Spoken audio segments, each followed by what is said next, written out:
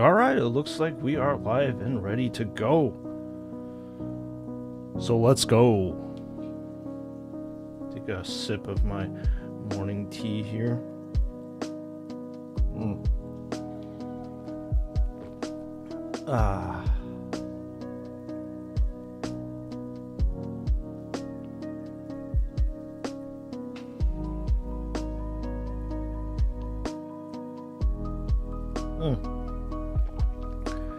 Nice hot tea in the morning. It's really nice.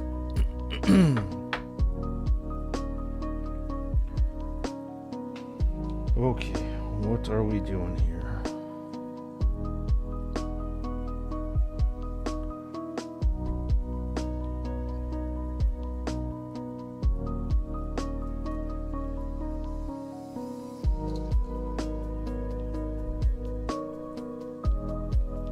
Try to situate this so that it's more centered.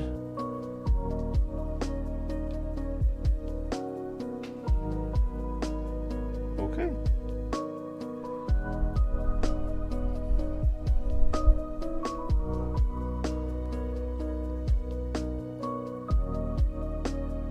I'm just trying to figure out where I left off here. Looks like we have finished off with the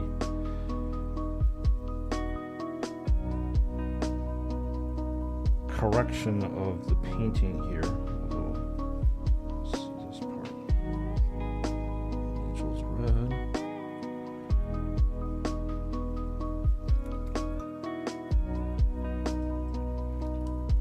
And then I'm looking to think we are highlighting this model. So we shall do that.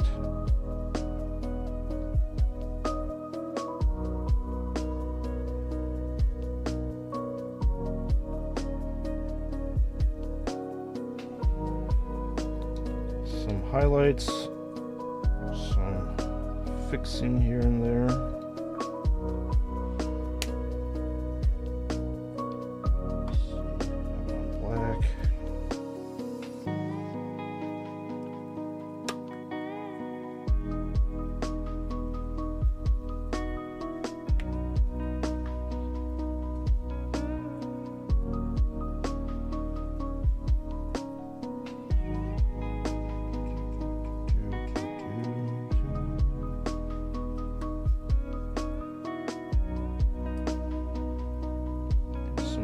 Corrections here, the metals, purity seal metals.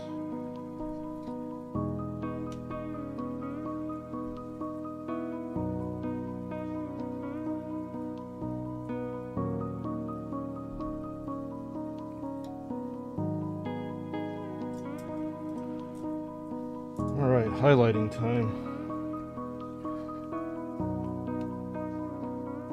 Dominatrix, happy Tuesday to you. Welcome on into the stream. How are you doing on this fine Tuesday morning or wherever you are at? It's good to see you here. So I wasn't streaming. How was your weekend? Hopefully everything was good and restful.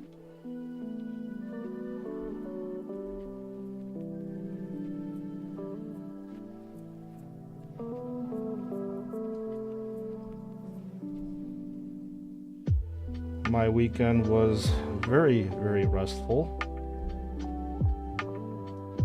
Perhaps too restful. No, I'm just kidding. We had a very, very nice weathered weekend over here. It was like 70 something odd degrees. What's going on with this camera?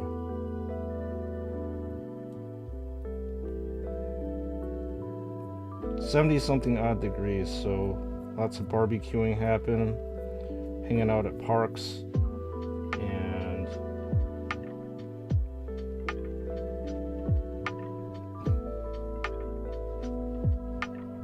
hanging out with friends. It's a really good weekend. Probably the last good weekend that we're gonna see around these parts. I think it's going to be cold from here on out, which is going to be super disappointing, but you know, everything is always back to reality. Happy Tuesday indeed. Weekend was great. Good to have you back. Missed you yesterday. Well, thank you. I missed you all yesterday too, but unfortunately life does happen.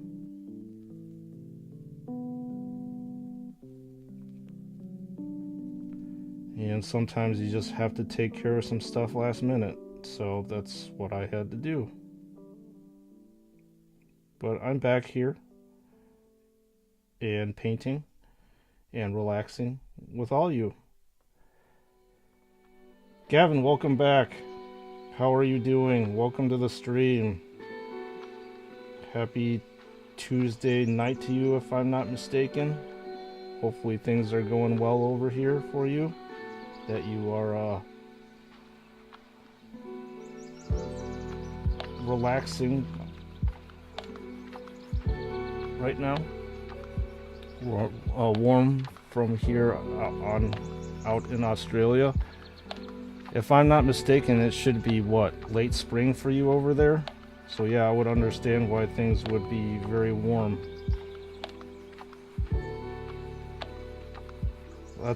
That's nice though. At least you are going to be able to enjoy your summer while we poor people up in the northern hemisphere get to freeze our asses off.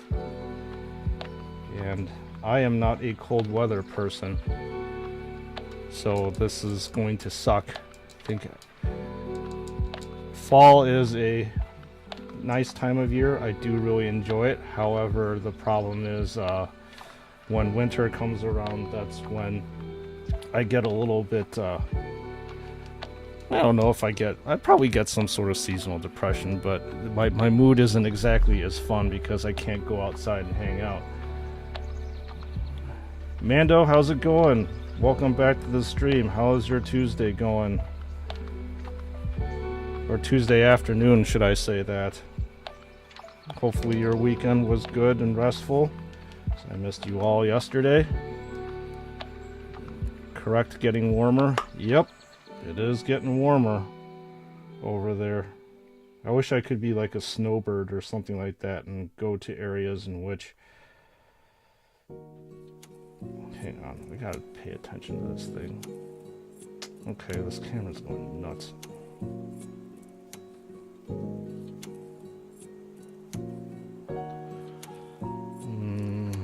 It's auto. Sorry, I'm trying to figure out this autofocus here.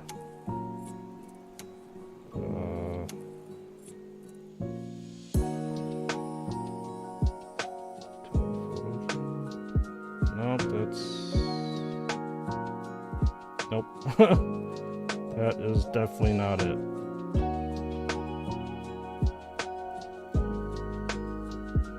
Sorry about that, guys.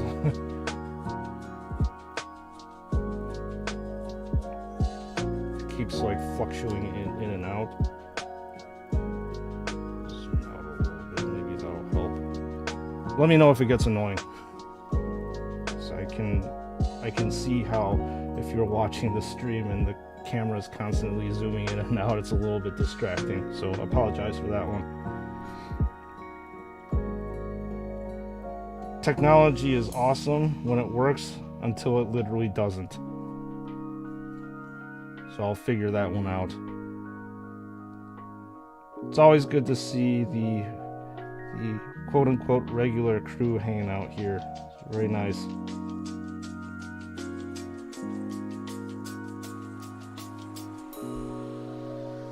Also, just in case, everyone, if you want to just post random crap and hang out, I actually did over the weekend create a Discord.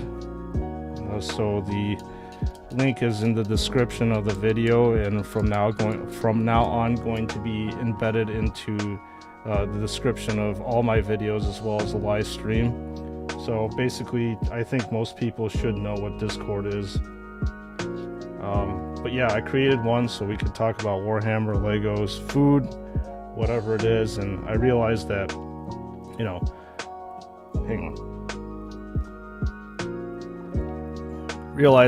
you all may want to post some random pictures and stuff.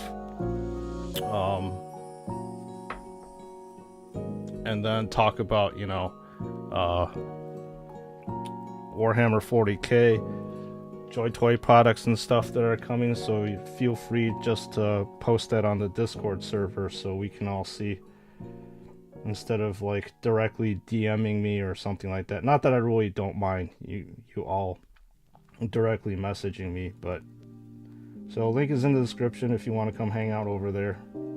I haven't started any voice chats or anything, but maybe we can do that later on.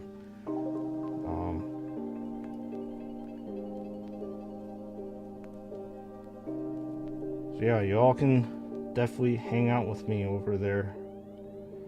I have yet to post anything too important, but I'm sure as time goes on, I will post more and more stuff over there.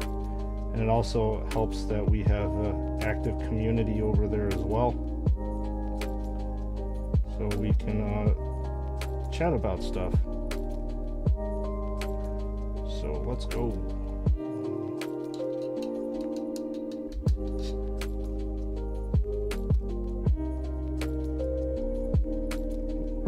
I figured that every single one of the cool streamers have a Discord, so I also want to have a Discord and be part of the cool kid crowd.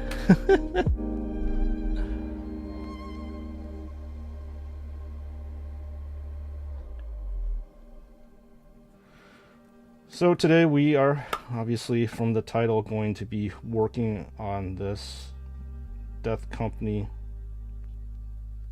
Blood Angel Space Marine.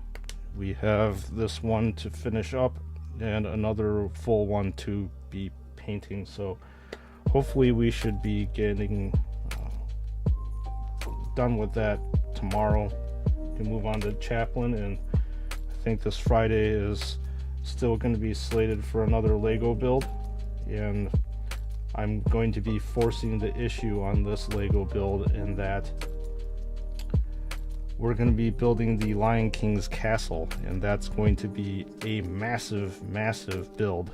That's going to be taking an epic, probably, I would say, at least 2 streams to do, maybe even 3, depending how quickly I decide to go on it. But that castle's over more than a few thousand pieces, so I'm definitely excited to do that.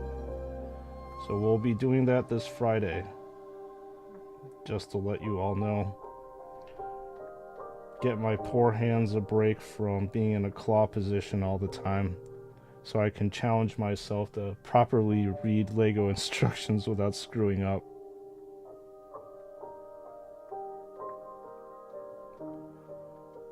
Right now we are highlighting these parts on the Space Marine so you can see the outlines and shapes a little bit better. As usual, true to form, just like I harp on Joy Toy action figures, I practice what I preach, I highlight, I shade, and I correct. Ooh, a 3-part series I'm in? Yeah, I mean the Lego set is absolutely massive. I mean, it costs like $400 for the thing. It's super cool that Lego decided to do this for their 90th anniversary celebration, that they brought back this old theme, as the Lego Castle theme was and likely is still my favorite theme that Lego has ever produced. So it brings me a lot back to my childhood, and of all the Lego castle builds that I have built before. And then the nice thing too is that I believe Lego also released like a quote-unquote free set, which means that you had to spend X amount of dollars, and it was of a forest man. So It was almost like an elf thing back in the day, but they didn't really expressly say that it was elves. But regardless, it was super cool that they decided to bring back that set as well. I think I'm going to be hanging on to that sealed box for a while and not opening it. But the Lion King's castle, I have to open. The problem is, I'm not exactly sure where the heck I'm going to be storing that. Not storing it, displaying it. I have very, very limited space here in my man cave. I wish I could expand out of it. But I am currently limited to that space. What's it called? I want to Google it. It's called the Lion King's Castle. It is a colossal Lego set that I'm going to likely have very, very hard time trying to fit everything on camera. So it's gonna look like my my Redemptor Dreadnought Space Marine review, where everything is all zoomed in because I can't fit it onto camera.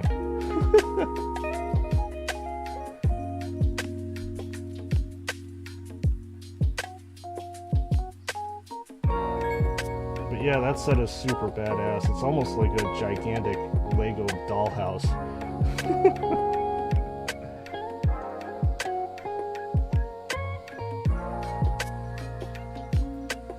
Got like all these different chambers, all these different like nooks and crannies and secret hideout places. And there's also I think there's also a very, very small mini build of a classic yellow castle that Lego built a long time ago, except it's in a very miniaturized thing. So there's like these little Easter eggs that harken back to Lego's beginning on there, which I'm super excited to see. All these things, all this nostalgia is probably gonna come in waves as I start building it. So I'm really looking forward to Friday and what Friday has to offer. And I'm pretty sure that there's going to be a lot of small blurbs and stuff that Lego puts on the manual, and I'll definitely be reading that to you all on stream so you can enjoy nostalgia with me.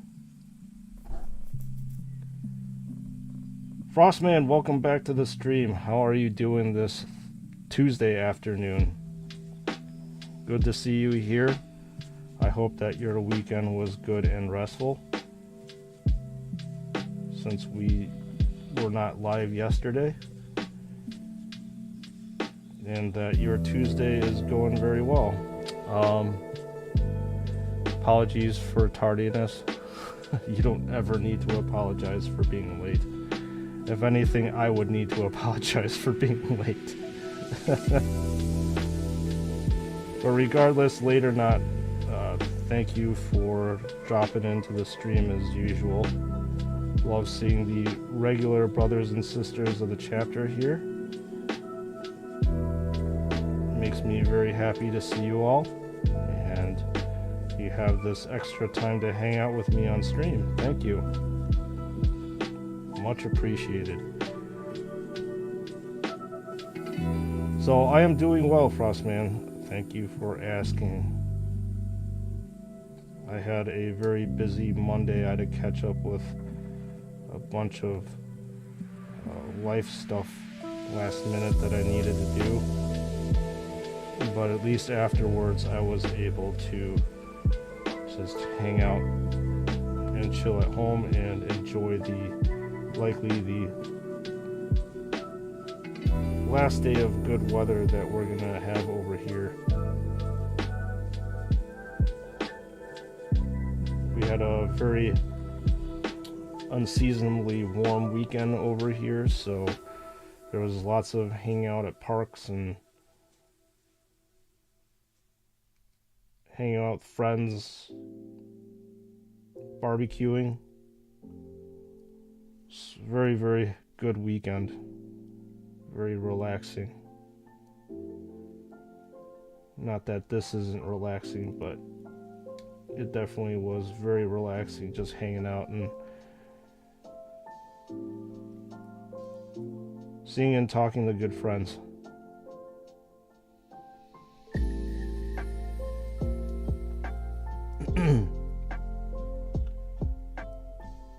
So as I said before, we are going to be finishing up this Death Company Space Marine.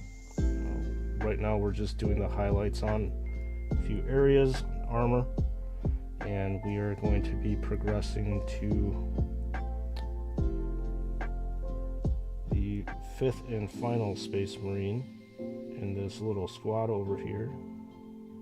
Hopefully we shall finish these guys by tomorrow, the end of tomorrow's stream, so we can move on to something else. Not exactly too sure what kind of squad I'm going to end up painting next, but I always like to mix things up between squads, vehicles, and characters just for my sanity's sake.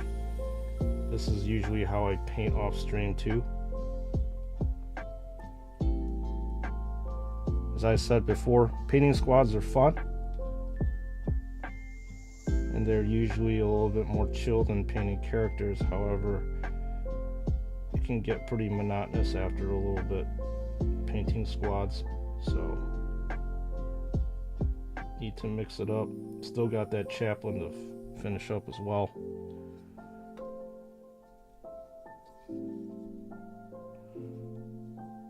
But we will get to that probably on Thursday, maybe.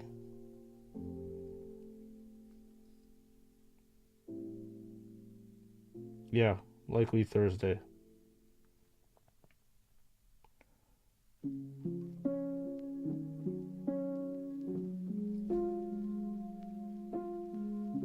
So did everybody see the I guess more close-up releases of Joy Toys' new offerings that's going to be coming out? It was a little bit bored this morning before I started streaming. Went on to Reddit and took a look at the our Joy Toy. Oh man, this is too thick. Okay, I'm gonna have to fix that. Subreddit, and saw some nice pictures of the Tau, and then Marnius Calgar, the Tech Marine. So there are some good stuff that are coming out. I'll probably end up getting definitely the Tech Marine. And then just because I'm always curious about the Xenos races and factions, I'll have to figure out exactly what Tau action figure I'll be getting so I can take a look at it and review it. I'm always curious about articulation on the Xenos, as I went into some detail on the Orc Knob and seeing how the articulation was different from the Space Marines, so very exciting to see that. So that's usually why I buy these Xenos factions, just to see what's up with them, what's improved, what could use improving. But as far as I know, Joy Toys should be using all the stuff they learned from the Space Marine 1.0 and be using the 2.0 action figure, I guess, model. Because Nazabog, if you have not viewed the video, uses 2.0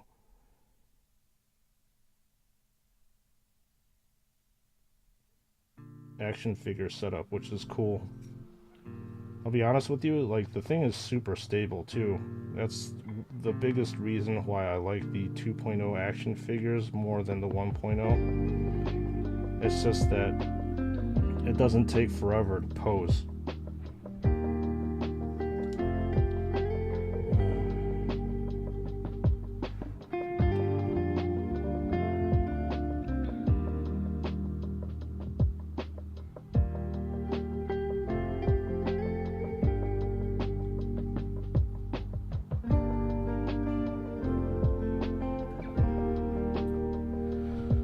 Yeah, I love bots that come in and do this. You don't like the towel? Oh, why not? Frostman, I'd like to know why you don't like the towel.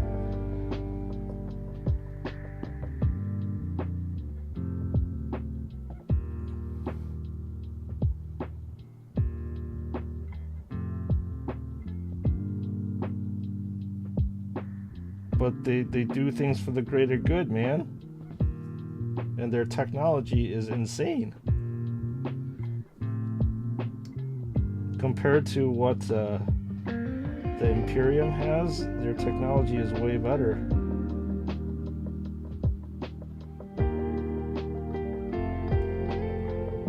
There's like this crazy ass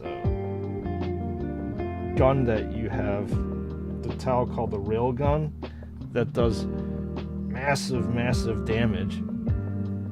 Too much Gundam doesn't fit with 40k. Alright, I mean, that's valid.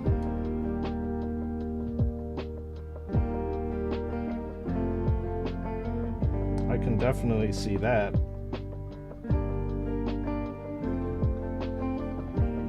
But I think, my opinion is that Tau are cool in that manner. I do like those suits. Their army aesthetic is very different from the rest of the armies in 40k, and I think I appreciate the diversity that the Tau bring to the table.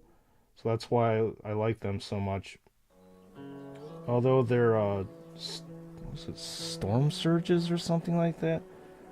There's one robot that I think looks absolutely weird, or Riptide. I can't remember what the heck it's called.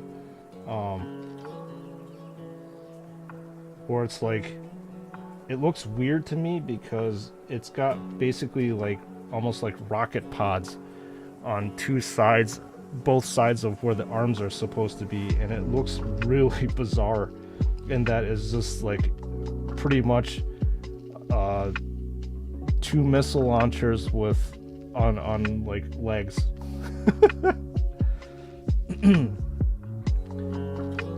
That I agree with you, and the design is a little bit wacky.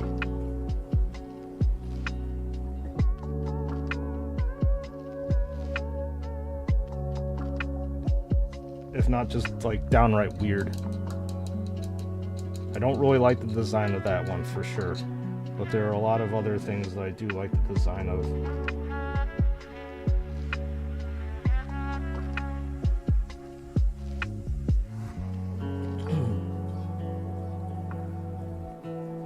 So, regardless, it's nice to see these action figure companies start diversifying their profile. Because obviously right now all we have are Space Marines. Not that there's anything wrong with having Space Marines, but I just like seeing variety with things.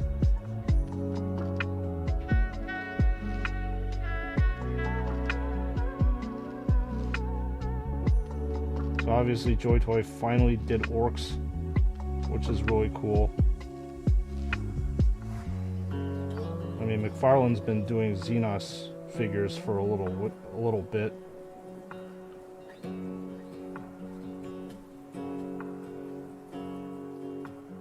But I haven't seen anybody make mention of like Eldar or Dark Eldar, or Drukari. I'm supposed to call it that, I guess.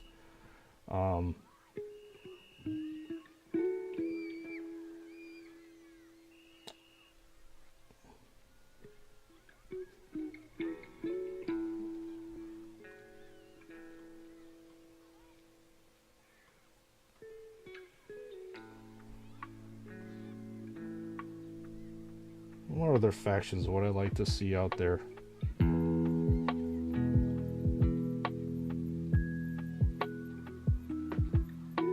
McFarlane did Necron, so you have your regular Necron warrior, and you have a flayed one. I would like to see a destroyer, or a pariah, or a... It'd be sick if they actually did a Necron monolith. I would love to see that.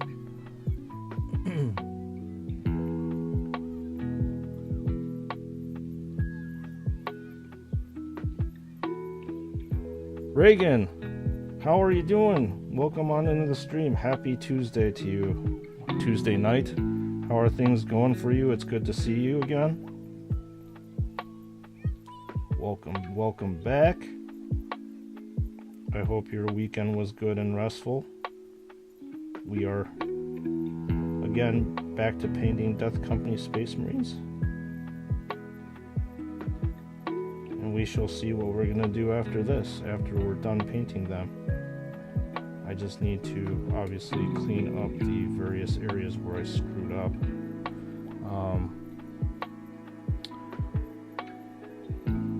I'm waiting on delivery of my Death Company figure. I'm at the window like a kid waiting for the van. Yeah, I don't think you're going to be too disappointed, Frosted. The Death Company Space Marines are actually my favorite Space Marines, or one of my favorite Space Marines that Joy Toy has put out. I like the fact that they come with bare heads and a helmeted version as well, so there's a lot of variety that they put that you can't find in the 2.0 ones. I guess some of the character ones actually come with helmets and a bare version, but I always like having that bare version. And plus the Death Company models or action figures are ones that are in the very, very first production run, I believe, so there's lots of painting techniques that Joy Toy doesn't do anymore, i.e. highlighting.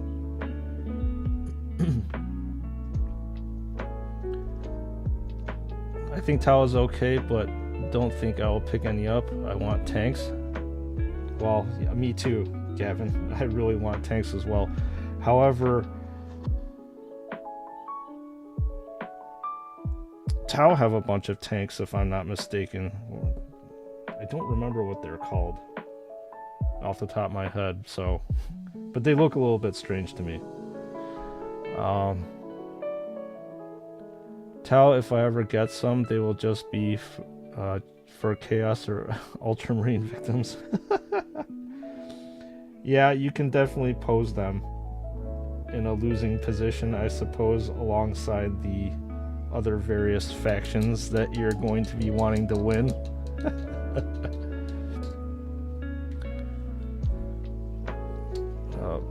Yo, bro, Sprues, all good. Best time of the day, playing online games, admiring my figures, watching your stream. And your Ultramarines champion arrives today. Oh, very nice. I hope you get him soon.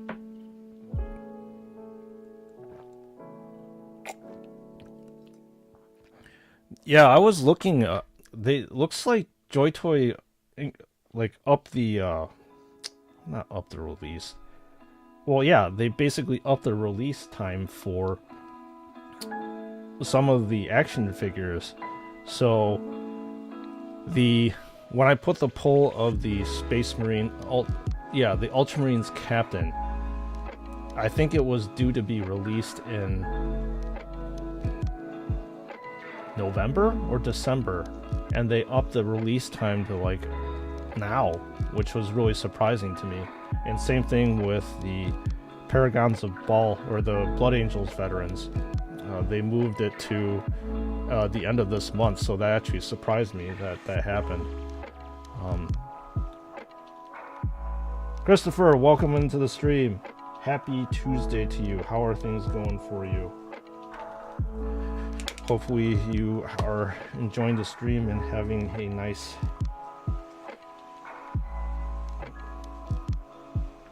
Tuesday morning over here for you.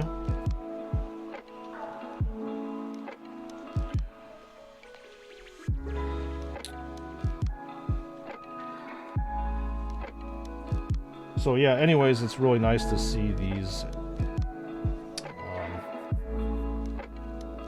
action figures get their timeline accelerated a little bit so that I have some more stuff to review. Yay!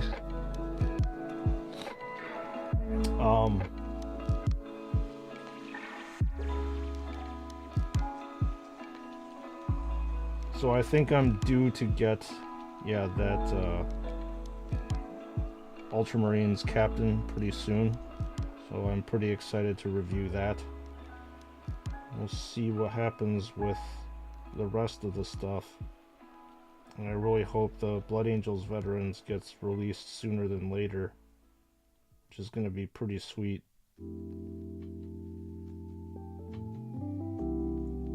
And I think because they're coming out, the characters are so different from each other, I definitely will be reviewing each and every single one individually rather than reviewing them as like a set.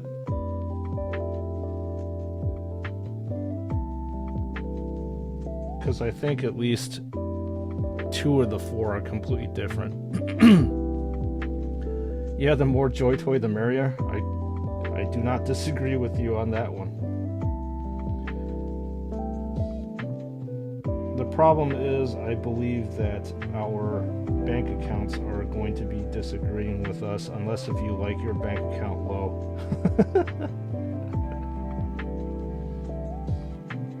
Yeah, there's definitely a lot of good stuff coming out. Sable sent me the roadmap of the 2023 releases, so that's really exciting to see what is in store for us.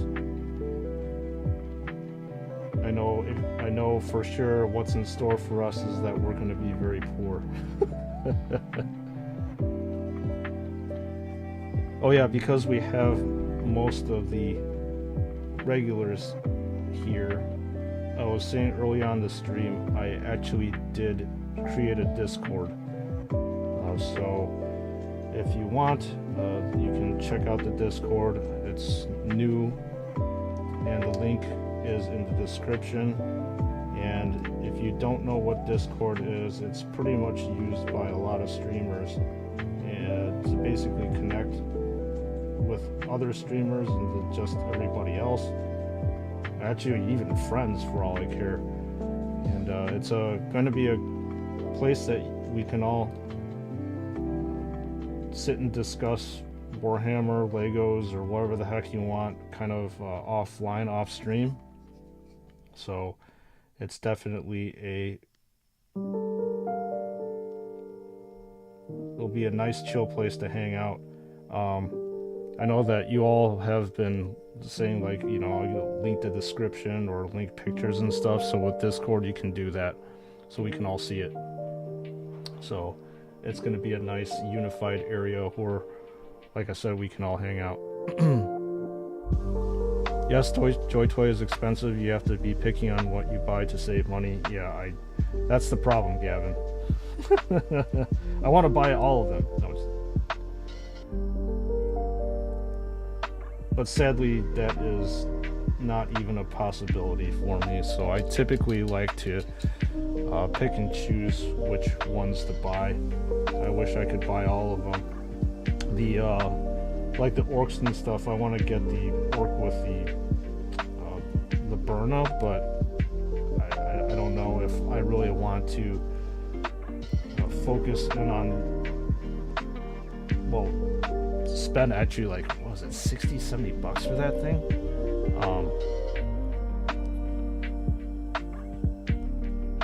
Yeah, it's very pricey, and I do like the orcs, but not enough where I'm going to be buying like every single one of them. Super cost prohibitive, unfortunately. So obviously, as a content creator, one of the reasons why I do that is because you all get to see at least a fraction of what Joy Toy has to offer without spending any money. And that's exactly what I'm here for. So if you are inclined to get it, you at least get some sort of idea of what you're getting yourself into to see if it's going to be worth your very hard-earned dollars. So, yeah. See how that goes.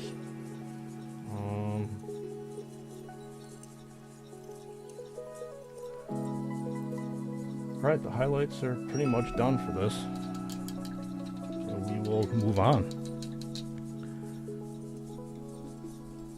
to the other areas, which is the power fist.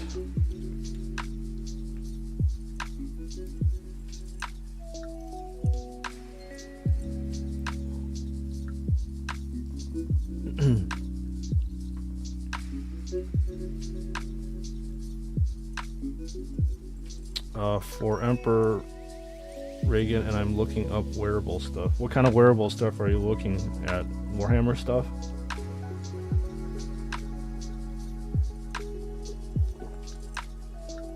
Exactly, thank you. That's what I'm here for, Gavin. That's what I'm here for. Like I said, I wish that these companies would reach out to me and say, oh, hey, this is a really nice, you do a good job of doing these reviews. We will sponsor you. You just need to review a few of these things. I'd be like, yeah, heck yeah. Free action figures to review from Joy Toy. I would love that. Or free Legos to review. Maybe one day this channel will get there.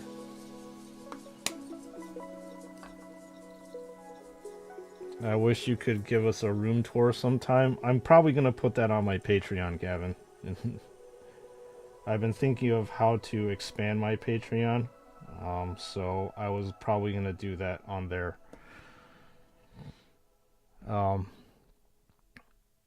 Brother Sprues, I forgot. I want to ask the most important thing of USA. Is Panda Express good?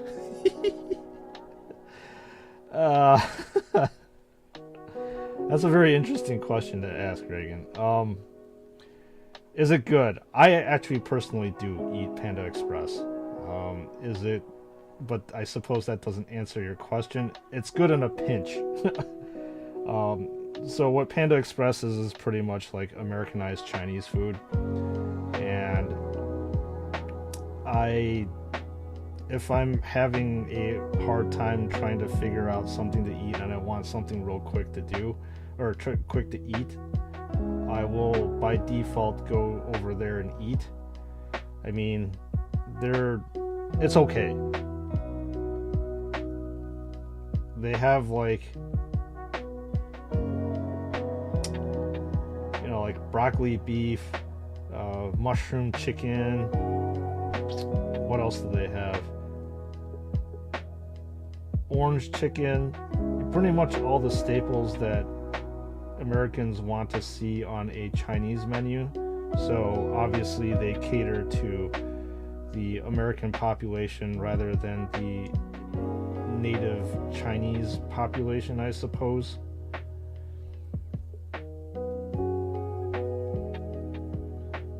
Like, so for me, when I was working at my full-time job, when I didn't have any sort of, I didn't pack my lunch, or I wanted to, I guess didn't really want to spend that much money on lunch, like Panda Express,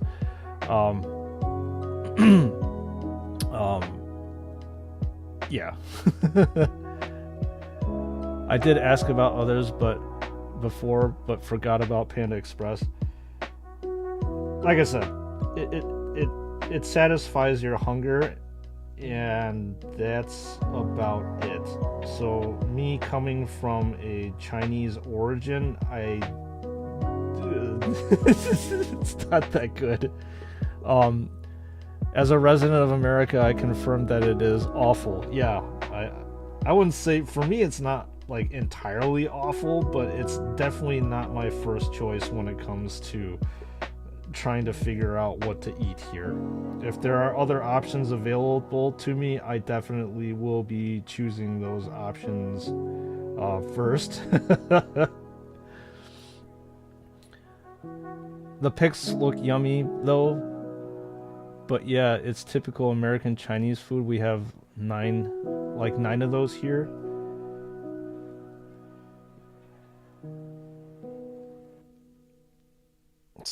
Yeah, like I said, they cater to the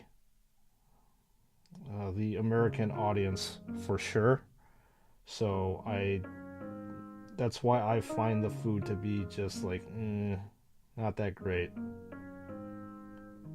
Not that I don't appreciate it, but I would just like more ethnic Chinese stuff to eat.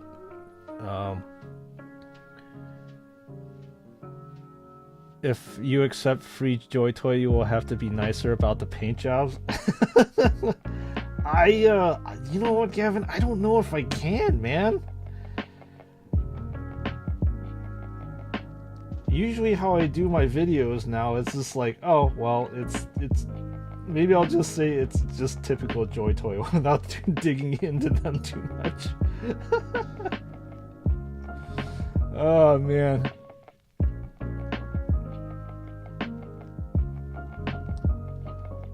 The USA have that Colonel something chicken. I never see it here. Oh, so you're talking about KFC? Is that what it is? So it's like Colonel Sanders is the mascot of KFC. And then in the grand scheme of fried chicken, I don't really like KFC that much. It's just not that good compared to the other fried chicken places that we have over here. Probably the best fried chicken that we have that you can get that is mass produced is Popeyes. Popeyes chicken is very, very good. Their chicken is crispier and spicier and just all around more delicious. And then I think I've talked about this on another stream where I mentioned Jollibee, and you should be pretty familiar with that, Reagan. And Jollibee's fried chicken is pretty damn good as well.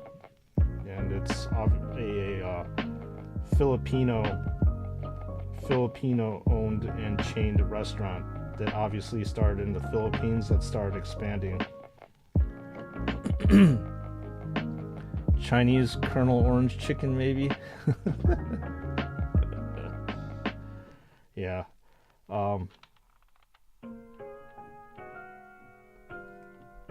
But yeah, you know what? Most of these places that you eat that are fast food and mass marketed, well, the reason why that you know about them is because they have lots of money to do marketing, right? And sometimes the food is more hyped up than it really is. And that's usually the case with a lot of things, in my opinion.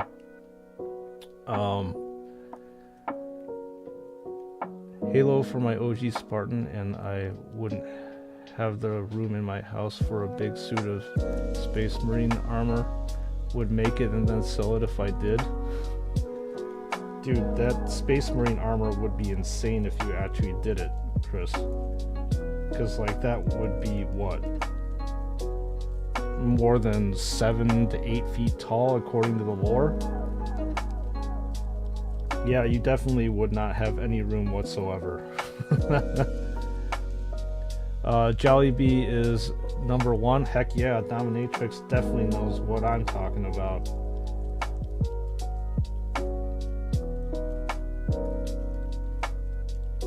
I love that place so much. You know, weirdly enough, the only reason why I miss my work is just because of the proximity to all the different good foods that are over there.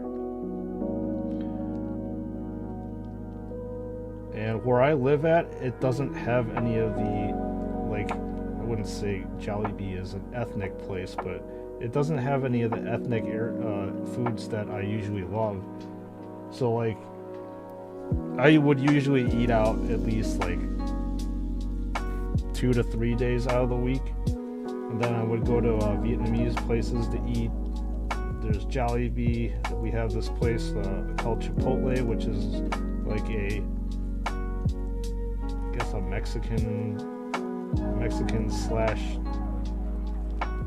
Tex-Mex thing, if you want to call it that way. Where you have like burritos and tacos and all that stuff. I really like going there to eat. We have a Popeyes, we have a Taco Bell. I mean, there's just a bunch of places. Lots of Chinese food, Korean, Japanese.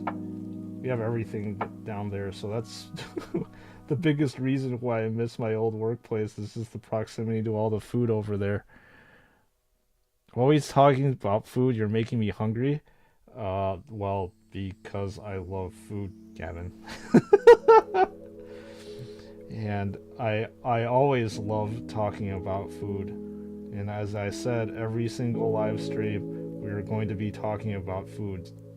So it might be actually hazardous to your health if you stay on stream too much, and also hazardous to your health if you sign up for Discord, because I'm going to start putting pictures of all the different foods from different restaurants or what we cook at home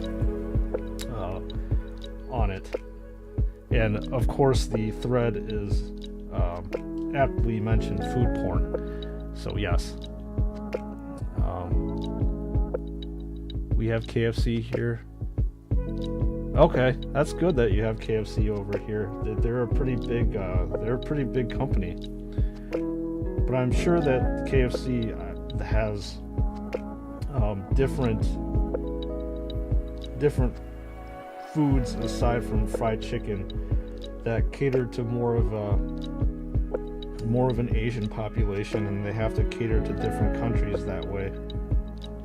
I know for a fact, like for example, Pizza Hut in Taiwan have more of these Asian type of flavors on them, because perhaps the artery-inducing meat lovers pizza is not exactly what people want over there, so they have to change up the menus. Ah yes, brother, it's General So Chicken. Yes, I heard it's only in the USA. General So's chicken really isn't that good, Reagan. You're not missing out on much.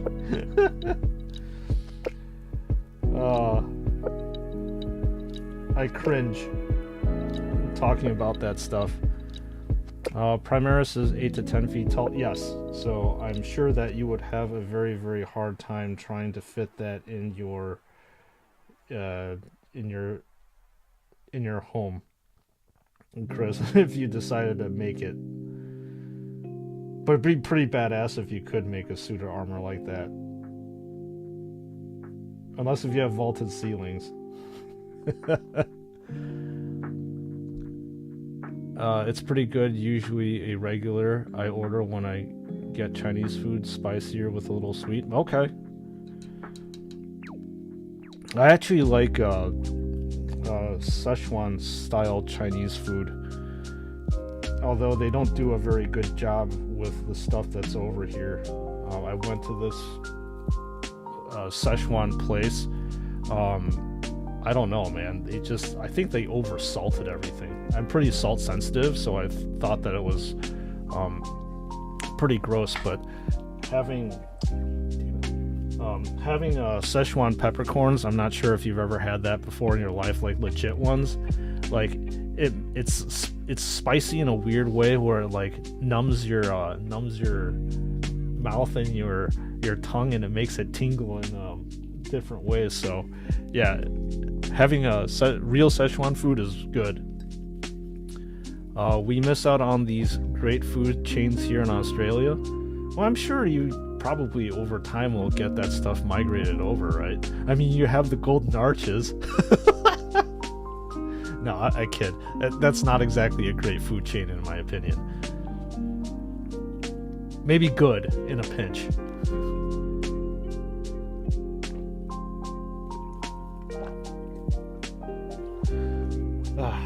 Good tea.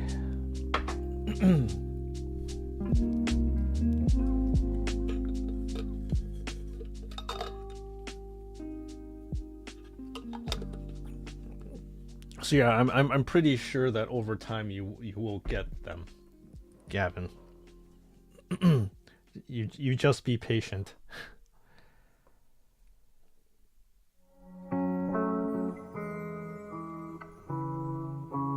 Okay. I think this power fist is looking pretty good.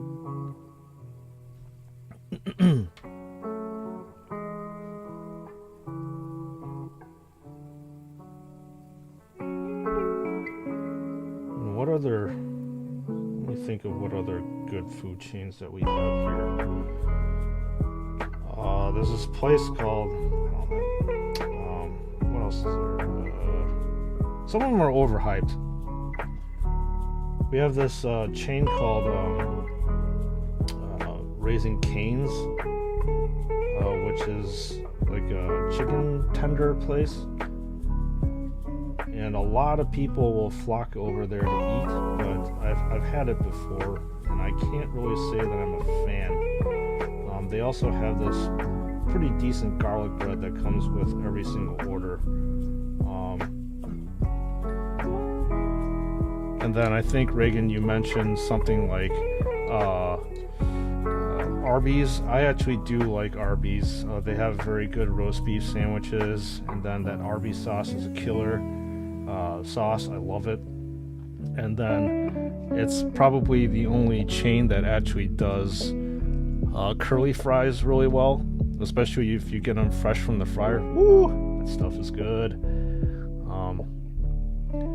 If you are talking about spicy, we are quite extreme here. I can eat lots of small green chilies like snacks. Yeah, I don't doubt that. It's almost, yeah, those green chilies are nuts. I myself, I love spicy food, but I think my typical limit is Thai chilies. That's my limit. Like raw Thai chilies. I usually will start burning up and start hiccuping after eating one of those things. But I understand if you grew up eating that stuff, it doesn't really faze you as much. I'll let you know that my family did not grow up eating any spicy food. In fact, my parents can barely tolerate it. For me, it's just over time that I got used to eating spicy food and just challenging myself more and more with just hot sauces and jalapenos and then habaneros and then getting up to like Thai chilies. It's a tolerance that I built over time. And we always use spicy sambals covered our rice here. I just can't eat it if it's not spicy. I mean, I totally get it, right? Everything tastes like super bland if you're not you don't have spice on it. In fact, like most of the time now, if I have a choice, like I love sriracha, and I will usually put it on a lot of things just to give a spicy flavor to it, obviously. Or if not, like the minimum I would put is like black pepper on things, just to give a little bit more depth of flavor. Yeah, I paint it, but wouldn't be a cheap thing. No. Making something that size and painting it definitely would not. I would assume that you would have to have some sort of like gigantic airbrush it, like what the automakers use to paint stuff like that. But yeah, I can can think that it would be thousands of dollars worth of like fabrication and stuff to make yourself a piece of power armor. It sounds like you would probably make yourself Gravis armor first, I'm presuming.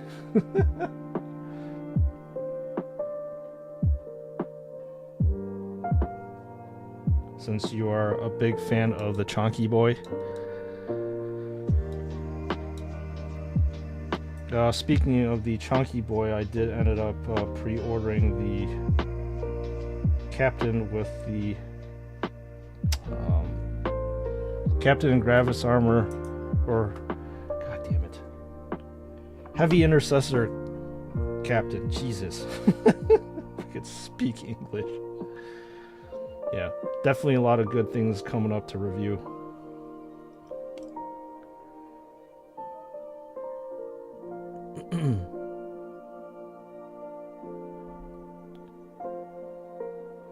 Lots of good things to review. Can't wait to get my hands on it. It's like there's too much pooling all over here. There's a joke in USA that we eat Taco Bell, we would get diarrhea later. Why is that? Well, yeah, that's not actually too far off from the truth. I don't know whether it's just like how they process their food and stuff, but I mean, I can honestly attest to you that it does upset my stomach when I eat it. I mean, like I said, it's the truth for a reason, because it actually does give you diarrhea. It just depends on what you eat, I suppose. Aside from the fact that, you know, there's a lot of it's greasy. There's a lot of it's a lot of calories in there, so I don't know. It's generally not good for you. And I think I mentioned this too when there's a place called White Castle, which is like a very, very like cheap burger joint that we have over here. That they make something called sliders, which is a tiny hamburger like about this big, and then it's literally a very small patty, and then they put like onions and stuff on it, and that stuff is killer. Like, guaranteed every single time you have an upset stomach. That's what I had. I'm gonna do a short stretch here.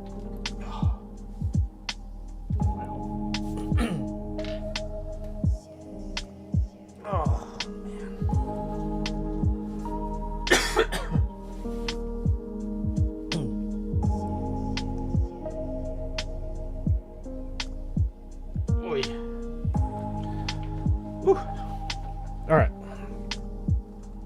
That's what I'm gonna try to do. Every hour, do a stretch so I can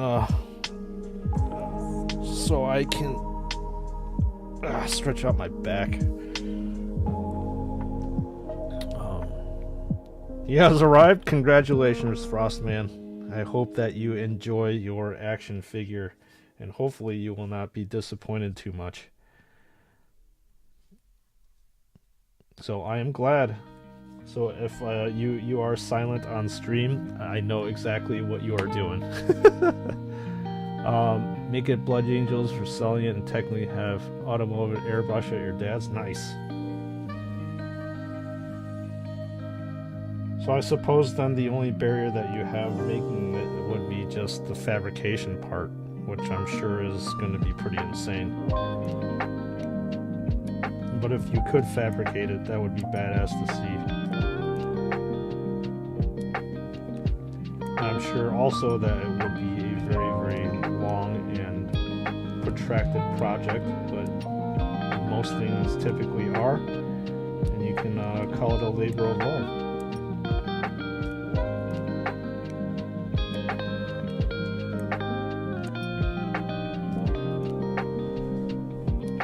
Wait, what do you mean he has arrived? That, I mean, it's multiple figures, right? It's 4 of them. So they have arrived.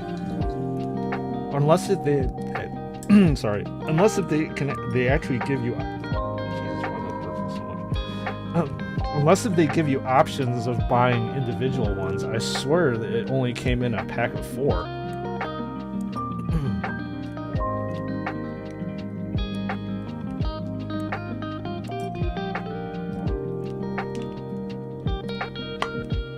But either way, enjoy posing them, admiring them. You only got the one? Which one did you get? The sergeant? Oh, on eBay. Okay. All right, that's the reason why you could separate them.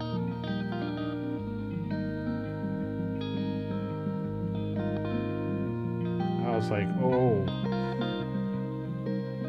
Obviously, you know me already. I definitely got the whole pack. How could I not? I have blind faith in the Blood Angels, so I had to get all of them. I have to get every single Blood Angels release, no matter what it is. I actually cringed in getting the aggressor because I don't really like aggressors that much, but because the aggressor was in the Blood Angels red, had to get it.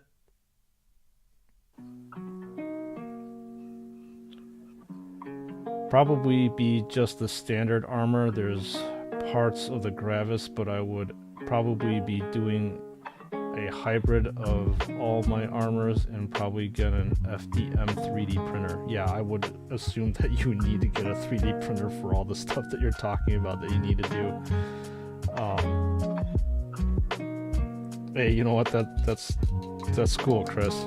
So are you talking about just the regular MK10 armor, which is the one that the Primaris wear, as opposed to these, I believe, are the ones that I'm holding right now are Jesus, MK8 or 9. I can't remember off the top of my head.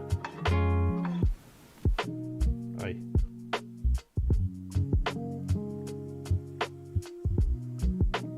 It'd be pretty sweet if you did the OG armor, which is the one that's I'm working on now. I'm sure there's a lot of people that would probably freak out if you decided to do like the Horus Heresy MK4 armor, if I'm not mistaken.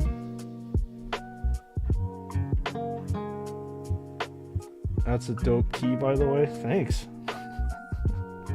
I love this one. I pledge allegiance to the Lego.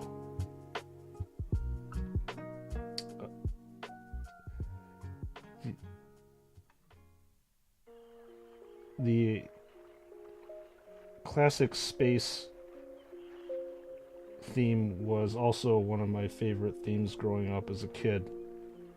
And when I saw this at, well, the Red Bullseye Corporation, i.e. Target, I knew that I had to get it.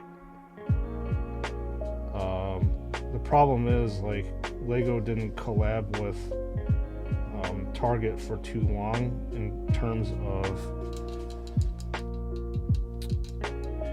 this clothing line. I think they only had it for like a few months last year, and then they terminated the line, if I'm not mistaken. But I ended up picking this classic space one, as well as the there's another one I think I may have worn on stream already, but it's a blue one with a bunch of minifigures. Or not a bunch of minifigures, it's like one singular Lego minifigure with like different blocks and stuff that make up the minifigure. You like the aggressors? You're a sucker for cables and pipes? You have to? Nice. Yeah, they're big boys for sure. You a big fan of Inceptors, Gavin, or not? I think of all the Gravis type armored units, I think I like the Inceptors the best. I personally do not have any of them in my army.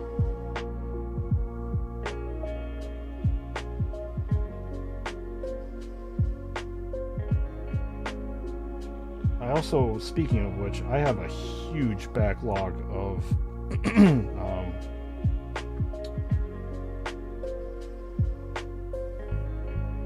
Primaris Space Marines that I need to build, as well as paint. I've only painted one of my Primaris Space Marines. As I said, my pile of gray shame is very, very real.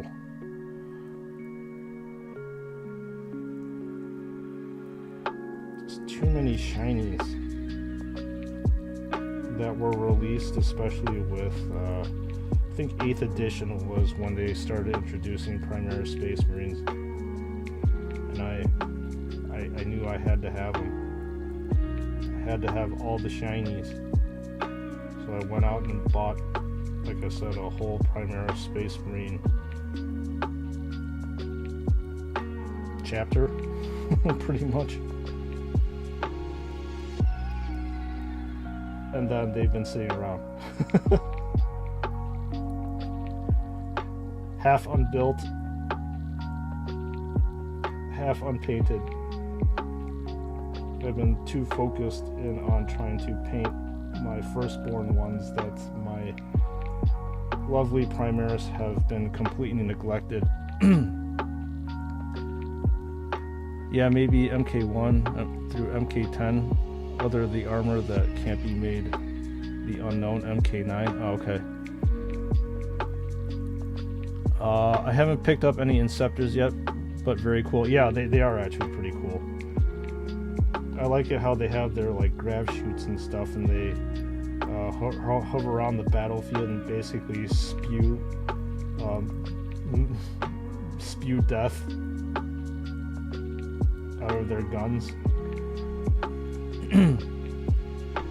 If only Joy Toy has some QC like Bandai, I wouldn't have to worry about what's going to be wrong every time a new one have arrived. I think everybody worries about what condition, what kind of painting condition a Joy Toy action figure arrives in. I personally actually do not, I don't know, for some reason, I do not view other people's channels and stuff. But I'm pretty sure that others have likely complained about the QC from Joy Toy, or lack thereof.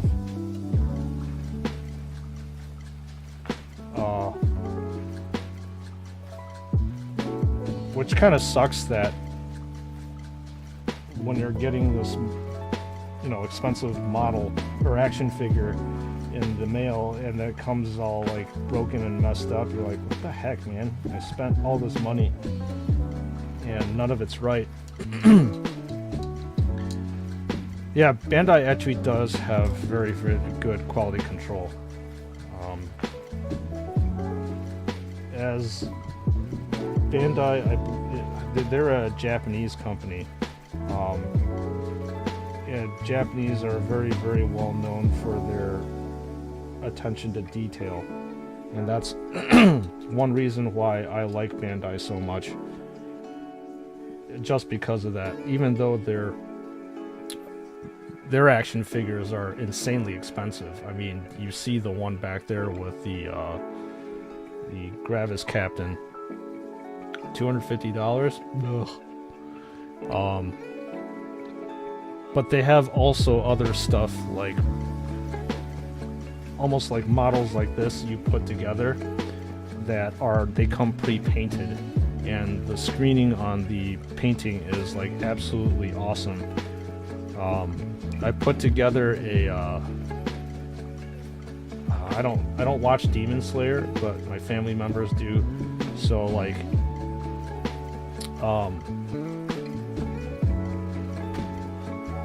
so when they are when we were making that particular like model and stuff, everything was painted to perfection. There was nothing that I could say like, wow, this is complete crap. Most other channels you watch don't seem to complain about the paint issue. Okay. Oh man, I guess I might be just nitpicky like that then. I mean, look at me, for God's sakes. I obviously, because I paint like this for, not for a living, but for a hobby, I tend to be a lot more critical than your other, I think your other channels then, just because of that. Or maybe they just have a greater tolerance for defects that come up.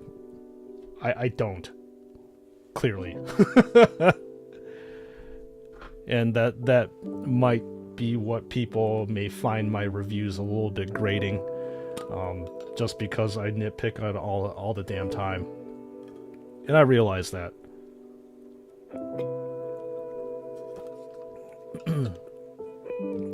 They just complain about they got some defects like messy parts or lame glues. Well, maybe also they don't focus down to the nitty-gritty details of things. Like,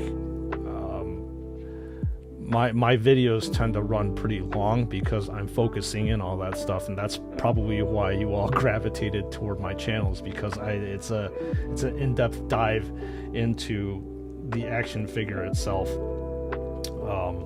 And that's what I want to do. Like the first, that's my nature too. I tend to be very detail oriented and focused. So that's my channel, as you know.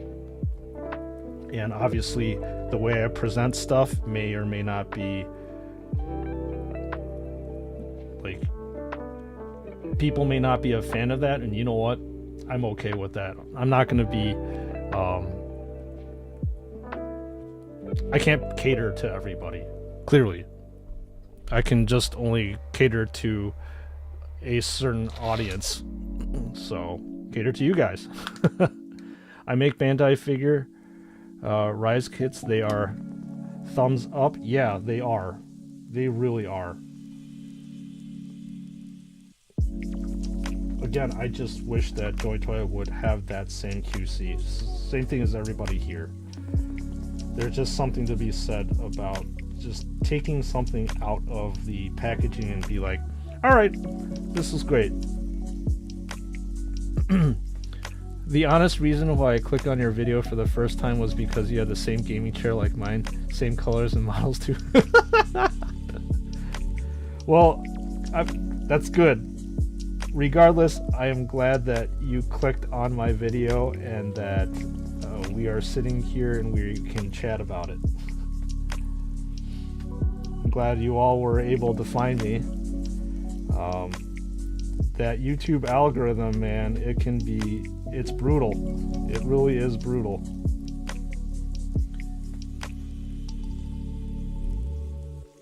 And it took me pretty much, I would have to say, almost a year of doing videos on YouTube before, like, the channel started growing more and more.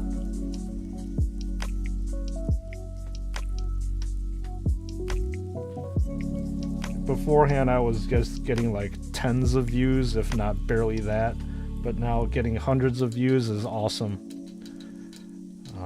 I love seeing you all support too. That's the biggest thing that makes this channel great. Is because of you all.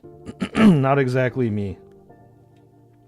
You all do a great job of supporting this channel, and I'm glad that you're further supporting the channel by hanging out on stream with me and giving me subjects to talk about rather than just talking about, I don't know, random topicless conversations to myself.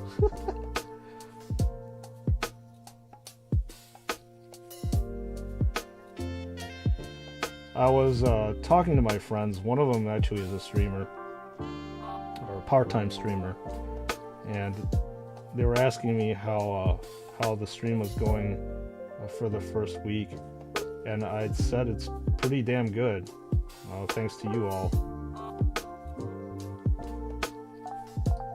I told them that for the most part there are a ton of people, so they stream on Twitch. A ton of people just stream to basically nobody, and I'm very humbled to have, even the first time when I was streaming last Monday, to have people talking with me and chatting and viewing with me. So it's awesome. So thank you again for your support. Time to open them up. You got the first card in the box. Nice. Too bad I can't read Mandarin Chinese, or not Mandarin Chinese. I can't read Chinese. I would actually like to know what they say in that card. I have no idea what they what's in there. The American versions, I believe, do not have any kind of cards that come with. All the stuff that I order from Flimatoy, they actually do come with those cards, but sadly I can't read them. How did I want to do this one? Think of this. Okay. Nice, Frost, but your wife is gonna kill you when the night comes out.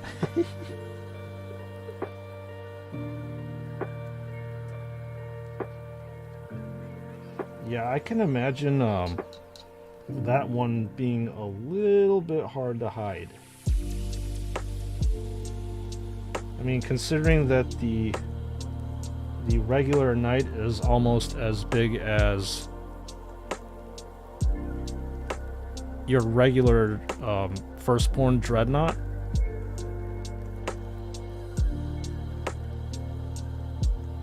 I can't imagine how big an Imperial Knight would be. It would have to be obviously massive. Oh, screwed up here. It would have to be massive. I'm thinking like, I'm trying to remember the scale of it. Probably like twice the size of a Redemptor,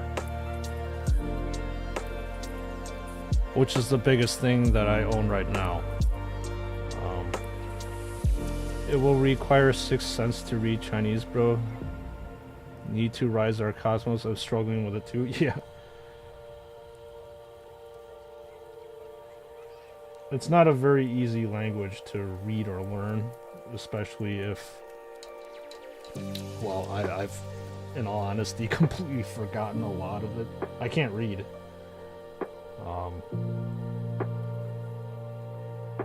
But it would be nice to.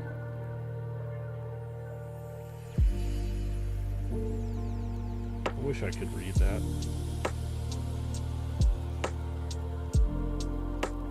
My family members, like my mom, can. Maybe I'll force her to translate it for me one day, so I can translate it back to you all.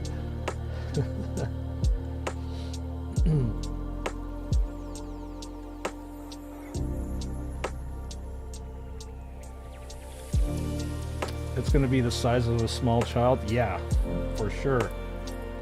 Thing's going to be massive. Again, we had talked about how much it would be, right?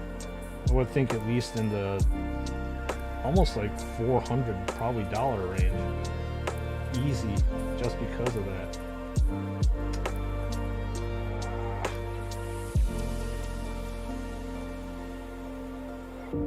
Screwed up on the painting here again. Never fear, I will fix it. Because that's what painters do. We fix things when things don't look right.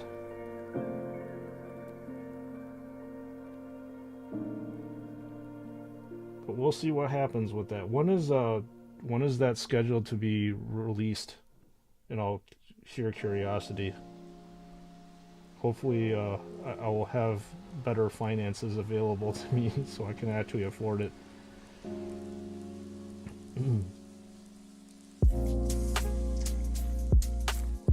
Because I'm sure there's going to be a ton of people who would want to see that review.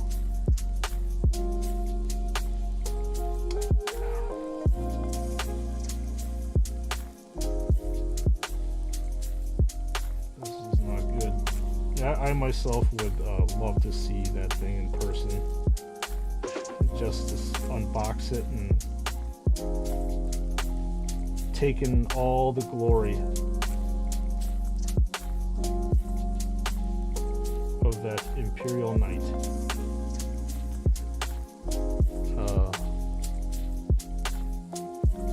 Oh, he's got the erased blood drop and wings on the pauldron.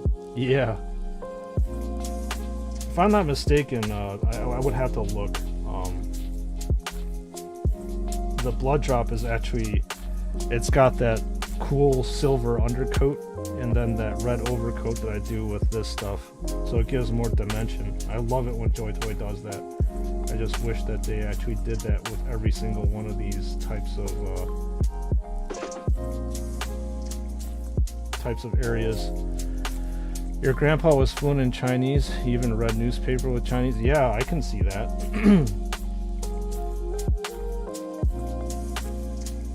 However, I think when you move to a different area, you lose that fluency, or you lose that knowledge, especially when you're passing it down the line. Man, this is garbage. I'll say about 500 to 700 with all the small parts in painting. Not sure when it releases, just know next year. I think that's a fair assessment, Chris. Definitely a very, very fair assessment.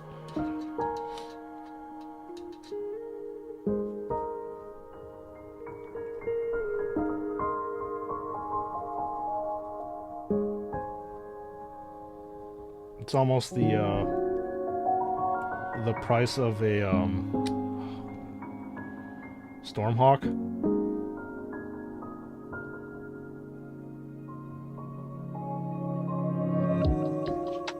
Where's the Storm Raven? It's the stupid Thunderhawk. Jesus, my God. So like the ultimate thing for me to get for Warhammer is the Thunderhawk. I just absolutely love that. I love that kit. But it's around, I think, $500 from like Forge World, which is no joke. But it would be pretty sweet. So if you're talking about Thunderhawk monies, then I mean that's serious business then.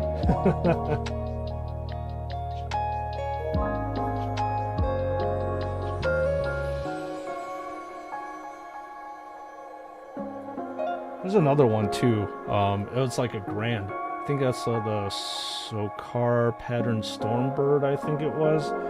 That actually looks cooler than the Thunderhawk. If you can believe that, because I thought the Thunderhawk was the epitome of how cool these flyers are. But it would be awesome if I can get my hands on that. Unfortunately, that stuff is all in resin, so I would have to figure out how to work with resin. And that's it's a foreign thing to me, working with resin. And we had talked about that before too.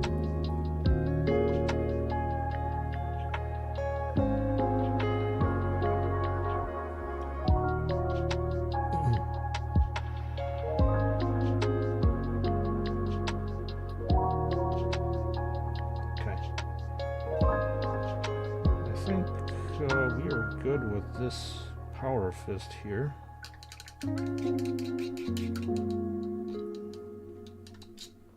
And we can move on to the Melt-A-Gun.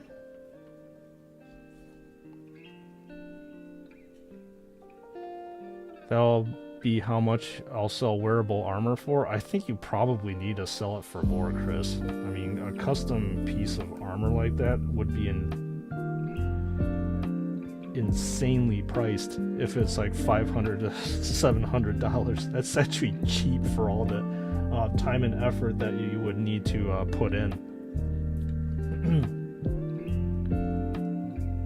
You might be selling yourself short.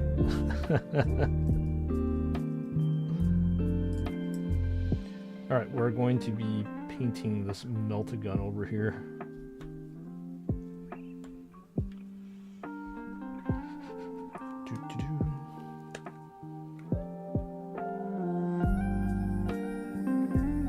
Minus LED work. Oh man, you actually are going all out. That's sweet. So what would you LED? I mean, obviously the lenses on the helmet would need to be LED'd. Are you thinking of doing like armor paint, what do you call them? Auspexes or something like that, or some kind of a communications array on the armor itself?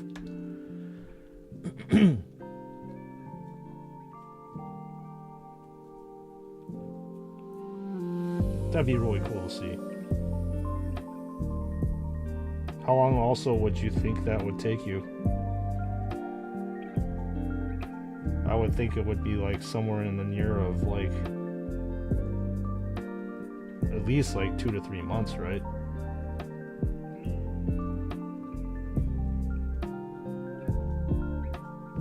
But either way, I would love to see that.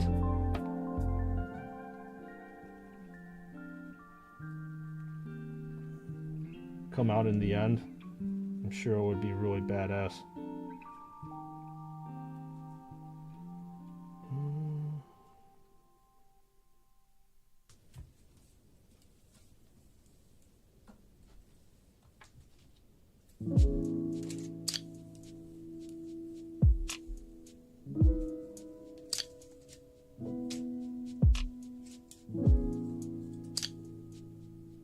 Man, I'm hungry already. What the heck is going on here?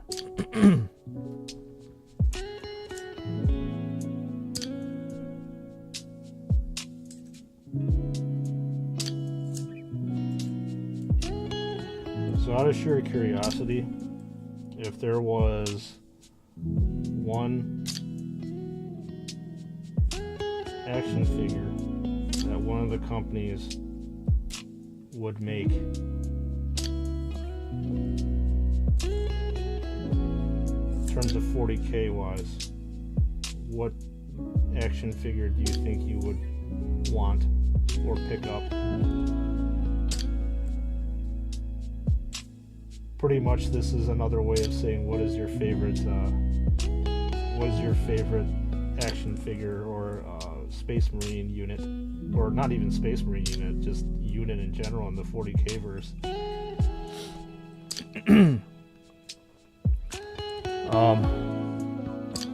Sprues, one of my 2.0 figures, his torso keeps falling off, like cut in half.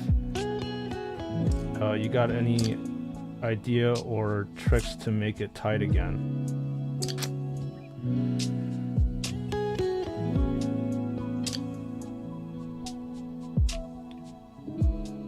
So I'm trying to remember.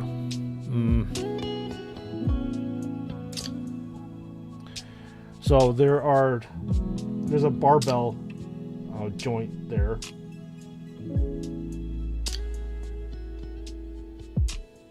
So I'm thinking maybe Chris can respond to this too, because he may fabricate stuff. But what I would think of doing is obviously 3D print something. But if that's not the case, if you don't have anything to 3D print, like 3D print a socket or a barbell, and it sounds like one of the pieces are, so either the socket's too big or the barbell's too small.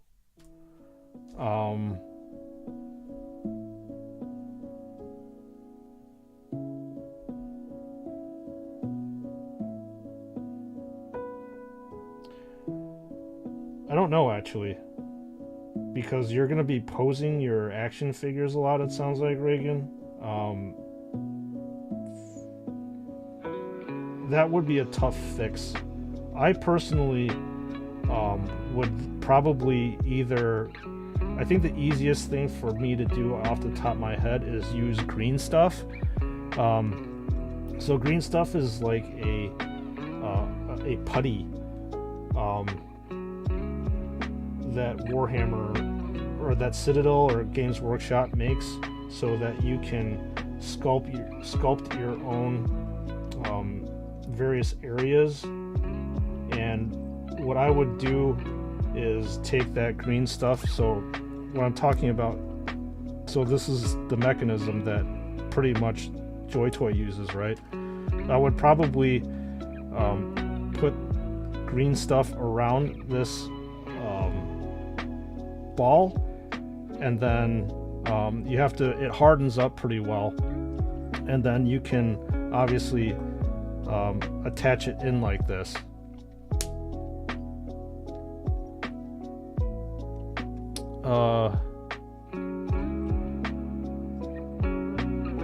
Start small and then build up with bigger armors. It depends on the size of 3D printers and how many you have at the time. Okay. I can't use super glue because it's supposed to be movable proposing. Yeah, I understand. You can't use super glue, and obviously you want, if this was that ball joint that I was talking about, you would want to be fluid. You can buy on eBay, so yeah, like I said, you can either try to get a smaller joint here, or then make this area bigger to try to make it fit, Reagan. So that's what I would do.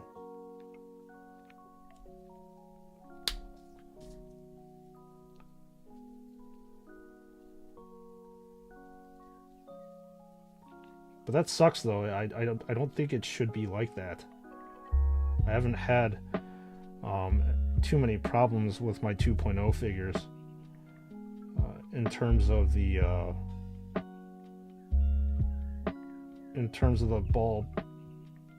barbell joints.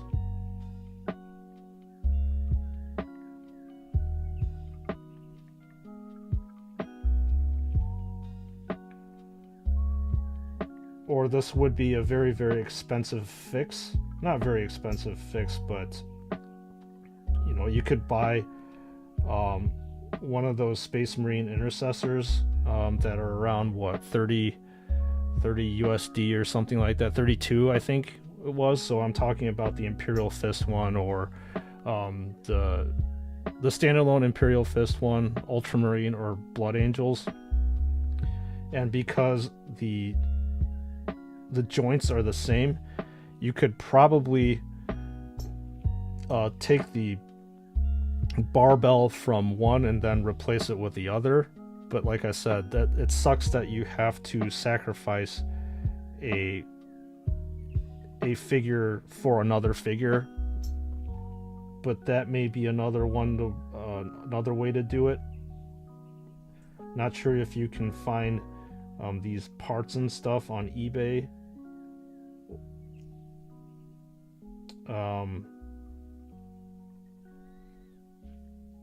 But that may be the cheaper option to do it, but you're not exactly too sure how that's going to look. So I would probably suggest those routes and see how it goes. Obviously, the most surefire way is to buy another grunt Space Marine and then sacrifice that grunt for the greater good.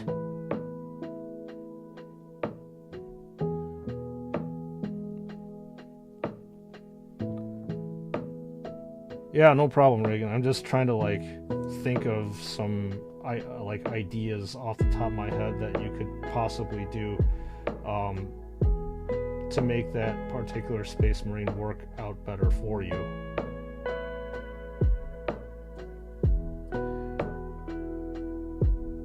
If you want a guaranteed fit, yeah, I would have to sacrifice another Battle Brother for the other one. I think I got a Space Wolves. My friend gave me one for free before. Yeah, you just gotta obviously make sure the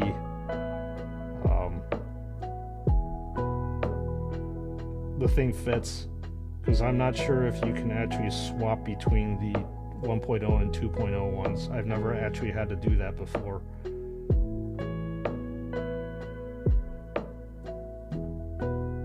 I would say hot glue and just some vapor rub would be the best way to go. It's how you make the joints of there isn't one. Okay.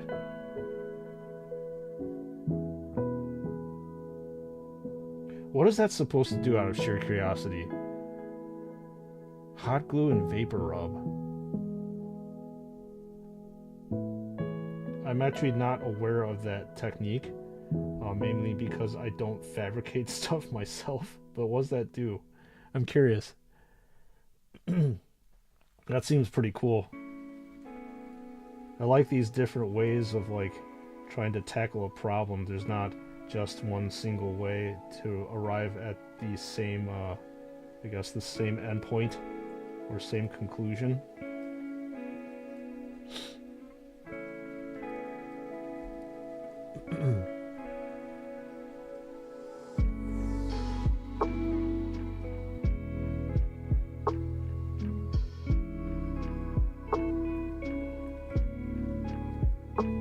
Yeah, so going back to the original topic of conversation, when I brought up, I'm out of everything in the whole entire 40K universe, if there's one action figure that one of these companies would do, it would be an Imperial Assassin, specifically the Vindicare Assassin. I would love if they were able to do that and have it at the proper scale. Imperial Assassins are my absolute favorite units in the 40K universe.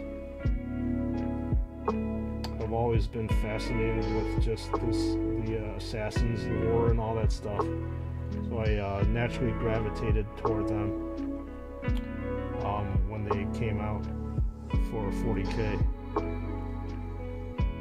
Aside from that, they are just super badass looking, with all their sin skin and all that stuff.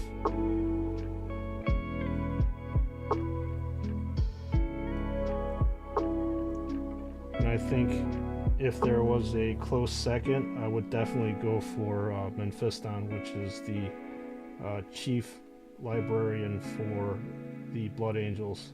It's just the story behind him is so badass. Out of all the characters in 40K, he's awesome. And just in the lore, all the Blood Angels look up to the guy. I think he almost is probably more revered than Dante is.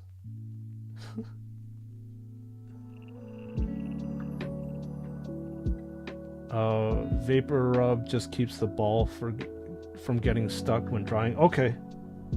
Alright, cool. Very cool to know.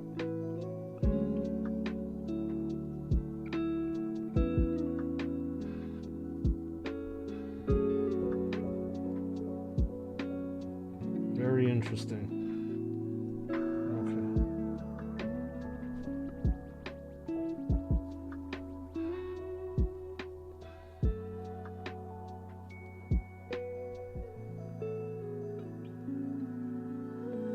I just realized Blood Angels are like vampires. I don't know the lore. Yeah, they are.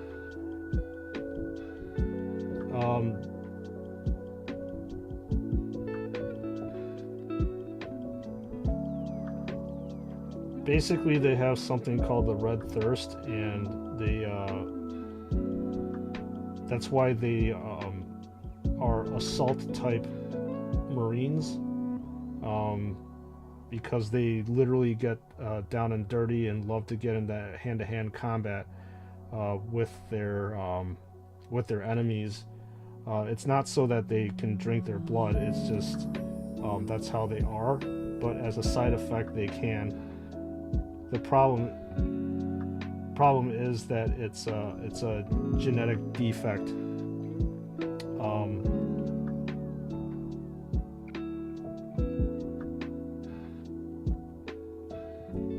So they don't purposely do that, but it just overwhelms them at times. So that's why they, well, they do drink blood.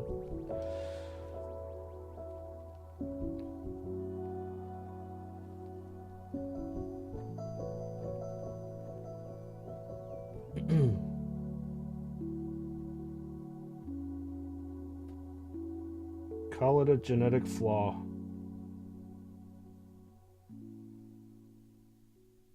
They have something called red thirst and black rage.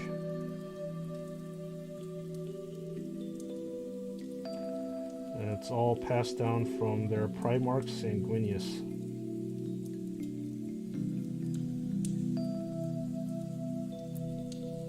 And the figures that I'm painting right now are called Death Company. And the reason why they have been inducted into the Death Company is because they've been overwhelmed with the Black Rage, and all they want to do is just kill. And the problem is if you keep them around for long enough, they just kill indiscriminately.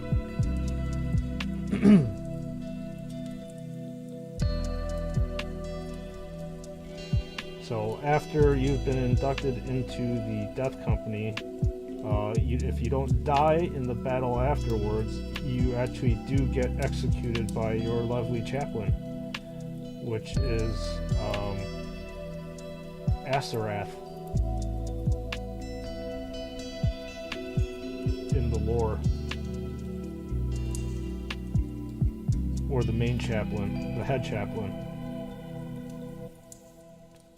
There's only, I believe, only 2 Space Marines, actually 1 technically, that has overcome the Black Rage. One is Mephiston. He completely overcame it, and the other one is Lamartes, which was a former chaplain of the Blood Angels, and the guy is currently in the Black Rage and gets revived from stasis. I haven't read the lore if they have actually expanded on his story in the novels, but he's in the throes of the Black Rage, but he can control it. So in the times between battles, he's actually in the stasis, and they will wake him up from stasis to go into battle again.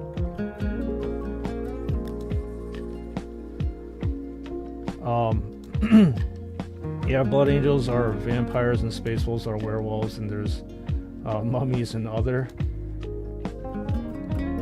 And Ultras are actually Roman. Yeah.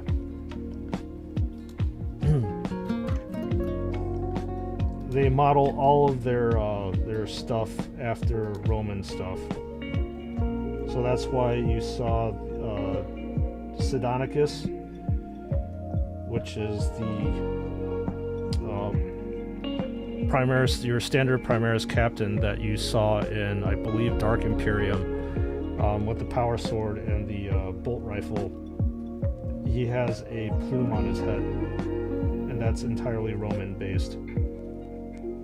I mean, their Victrix guard, I mean, all this stuff is just complete Roman regalia. Every single one of the things.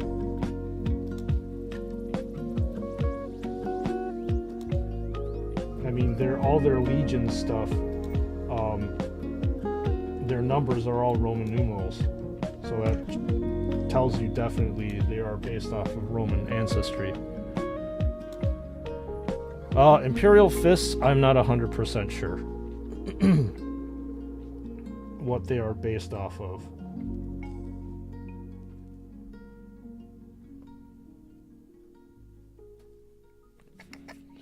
But all I know is that they are defenders. Obviously, all of them are defenders of the Imperium, but I believe the Imperial Fists actually guard Terra. They're responsible for the guardianship of Terra, if I'm not mistaken. I could be. So I would think that they help the Adeptus Custodes with Emperor guarding duties.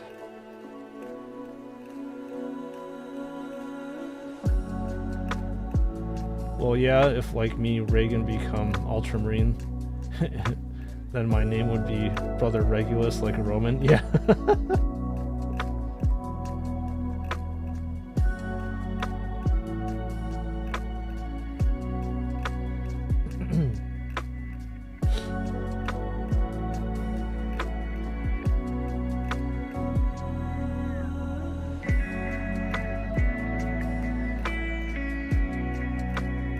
Alright. I think the base coat is done, and we are... It's stretch time for me. Oh.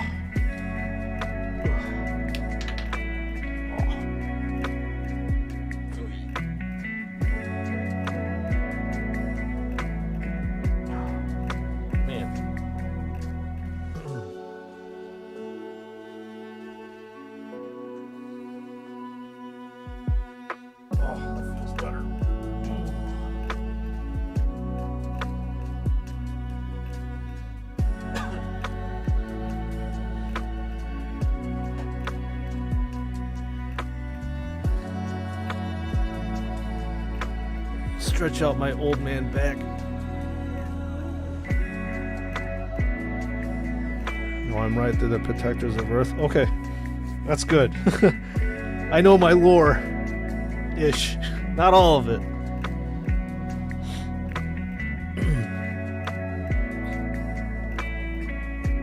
Hey, all the action figure reviewers out there too. Like, do you know if they just review action figures, or they're actually like fully into the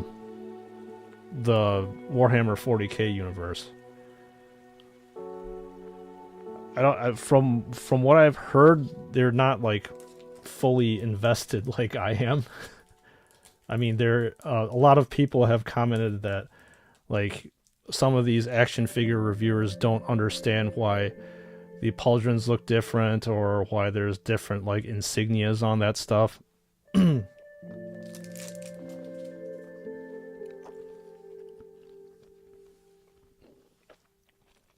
I'm wondering if I'm one of the few action figure reviewers that know what's going on.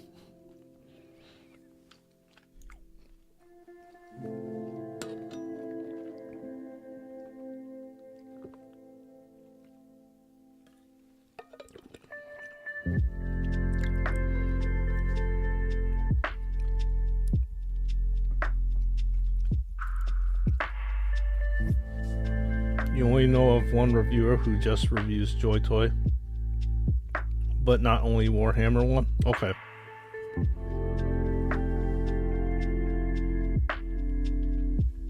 Yeah, maybe I should actually see what other people are reviewing, or how they're reviewing it. But I like having my own review style, so that's why I don't really pay attention to what other people do, because I really don't want to have my review style influenced by others.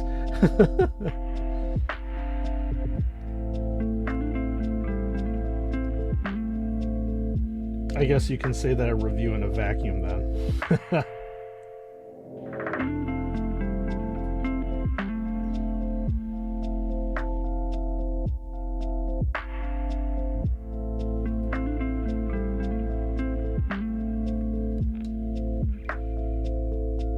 Only watches Warhammer review though. That's understandable.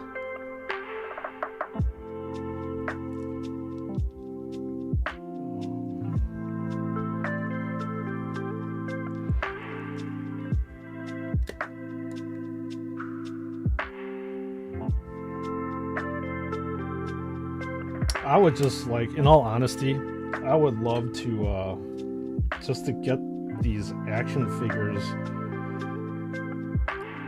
in my hands sooner than I am, because what happens is, like, there are other reviewers that get these figures because they may live in like a surrounding area of China, or actually in China itself, and they're able to get these action figures like 10 to 12 days quicker than the regular population like you and me.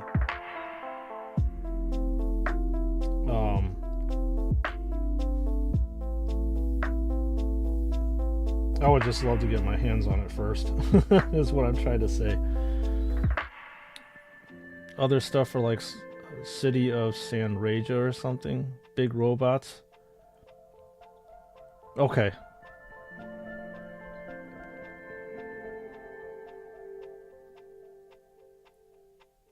I mean, that definitely would be, in terms of big robots, that definitely would be the reason why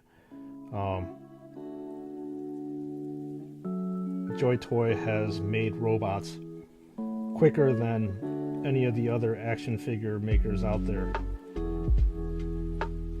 Even if, I don't know if, let's just say McFarlane or Bandai or any other maker would actually have the balls to make something like that. Because Joy Toy, if I'm not mistaken, they've been doing this for years. So they're clearly comfortable with making stuff of that scale and size, and they have experience doing it. So when you're looking at, like, for example, the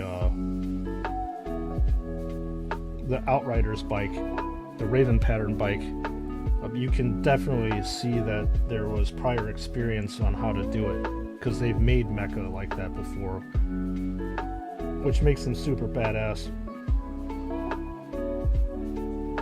And obviously,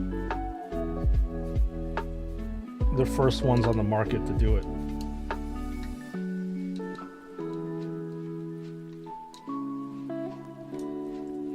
So we'll actually see in the future whether any of these other action figure companies decide to step up their game to Joy Toy's level in terms of just creating the figures themselves. Currently, right now, none of the other companies have demonstrated that kind of prowess. Watching other reviewer here, I do feel like cheating on you. Oh man, that's hysterical.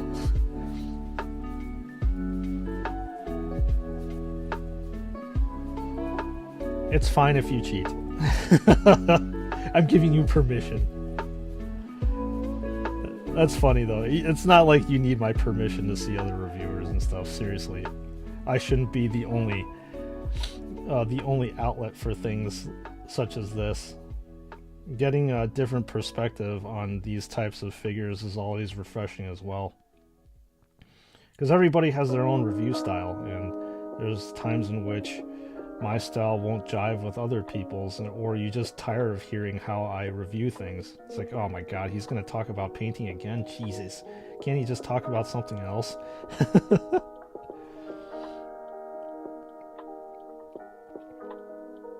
So yeah, there's a different style in everybody's reviews.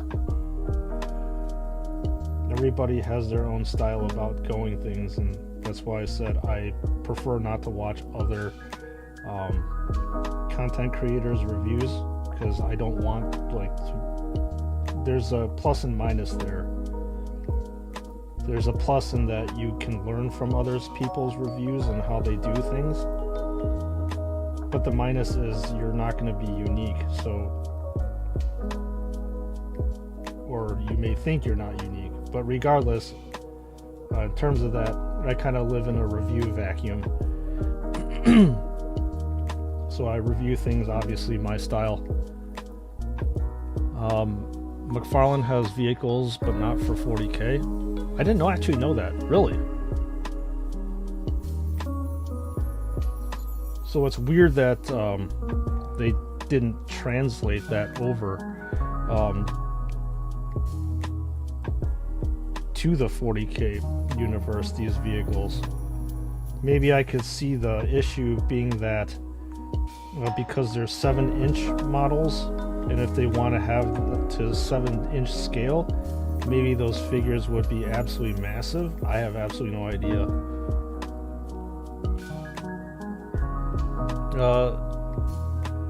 Some reviewers get their stuff very early. That's tempting to me to click it, especially if you pre-order it. Yeah, that's exactly what I want for myself. I want to be one of those reviewers that actually get their stuff early. Selfishly, because, you know, people want to see that stuff early. And those content creators have a leg up from other content creators because they're getting their stuff way ahead of time. And I'm not sure, excuse me, and I'm not sure if that's because of sponsorship, or I have no idea how they're getting their stuff early. But I would like to be one of those.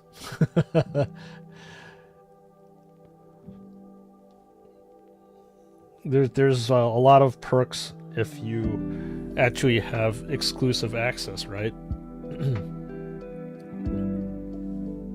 Because that's typically, if you come out with these reviews first, that's what people typically see, and that's what they're going to click on.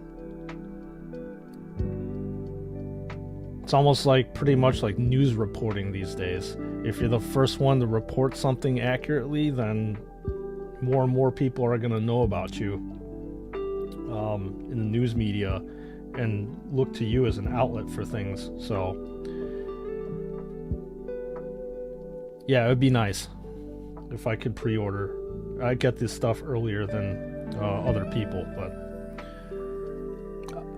I will know that this I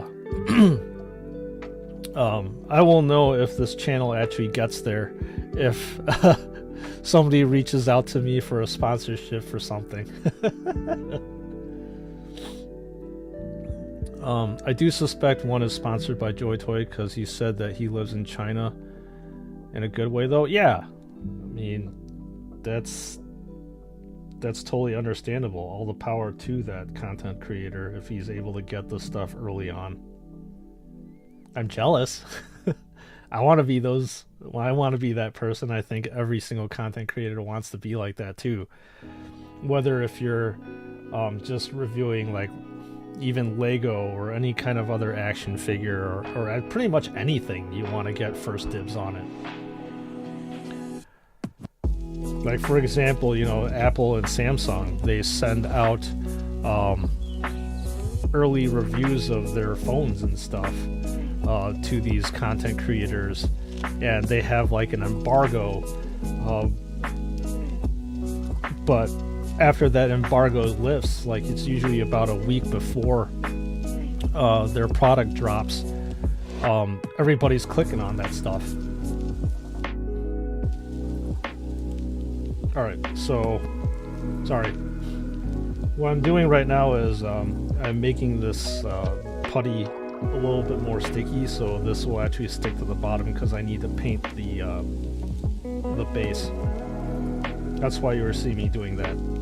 And plus the shade hasn't dried yet, so I can't really highlight or fix those areas quite yet. So what I'm going to do is base this thing as I'm waiting for it to dry. So that's what I was doing over there. If that looked a little bit weird on camera.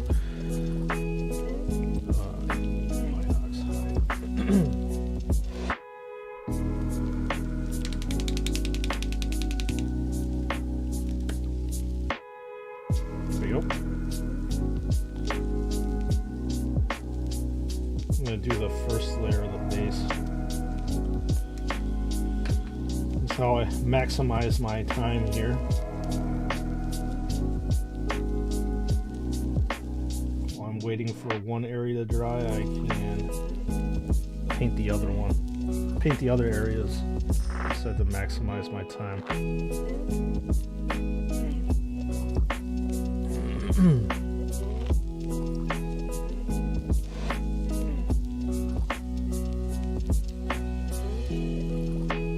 By the way, hopefully when this channel gets a little bit bigger, I'll start applying for sponsorships, not necessarily from Joy Toy, but just from other stuff. So we'll see what happens. They have 7-inch videos for their Batman. Okay, I can take a look at that. See what that one looks like.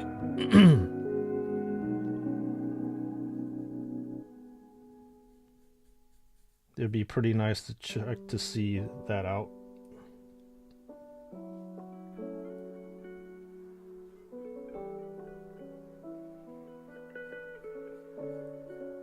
Yeah, I thought McFarlane just did like really awesome sculpts as well as action figures. I didn't know they actually did mecha. So Chris, do they do is that stuff for Batman? Can you actually, like, I wouldn't say play with it, but like do the wheels roll, do all the handles bar moves or whatever it is? Recently Avatar merch? Okay. I like Batman Arkham Knight from McFarlane. Too bad it's sold out here. I guess you have to pre-order everything nowadays, right?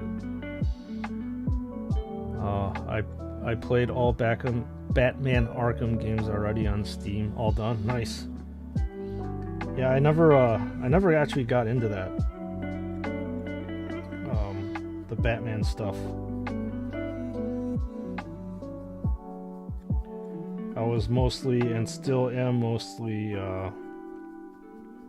From Software games. Let me see what else. Rockstar games, like obviously Grand Theft Auto and all that stuff. Red Dead is also another Rockstar game that I used to play a lot. So those, I really like open world games nowadays when I play. Horizon Zero Dawn was a really good one. I have yet to actually play Forbidden West. That got taken over by Elden Ring when it came out. So I think Forbidden West was released 2 weeks before, or maybe even 1 week before Elden Ring. And after Elden Ring came out, I did not touch it again. No, it's okay. I'm not as obsessed to Batman like Space Marine, but I like Batman. Yeah, everybody's got their own different things that they like and they gravitate towards. Vehicle, not videos, my bad. And yeah, I'd be so one is an RC thing. Okay. If it's Ultramarine, I will hunt it down no matter the cost to get it. Well, there might be a limit, right, Reagan? We are always limited by things that are going on. But I can't imagine you... Did you actually buy the Bandai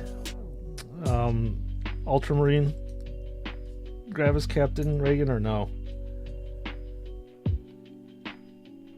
Because I think, in all honesty, that definitely was the limit. If I'm thinking if I wasn't doing anything or a content creator for the channel, I would be very hard pressed to like spend $250 for the figure. I kind of bought it solely for the purpose of content creation. I mean, I do like it, don't get me wrong, but $250 for that thing is just insanely expensive. That I kind of cringe whether it's definitely, in my opinion, not worth the money.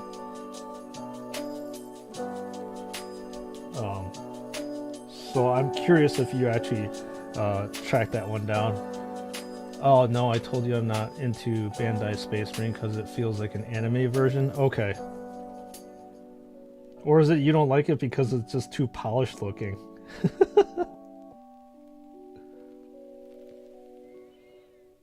I mean, it is the most polished looking action figure that I have in my collection.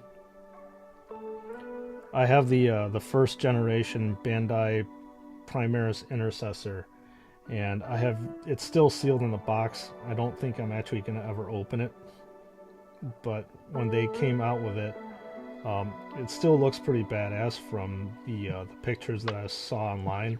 And I don't think it really gives too much in my opinion, too much of a anime type of feel. At least that particular Space Marine action figure. I can see where you get that cartoonish look for the Bandai one, but I think the regular Primaris one looks pretty cool.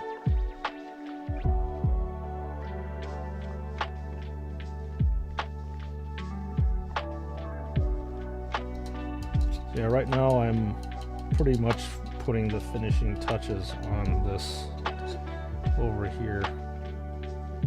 This pauldron. Just going to be highlighting a few areas and then move on to the melted gun and then base it. And we're almost done here, which is good. Making okay time. I think we're about average here. Not too quick, not too slow.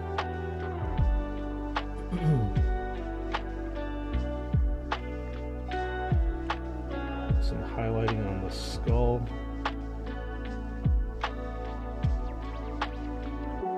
Make this pop up a little bit more.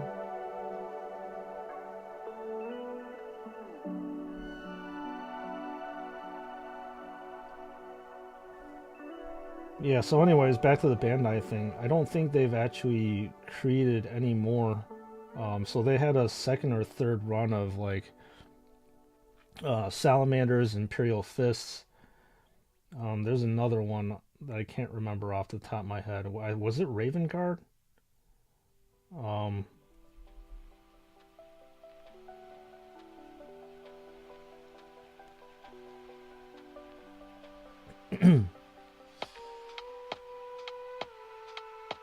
That I think I would probably want to pick up and do a review on it.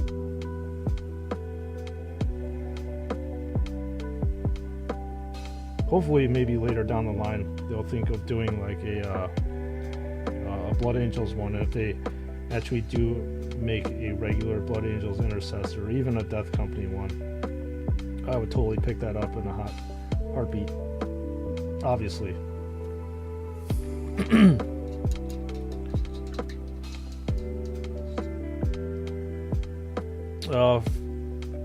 Oh, White Scar. Okay, thanks, Chris.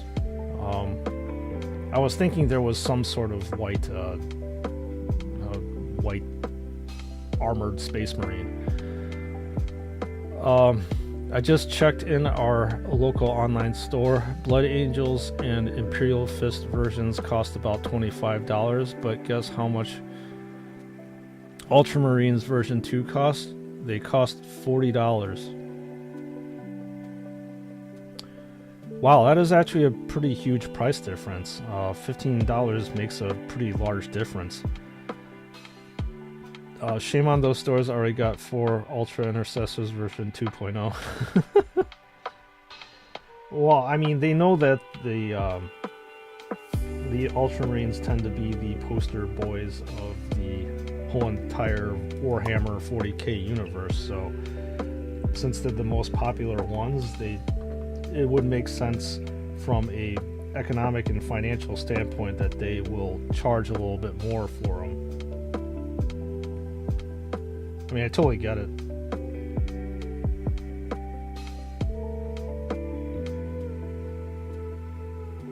So you were...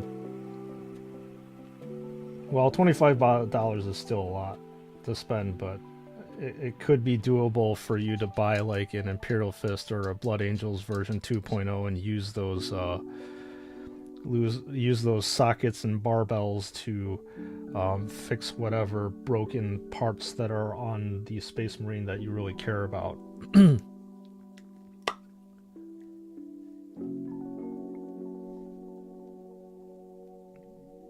In here we must get the Ultra on pre-order as soon as possible.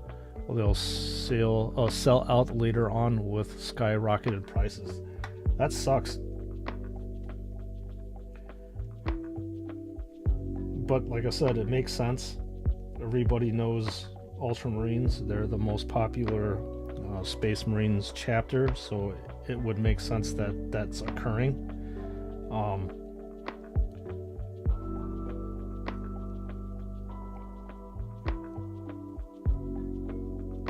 However, I would think that you would still be able to get your hands on Ultramarines anyways, because there's different outlets and websites and you can go on.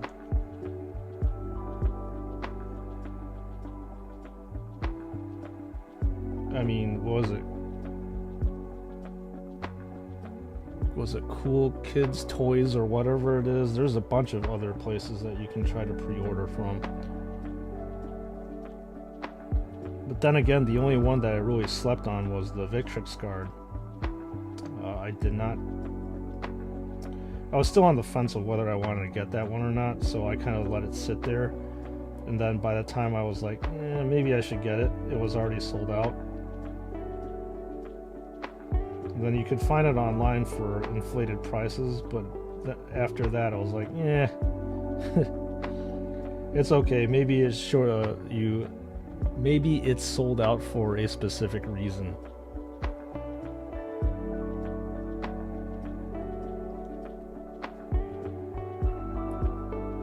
So I'm not too sore on that one.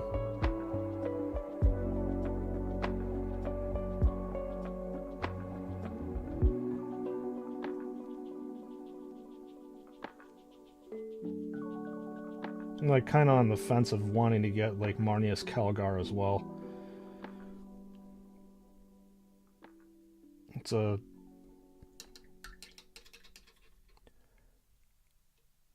You can't swap out the parts on the torso. It's not a dumbbell anymore on a 2.0. No, Chris, what I was talking about is swapping between 2.0 to 2.0 and then 1.0 to 1.0. That's what I was talking about.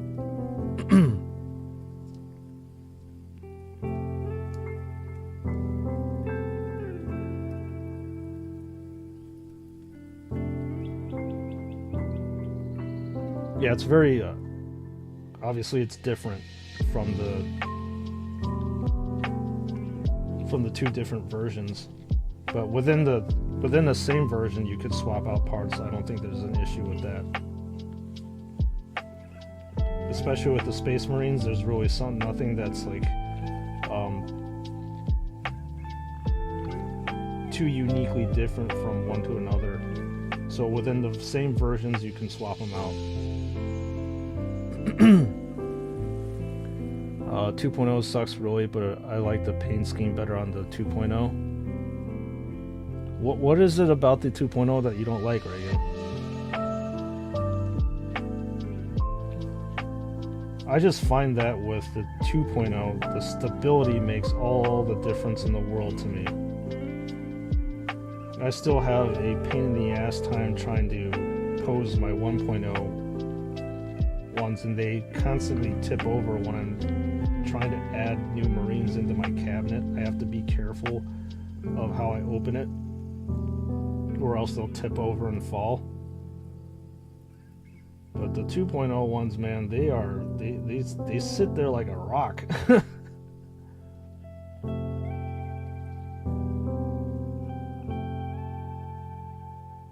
The joint, the shoulder, torso, and the grip. So we're going to be talking about the differences then. I do like the pauldrons on the 1.0 better. It's just the way that they're attached rather than have a soft piece of plastic. It's that dumbbell, barbell, whatever the heck mechanism. That's really popular. It's probably one of the things that I like. I did notice actually, yeah, the 2.0, the grip, especially when you are trying to put like any kind of bolt pistol, bolt gun, or whatever it is, the grip seems to be a little bit like it doesn't seem to fit as well on the 2.0 versus the 1.0.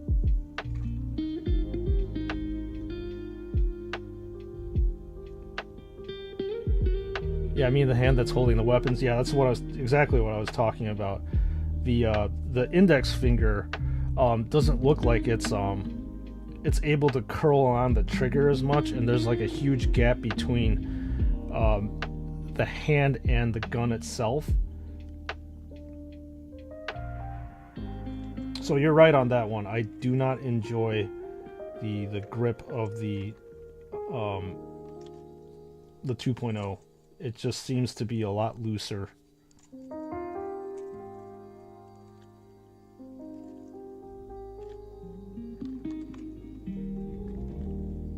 I think the articulation's a lot better on the 2.0 though. You're able to cover more ground with it.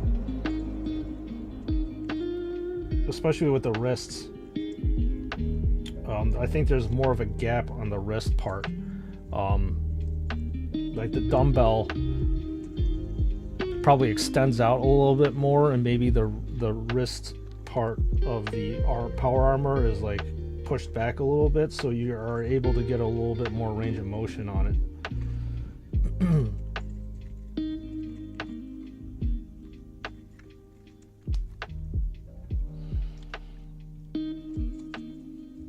Yeah, the 2.0, yeah. Yep. That's what I was talking about, Chris. Yeah, between the two versions, you cannot, but within the same version, you can swap out the parts.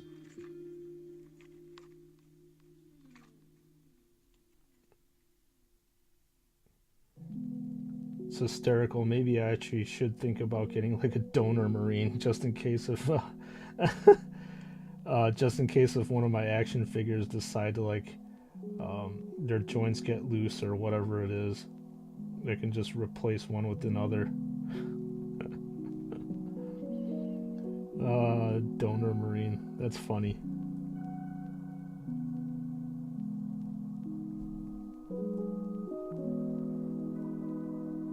You can swap hands with the 1.0 actually. Okay. I haven't actually decided to swap parts between the two. Not bored enough to do that. Or I have not, that's not the case. I haven't found a reason to do that.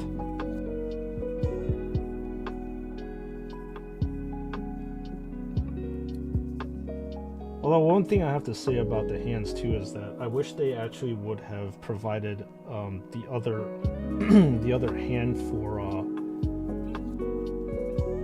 wielding the gun itself, because like nowadays they only provide you with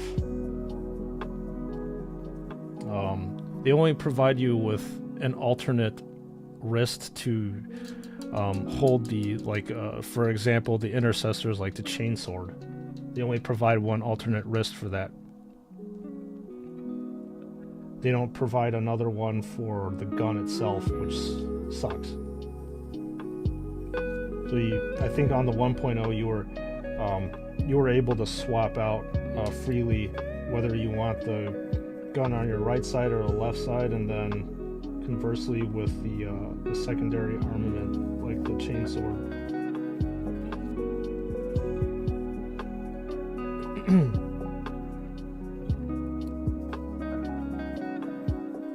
Alright, this is looking good.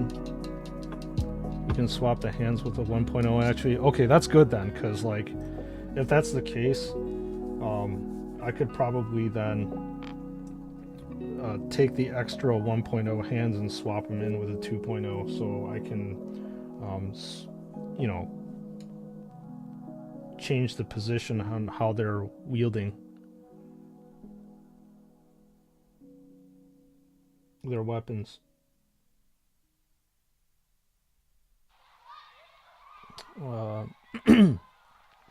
I also noticed in 2.0 we can't just swap the head.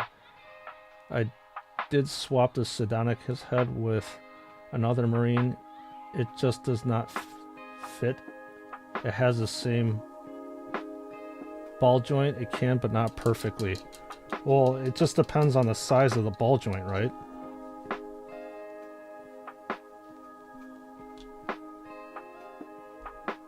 What am I doing?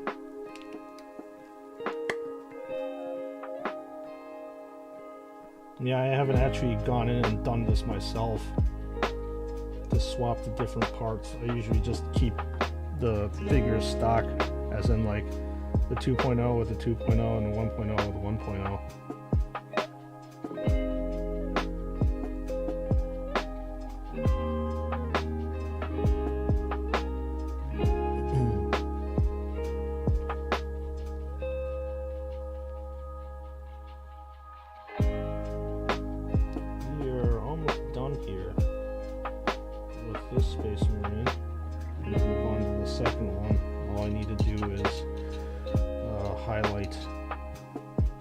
Highlight these areas on the gun, which I'm going to be doing now. Maybe doing some accents with silver. I need more silver paint.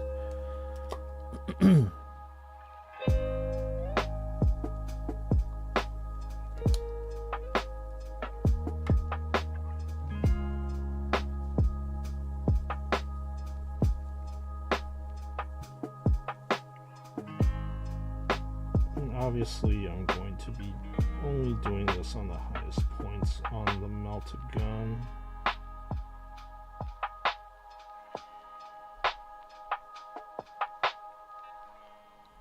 Alright. Good enough. Now, just need to highlight some of the just the panels on this melta.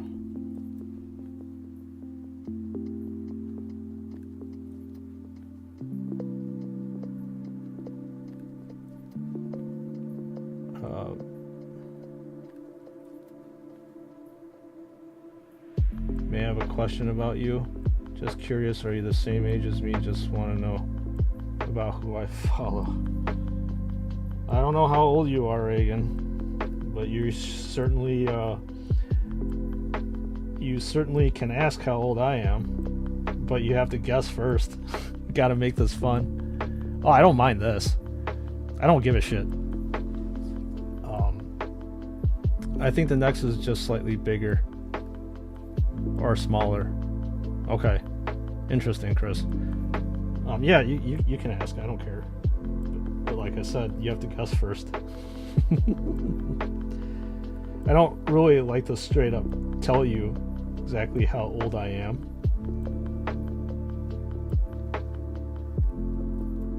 But you have to figure it out. So guess away. I'll give you a few tries.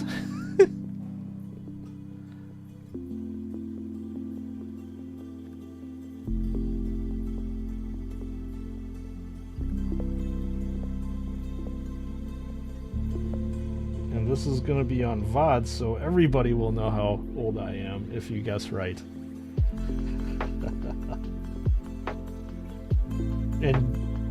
And no, you're not going to offend me if you think that I'm older or younger than I am. I don't get that offended that easily. Unless if you tell me that my painting sucks, then I'm going to be very offended. But if you tell me that my painting sucks, you have to give me a reason why it sucks. And it has to be valid. That's when I'll get pissed off.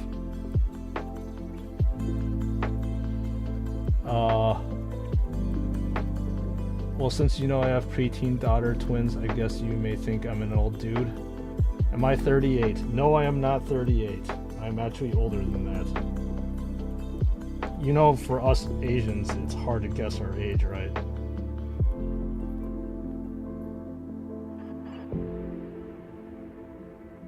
We tend to age very well.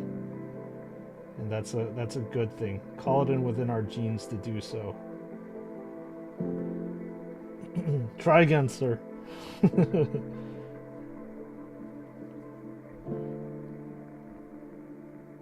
You don't get it by the third try, I will let you know.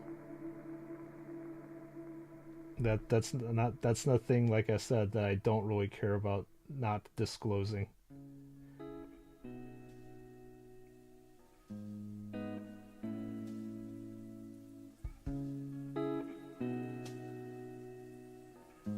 So you're about 42, I guess, a bit older than me.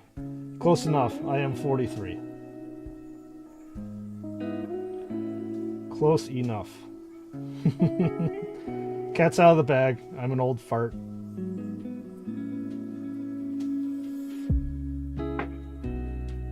Yeah, I am a very, very, very old streamer. Most people that I watch on stream on Twitch or on YouTube, they are likely in their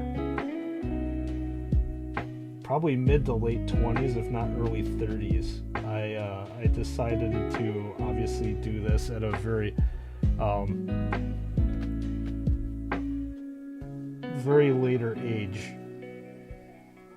But regardless of whether I decided to do this at a very early or late age or not, I'm glad that I finally found something that I really loved and enjoyed doing.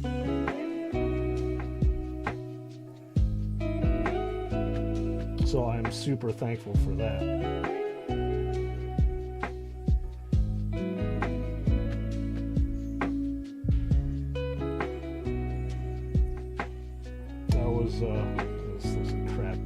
I was actually pushed by my old job because I was so dissatisfied from it to actually do something with my life that I actually enjoyed, and it pushed me to do something that I wholly love and enjoy doing. And that's probably one of the few things, if not the only thing, that I'm thankful for my old job for, that it pushed me to do this.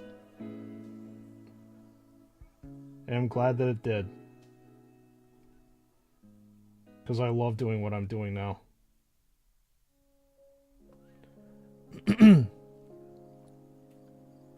Well, fair enough. You're still a big pro, so it's not old. Well, like I said, for a streamer, it's really old.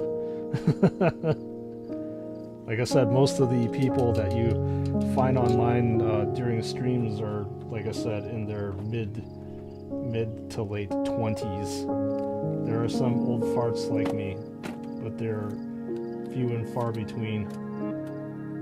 Most of them don't really decide to do a crazy career switch like me, like this. 30 is a fine age full of creativity. Yeah, of course. People think I'm an old dude when they know that I got two 15-year-old daughters. Yeah. It's fine. It's natural to I suppose come up with that assumption, even though it's not true.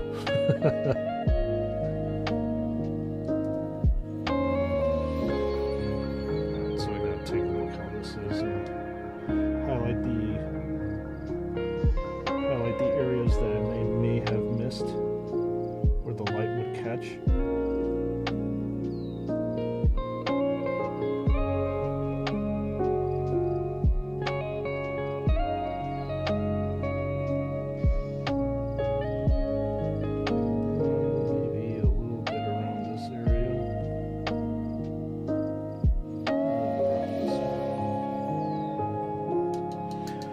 Alright, we have pretty much a 100% complete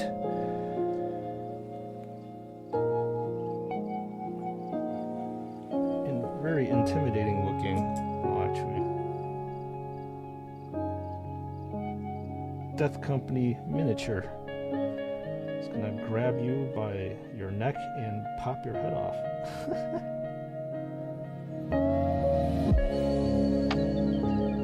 Small finishing touches should do.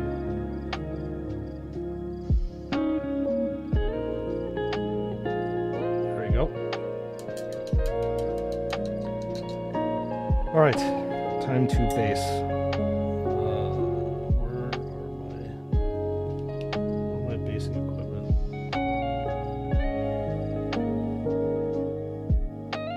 paint Ultramarines next. I do not own anything that's Ultramarines, man.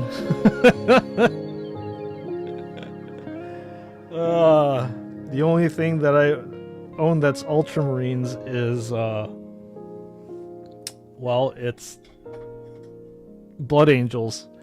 I'm sorry, Reagan, if I'm going to offend you by saying this, is I don't have time to spend painting a chapter that I don't really gravitate towards. I barely have enough. No, actually, that's not true. I used to have barely enough time to paint stuff that was within my own chapter. No Ultra, that's heresy. Dude, I have a ton of Joy Toy Space Marine or Ultramarines action figures. That should be enough.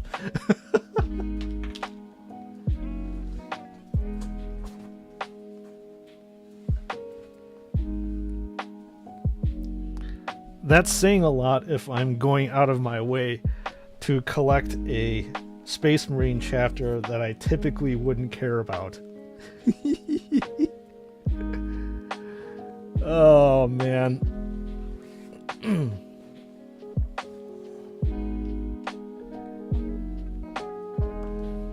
So, the mere fact that I'm buying Ultramarines characters and stuff is enough. Okay. I don't think I'm gonna be sitting there painting them. Even though a lot of the Space Marines that I have like miniatures for, I could. What about some Blood Angels with Red Scheme? Well, I want to finish the squad of 5 Death Company first before I move on. I have a ton of Blood Angel stuff that are in red that I still need to paint. Like 3/4 of my army is in red.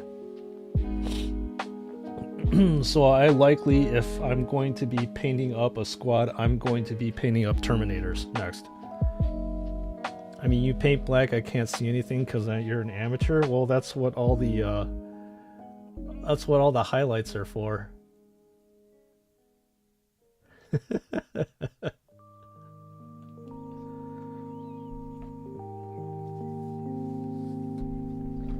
So yes, I will be painting Terminators next for my squad. So as I said before, I like to mix and match different models that I paint because I get bored too easily, I suppose.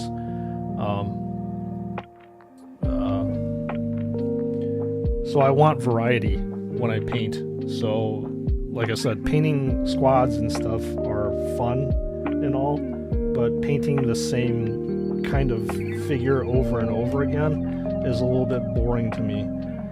And I don't spend a lot of time, even though it looks like I spend a lot of time on these miniatures, but I don't pick up every single detail. So for example, this blood drop here, I didn't pick up the detail. The skull, I didn't. Lots of blood drops. There's a lot of things that I purposely miss on this thing because I just don't want to spend that much time. And then for like the characters is where I spend most of my time.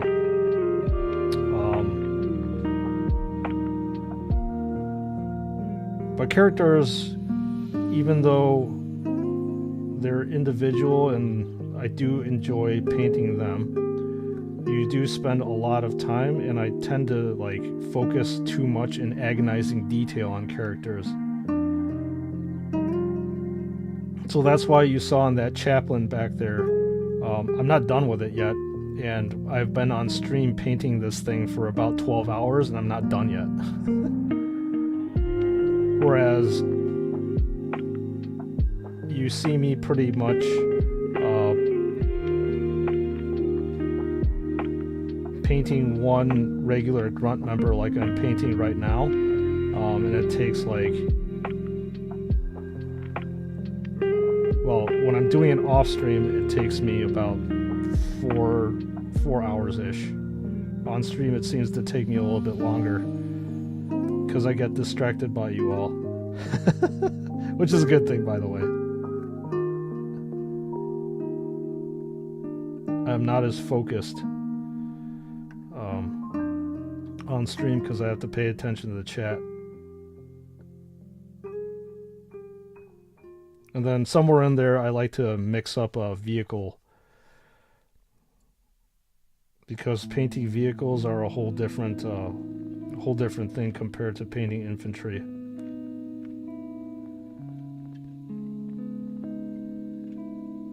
I think, speaking of vehicle, I feel an itch to paint one of my dreadnoughts, which is probably what I'm going to be painting as my major thing next. You probably hate my joke against them then, though. It's fine. Yeah, I heard that many Warhammer player got so many miniatures to paint but never done. No, you're never done with this hobby. That's the problem.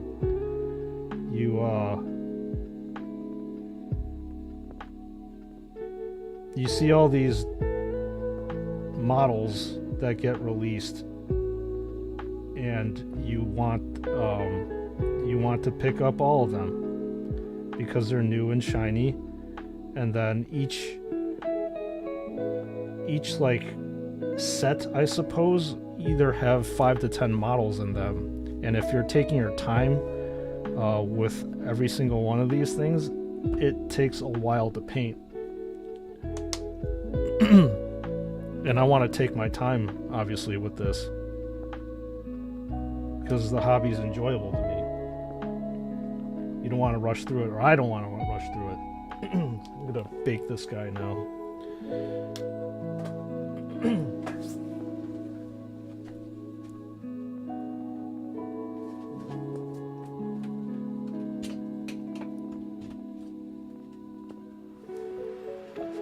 I'm cooking him in front of my space heater right now. Plus, this gives me an excuse to stretch.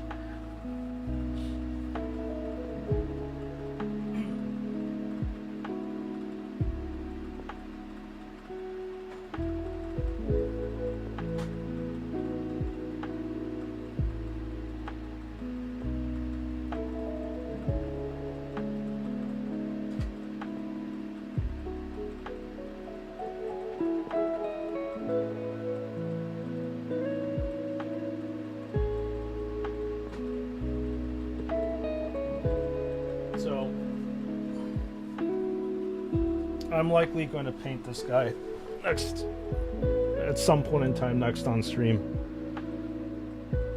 Although I probably have to take apart some areas.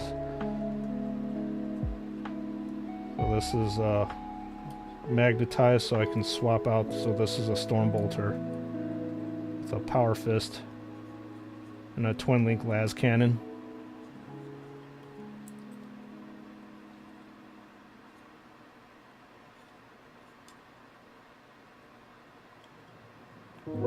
Yeah, so I love dreadnoughts. They're my favorite vehicles. Well, it's cute. This is actually a normal size for a dreadnought. Not this gigantic thing.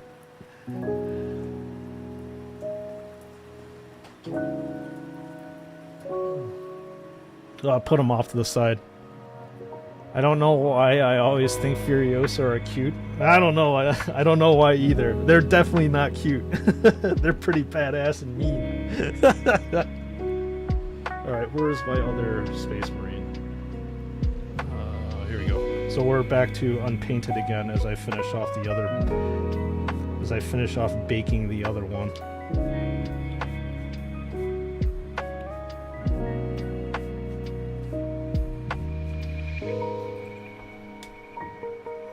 Go.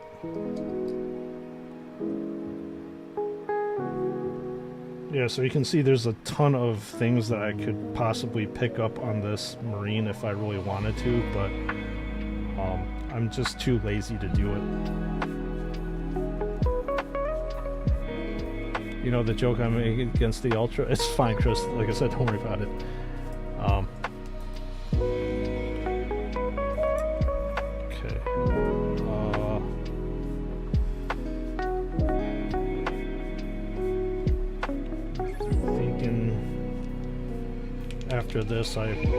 After I'm done with this Marine, I gotta really change the palette.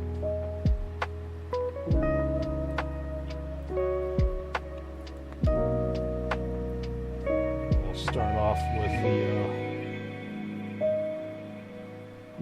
purity seal ribbons as we normally do, and then we will progress on to the metals as well as the other I guess, fixings on this guy.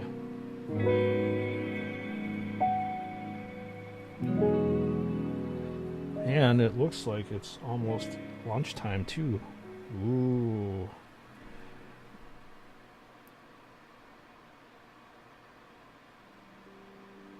I'm excited for that, as usual.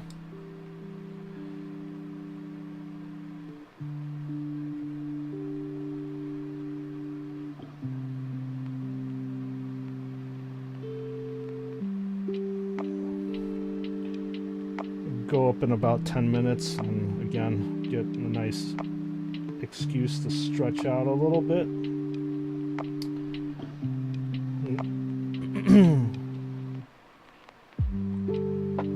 And take a small break. And then chat like how we're normally chatting. And go to base the other Space Marine that's currently being baked in front of the space heater.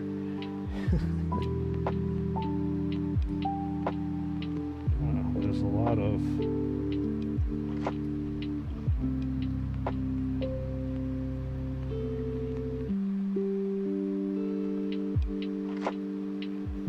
of purity seals on this one apparently.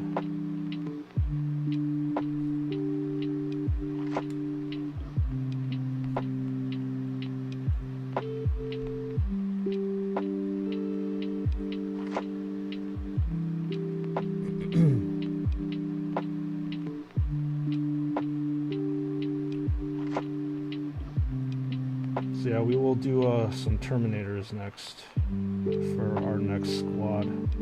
I think it'll just be a regular set of Terminators that are going to be standard color, but I think at some point in time I'm going to be bored enough to do like gold Terminators.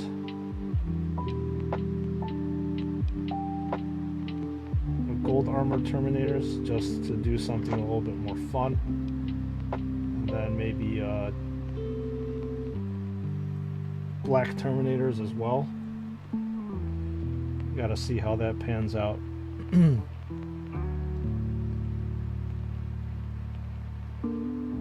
an Ultra fan, but I'm cool with jokes and stuff, seriously. I was just acting, you know, stuff like heresy and such. Yeah, we should all be able to take a few jokes here and there, provided if it doesn't offend too much.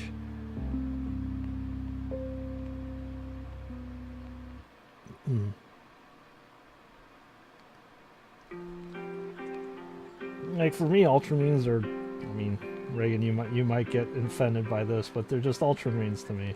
They're just another chapter of the Space Marines. I don't gravitate toward them.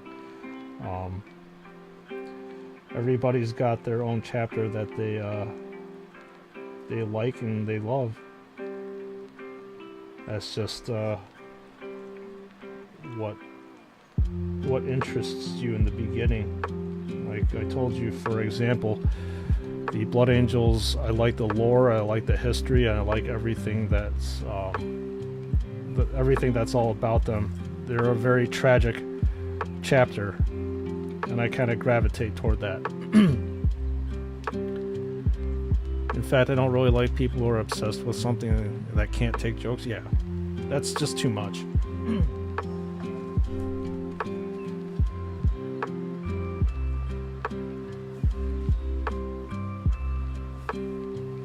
There are certain points in time in your life that you shouldn't take life seriously, right? Because nobody's getting out alive.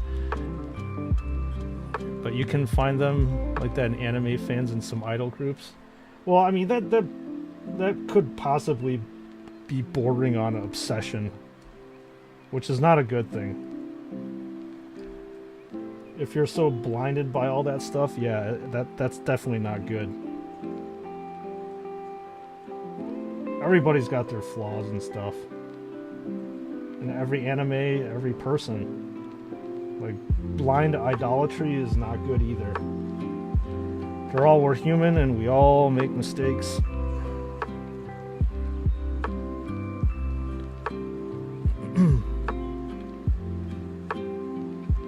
Alright, I think this is a good point. I'm hungry. I'm gonna go upstairs and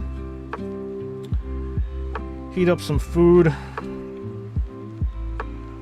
stretch out a little bit, so I'll be back.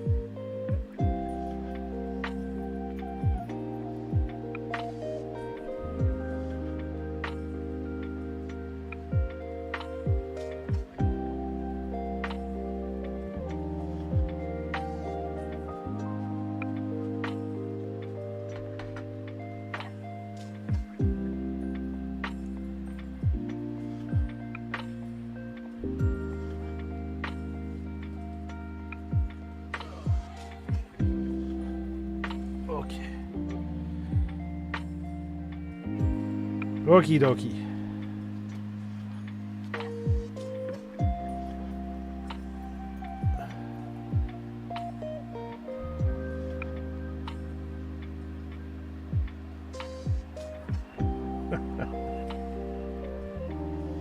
Alright, time for the obligatory lunch picture. So I have a hamburger patty, but I ran out of buns, so I'm eating it with rice, which is super Asian of me. And then some marinated marinated cucumbers. So disappear for a little bit as I eat.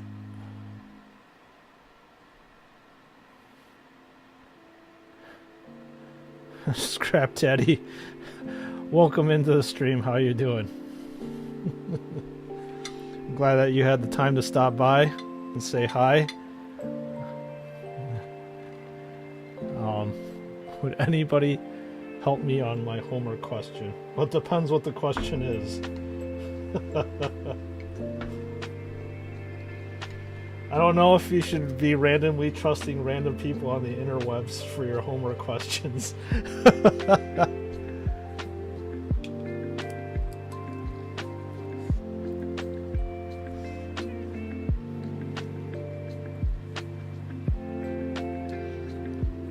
I should order Panda Express and show you how I eat it with full enjoyment. I don't know if I eat Panda Express with that much enjoyment, man.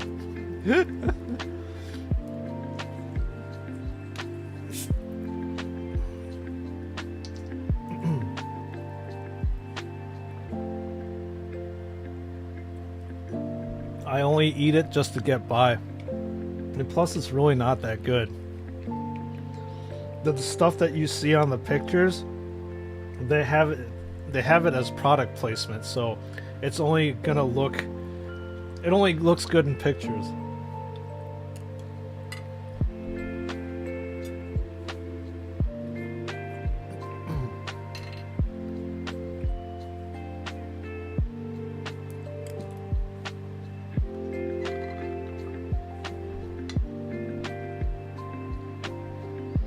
Maybe at some point in time, Reagan, I'll actually order it for here.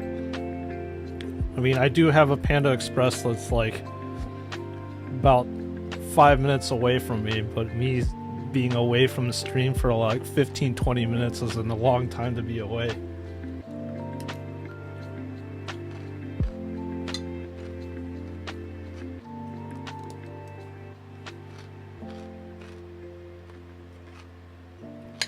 So I typically get broccoli beef, was just stir-fried beef strips and broccoli, and then the only other thing I get is just like mushroom chicken. If I'm feeling really fancy, then I'll get some sort of like what is it called? Some kind of steak thing.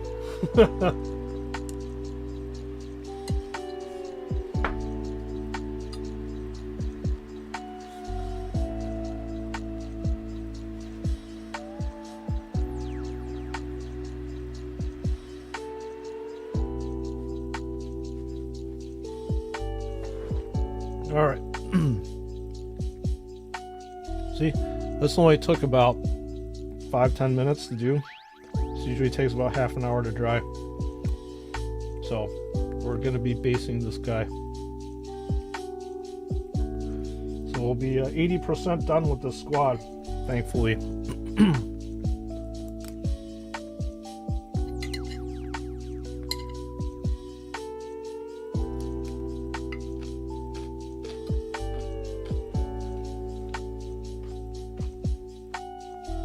Then moving on to the next squad, which I think, like I said, are going to be close combat Terminators. Which I'm talking about the ones with the Thunder Hammer and Storm Shield. That's what I'm talking about.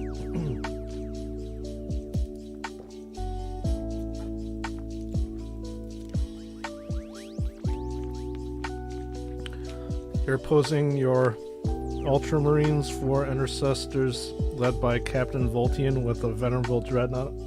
Nice. Man, this is a feast to my eyes. So cool.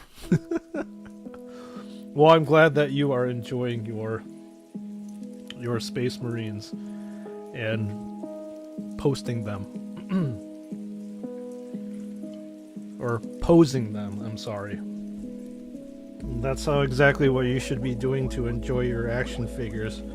Me, I'm a terrible enjoyer of action figures because I like to see them behind a cabinet. I treat them exactly how I normally would treat my miniatures, which is to be putting behind a cabinet.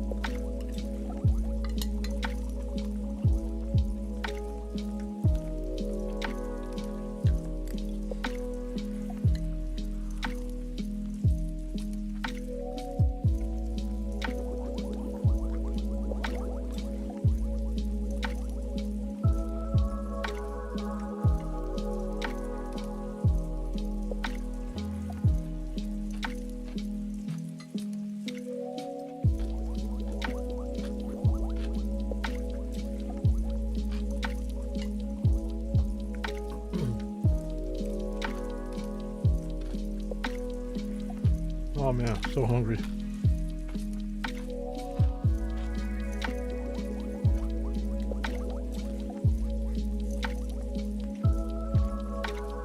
You put them in your cabinet as well, but you usually take some squad from there to pose it on a work table. Okay.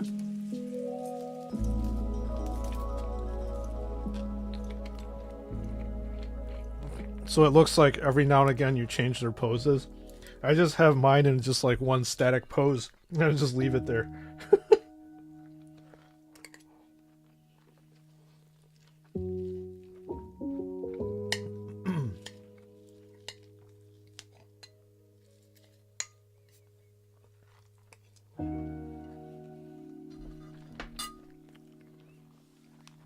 And yes, I'm also running out of cabinet space. I have one medium one large, and one small. You're gonna go back. I'll be right back. Make a chicken burger. Enjoy.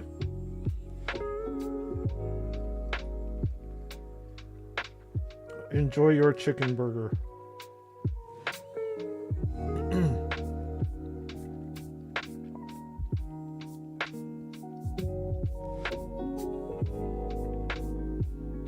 I'm definitely enjoying my burger patty on rice. What's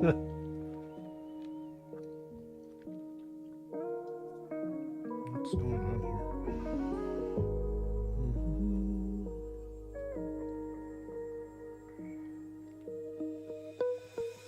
here?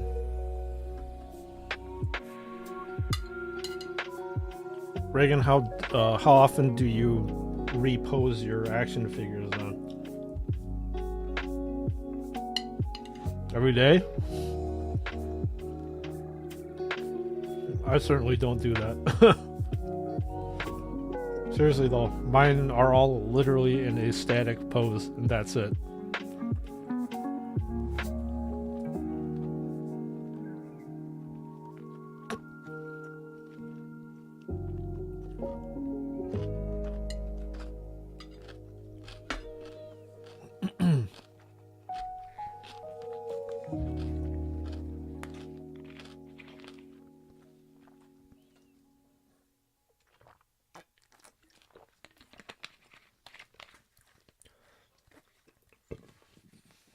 Yum. I burp because it tastes good. Ah, I love food.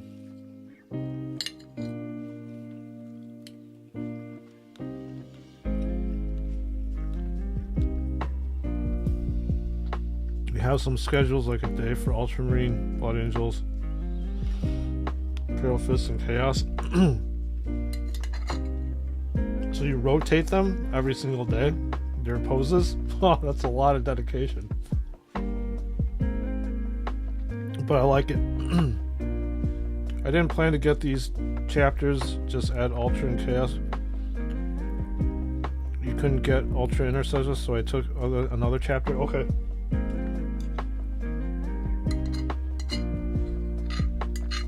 You know, sometimes it's not our intention to get other chapters, but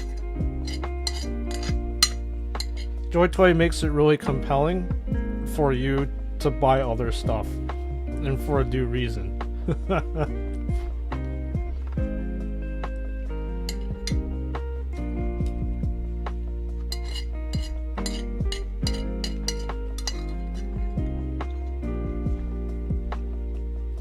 I also got Space Wolves because there was no Ultramarines at that time. Well, you have to admit, aside from those capes falling off every now and again, the Space Wolves look quite good.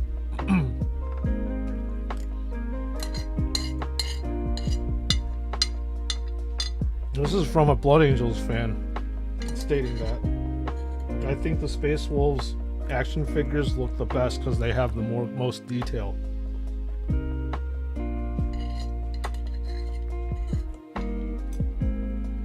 I mean, no chapter else has those pelts. They don't have the other iconography on top. Everything about them is super unique.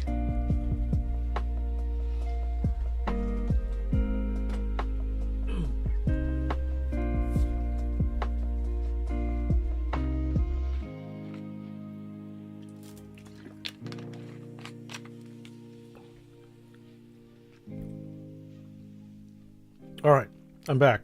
Nourished, happy, and I'm not really full, but I'm definitely happy. You can't imagine how much excitement I got when I finally found Ultramarine Intercessors. Oh, I can imagine.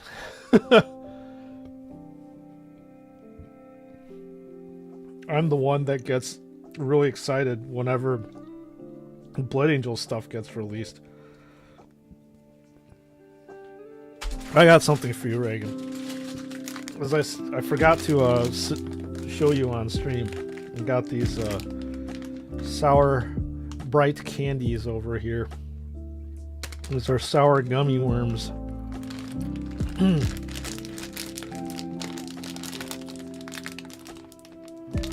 I rushed to ATM at 1 a.m. just to put some money in my bank account so my wife can't check it out. So these are sour gummy worms, and they are my favorite gummy worms, period. I'm only going to have 3.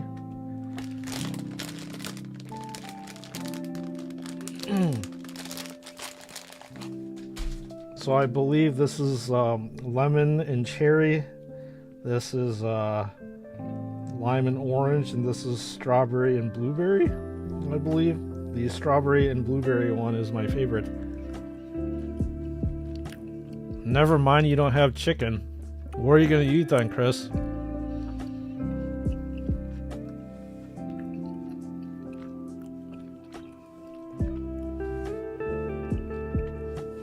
Chicken's almost like a, well, in my family it's almost like a default meat.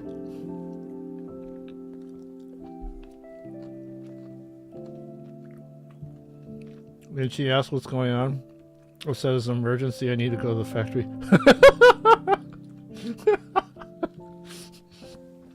Jesus, Reagan, you're crazy, man. I love it though.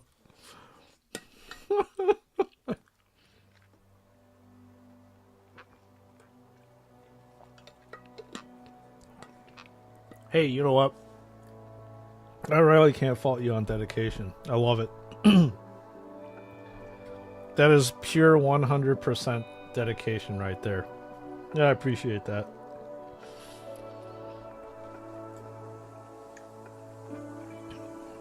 It's awesome that you know, people can find something that they're super passionate in, and that's really cool.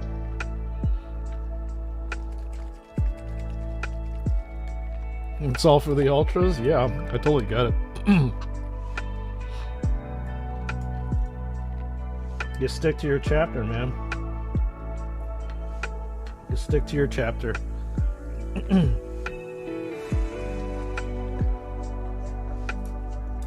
Yeah, for those of you who joined, I'm going to be basing this thing now. I just got back in time to hear some wrapper crinkling. I thought it was more unboxing that was happening. No, it's these things. Here. Sour gummy worms. This is what your ears were tuning into. Welcome back, by the way.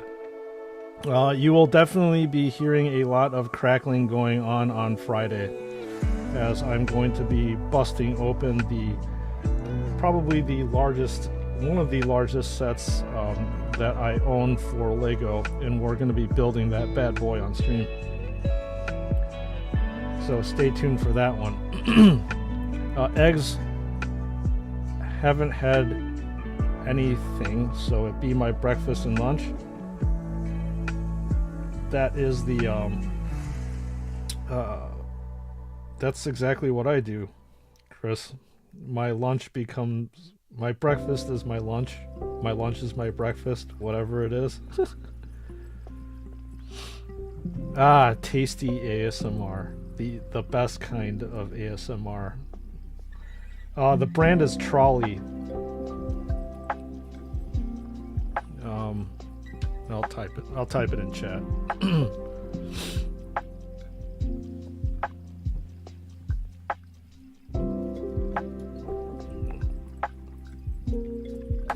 There you go. Trolley. Gummy worms. We are both sour fans. Too bad we don't have that many sour candies here. That is very bad for you as a sour fan that you don't have lots of sour candies. Here in America, we love having health problems and rotting people's teeth out. So we have plenty of these delicious candy confections to make us sick. Got tamarind balls here, handmade. That's the only sour candy that you can get. Oh man, that's tough.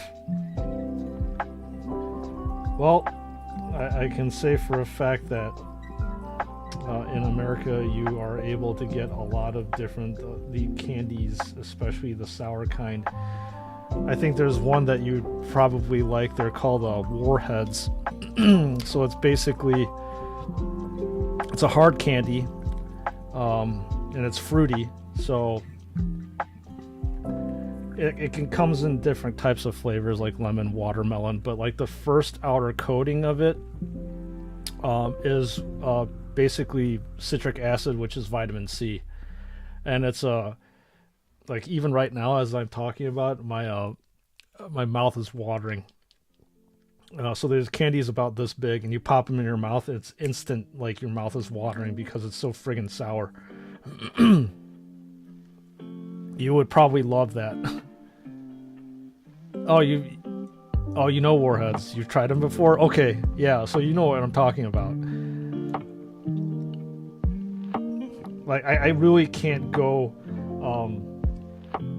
talking about Warheads without my saliva glands going absolutely nutsos.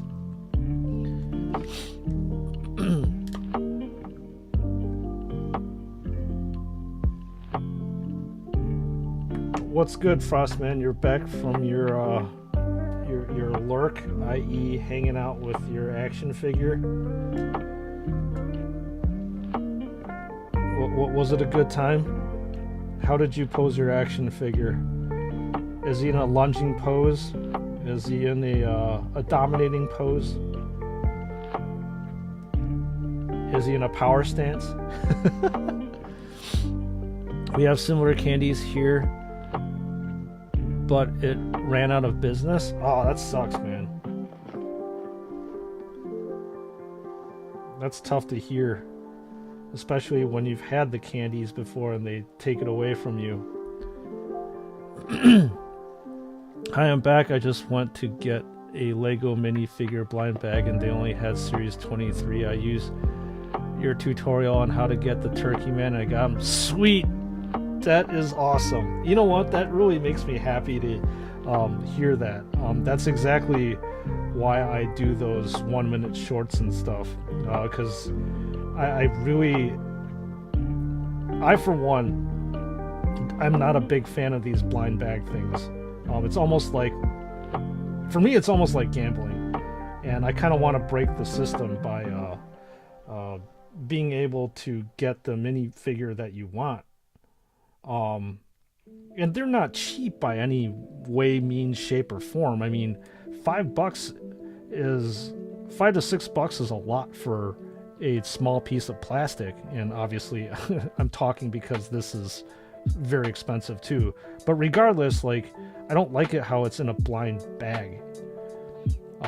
So I want everybody to know exactly what to feel for and how to get it, because these things are expensive and you should be able to get the minifigure that you want without guessing, you know?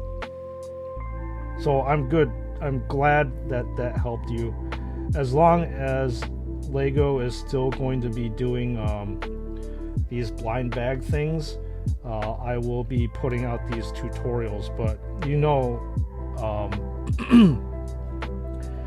that it's not even a rumor.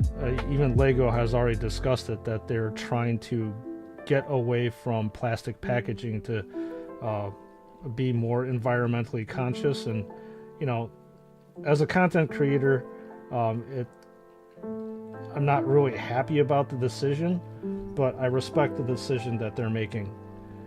I just hope that they as in the Lego group, which I doubt they're going to be that conscientious about us content creators, are able to figure out some way to make the packaging where you can actually feel for the stuff. But it seems like the way that they're going to put everything in cardboard boxes, and you can't do bag feel stuff with cardboard boxes. So we'll see how that goes, Mando. But I'm glad that you enjoy your turkey minifigure. I don't know if you celebrate Thanksgiving over there in the UK, but it's a perfect minifigure for the holidays. Or you can just make it as a Halloween type of minifigure. I usually pose the Loyal Space Marines Lost to Chaos. I don't know why. Because the Chaos are more intimidating. They're supposed to be more intimidating. But isn't your Lego also blind bag? The one you can feel it in the short videos? Yes, it is blind bag. It's literally in a plastic bag, so I can feel for the parts for it. So that's why I can create that type of content. The problem is, Reagan, they're going to be putting their those minifigures, I believe, into cardboard boxes. And I'm like halfway. I'm actually debating on whether to make content with regards to that. I don't want to poo-poo on Lego, because it's for a good cause that they're being more environmentally cautious or conscious. But they're going to be putting into cardboard boxes, I think starting next year. We'll see how it goes. Online games nowadays are basically gambling, especially mobile games. My friends spend like $1,300 US dollars. Some game called Genshin. Yeah, I know about Genshin Impact too well, and yes, it is. It's got that addicting type of potential to it. What they call them are basically like loot boxes. You're spending X amount of money to get something to be drawn at random, and I actually hate that model of trying to monetize something. So I can understand why that happened to your friend, but it sucks. You're spending that amount of money on that game.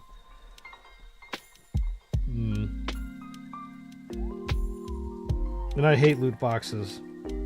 mean, I play Pokemon Go, as I said before, and there's these things like Pokemon eggs, and you have to hatch these things, the eggs, with these things called incubators, and you never know what you're going to get inside of the egg.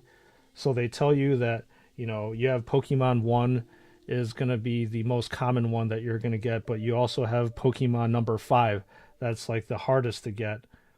And that part of the game I don't care about, because it's entirely gambling and it's a loot box. And these incubators obviously cost you money to buy. And I don't buy into that bullshit. I hate it, actually. They give you like one free incubator that you can keep using and using. It's almost like a gateway drug to get you to buy more and more. But nope. I play Genshin with my one daughter, but thank God you don't spend any money. It's probably wise that you don't. Better goes the Ultramarines. Waifu is temporary, but Ultras are forever. Amen to that. I currently watch a streamer.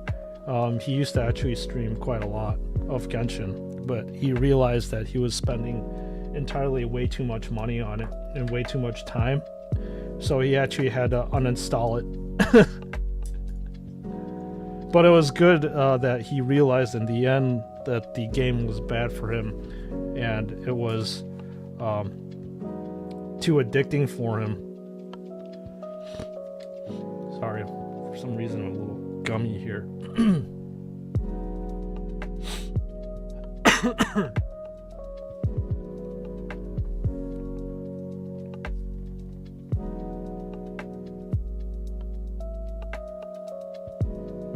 So pretty much nowadays, like, the dude has to control himself.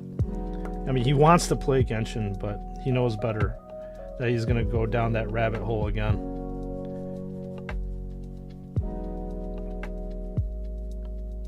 I suspect someone said that they're actually sponsored. Well, though, for the people that are actually sponsored for that game, I'm pretty sure that they will keep playing. They keep playing it.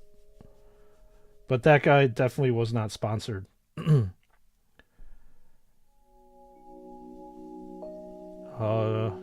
show the people the gacha system to lure them in. Yeah, I mean that's the whole entire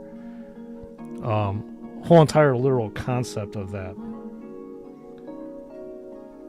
I mean, interestingly enough, like, the whole entire streaming community is also almost like advertisement for these products that are coming out, right? People are curious to see how, for example, Elden Ring is. They've heard a lot about Elden Ring. They go online, they take a look at how the gameplay is by looking at other streamers, and if they like it, they'll go pick up the game. It's almost like the streamer is advertising. Just like the same allegory is that you're watching me paint Space Marines for fun, and you're probably like, well, I've heard about, you know, Warhammer 40k. I don't know too much about it. I know that I like painting, but I just want to see how it is when somebody paints it. So maybe somebody's bored enough to go into my stream and be like, oh yeah, this is actually pretty cool. I like how this looks, or how much detail that goes into this kind of artistry. I think I'm gonna pick it up. It's almost like, again, free advertising for people.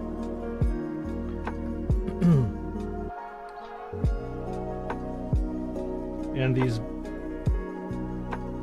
larger platforms like Twitch that are owned by Amazon, they've way known that their platform is a fantastic platform to advertise on. So literally during a live stream, they've tossed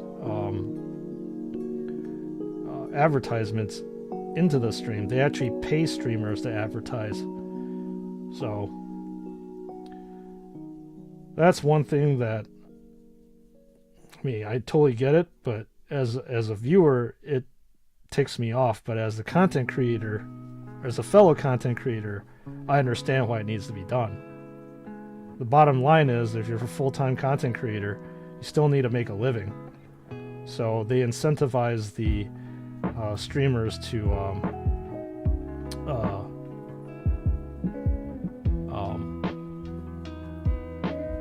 what's his face? Incentivizes streamers to advertise. I enjoy seeing people painting with Warhammer. You know, the two thin layers of stuff. Yeah, that's Duncan Rhodes. He made that. It's not a meme, but it's like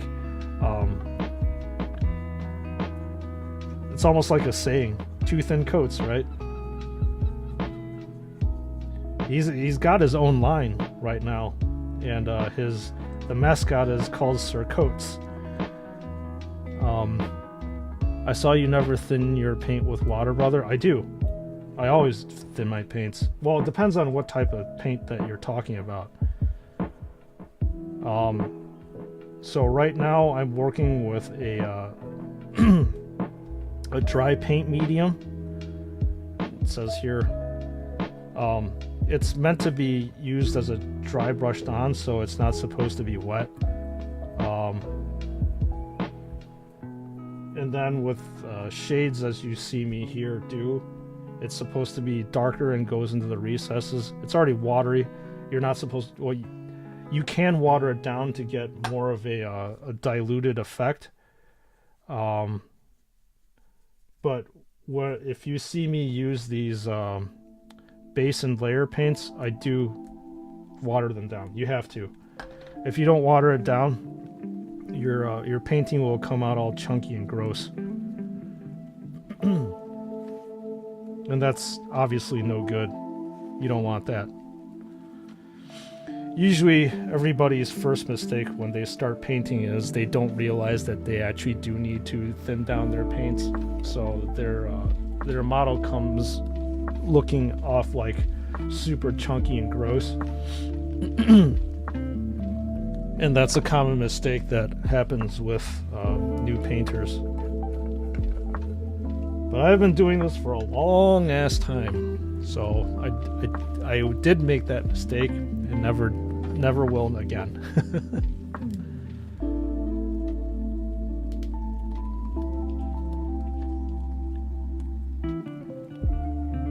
Almost done with this guy. Just need to put some random grass patches in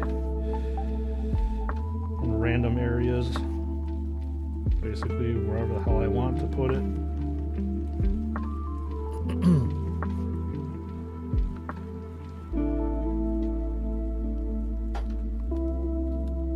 Then the next thing I need to do after this is just paint the base, the side of the base, and then that's it. Also got to make sure to get the grass off of this tweezer, because I'm going to be using it to put on decals later on, likely with my Lego models.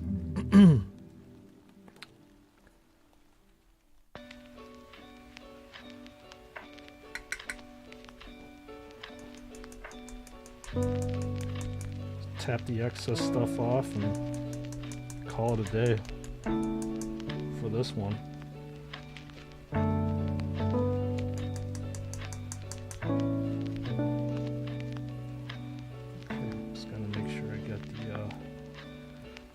Blades off of this thing. Sweet. And we have Space Marine number 4 done.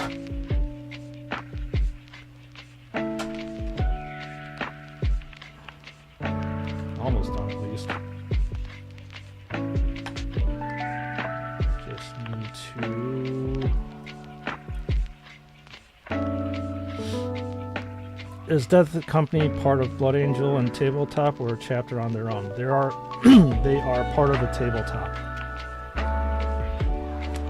They are not their own chapter, but they are part of the Blood Angels chapter. So in the lore, what happens to a battle brother that has been inducted into the Death Company is that they've been overtaken by the Black Rage. The short of it is when a battle brother has been overtaken by the Black Rage, they literally they want to just kill and destroy everything in sight, but are barely able to hold their sanity. So they get inducted to the Death Company if they are stricken with the Black Rage, so that they can fight their last battle. And technically they're supposed to die in battle, or die honorably in battle.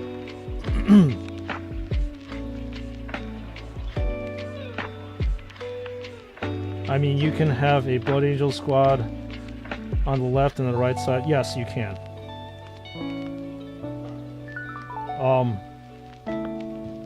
I will try to explain the tabletop game and how things are structured in as simple as I can. So the game is structured in a certain way where you have to have different units. So you have a headquarters unit, and headquarters units are the ones that lead your army. So your Captain Voltian, for example, is a captain, and he will lead your army. And then underneath that headquarters unit are different types of units. So you have infantry or troop units, which are your basic Space Marines.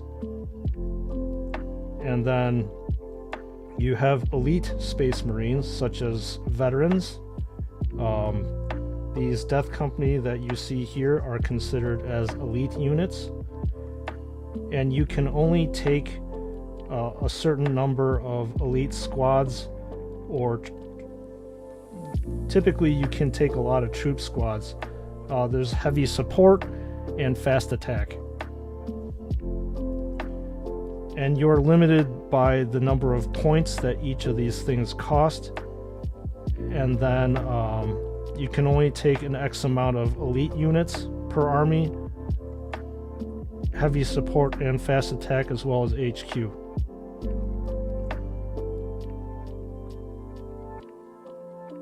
So you can have like a squad of 15 Death Company, which are elites, and then regular Blood Angels, which are considered as, they call them tactical squads.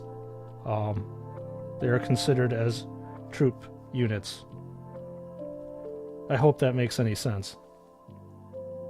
But yes, you can field them side by side with each other, if that's the ultimate question that you're asking.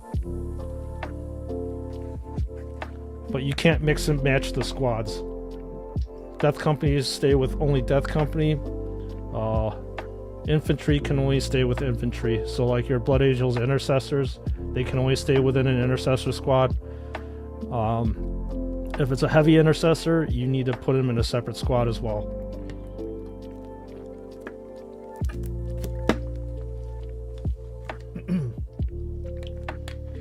You cannot mix and match in a regular Space Marine company. Now, there's a special company called Death Watch that you can mix and match. So you can have an aggressor with an elite Space Marine. It's just how that Space Marine chapter is structured. So the game is fairly restrictive in that manner. So it's possible to pose your squad side by side. Yes, it is.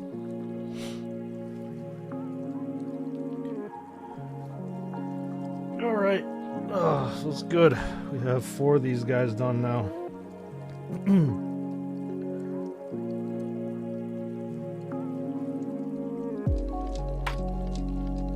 There we go. I'll show you guys the progress on the stream. Hopefully that's dried. Yeah. finished, and there we go.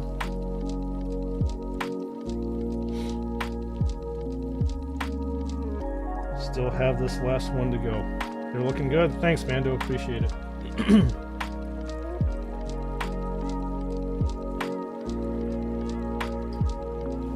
Gonna put him off to the side. This guy this is a close-up of the guy we just finished.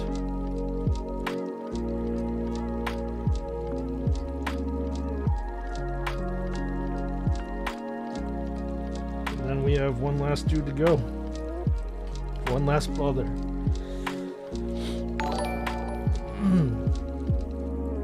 Dominatrix coming in with the $5 dono.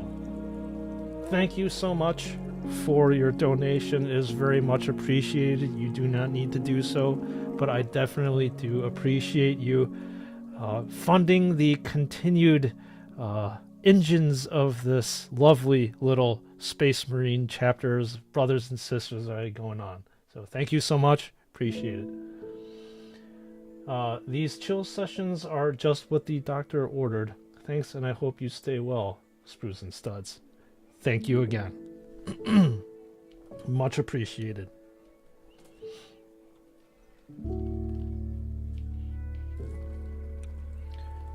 I am doing well. I hope I continue to do well. This is a complete opposite 180 from my gotta fund your snack habit at least. You can't have me hungry. Oh, don't worry. My family members definitely will not allow me to go hungry, but that is again very much appreciated. But yeah, this is a definite 100% change of pace from what I was doing before.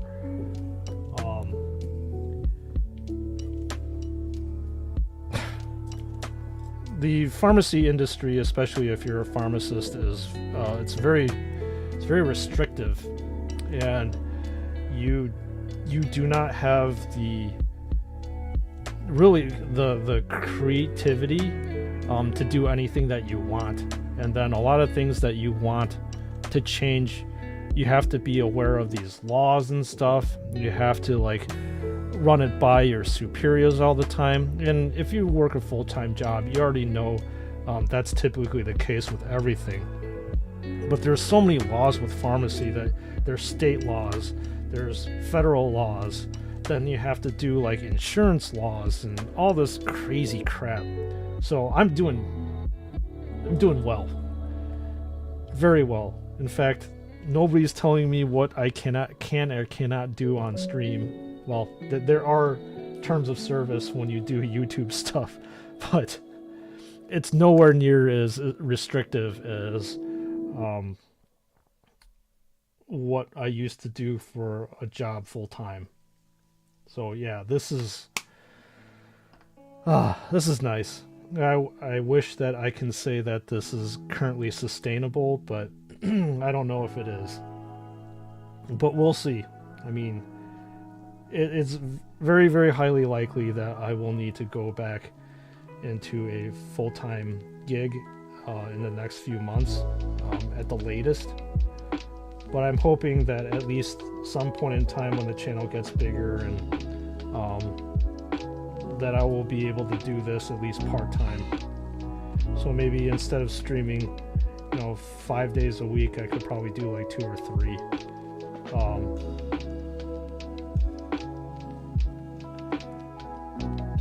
I mean, don't get me wrong, the money that I got from pharmacy was nice, and I was able to live very comfortably because of it.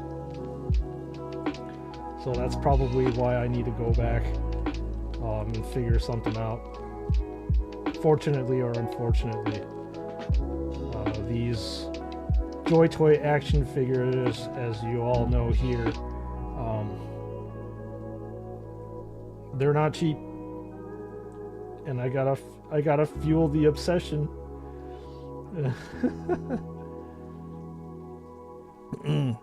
What was my old job? You missed out on that.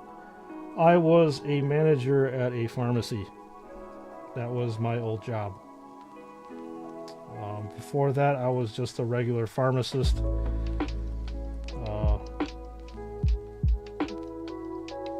Making sure that prescriptions were good. Okay.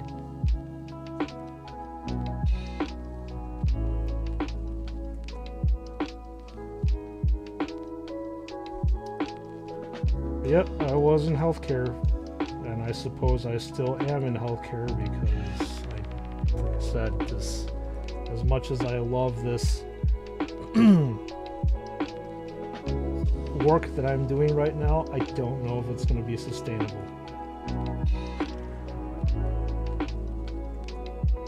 I was actually hoping to stay at my job for a little while until this channel really started taking off, but yeah, got too stressful. Had to do what was best for me and my family, so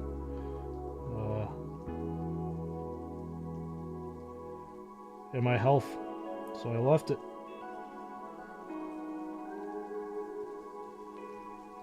And now I suppose you would say that I'm taking a vacation or a sabbatical or whatever you want to call it. But at some point in time, I would love to be doing full-time content creation, especially if I can actually make a living on it right now. Problem is, I have, like I said, a family to take care of and obsessions to feed.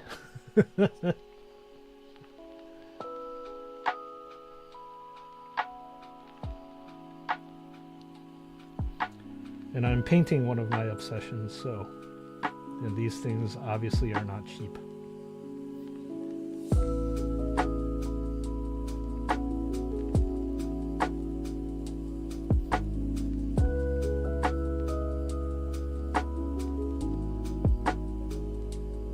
So it's nice now that I have complete creative control of what I do. I don't need to really answer to anybody. I don't need to go up to a person and say, hey, is this okay? I don't have to worry about breaking any laws. But the biggest thing, as I said, I have full creative control of what I want to do and don't want to do. So if I actually wanted to just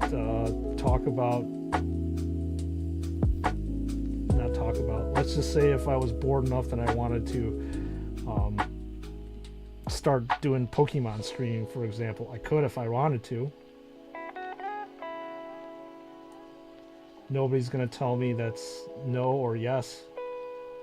It's my prerogative as the content creator to do that. However, is it going to be good for the stream and for the people that are watching it? No.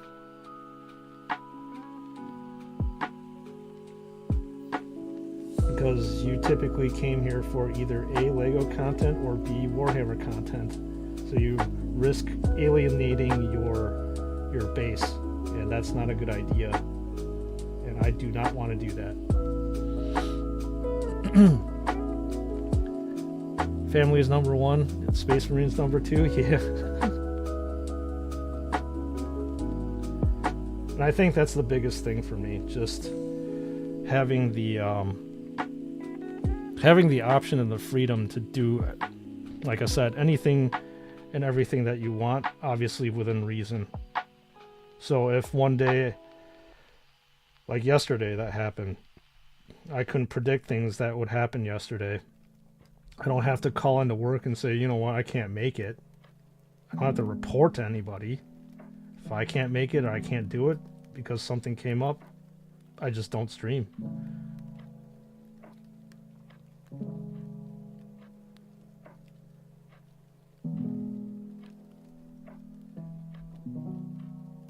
So it's that freedom that that's really refreshing to me.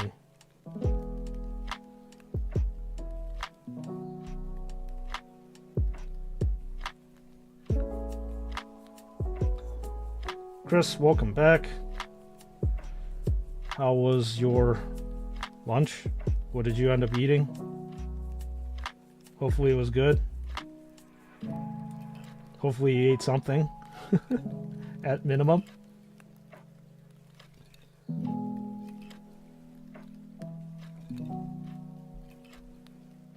You made an omelet?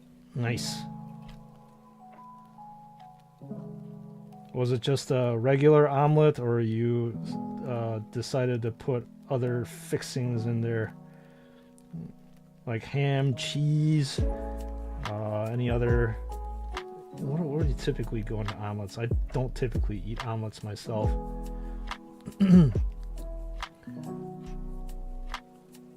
I'm the only man in your family, so you got extra vision. Yeah, you have to.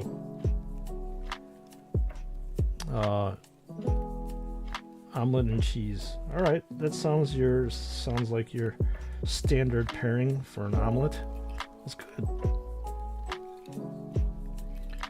Very good. I'm gonna stretch. Back hurts.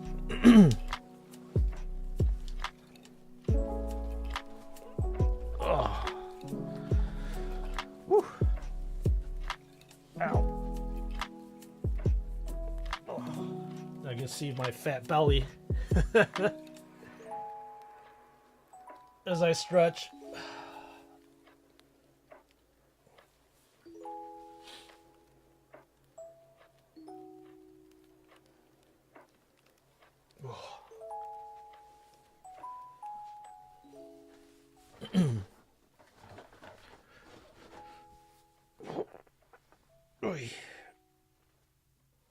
Okay. Much better.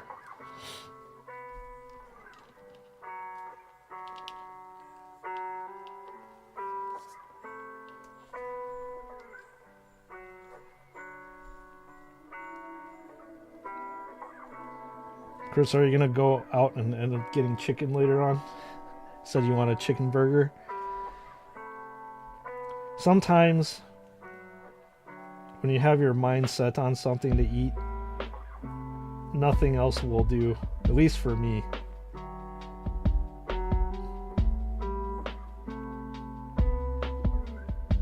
Anything otherwise would be like a poor substitute.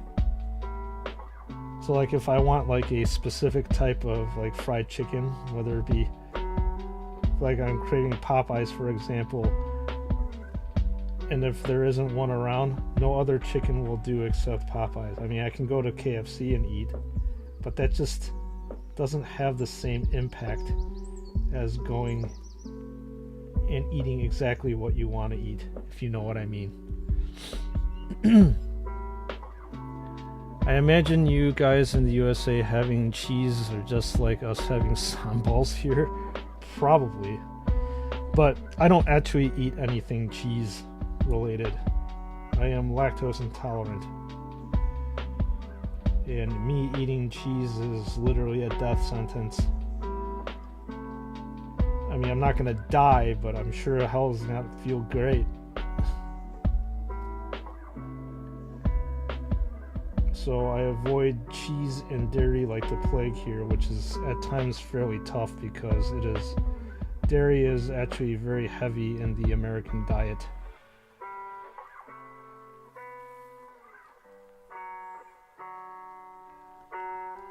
I like my food to be light, some bread too. Probably not having shells, pasta, and beef. That sounds like a pretty solid lunch. Also, pasta, shells, and beef. Depends on what sauce that you put on.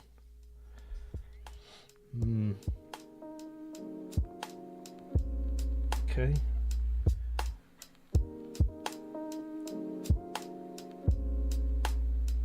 PTO, how's it going? How are you doing on this Tuesday afternoon? Thanks for stopping by stream and hanging out again. Good to see you online. Hopefully your day is going well. Looks like Frost is back yet again from posing his action figure that he just got. I'm going to guess that's why you've been so quiet today on stream. It's because you've been distracted by your blood angel.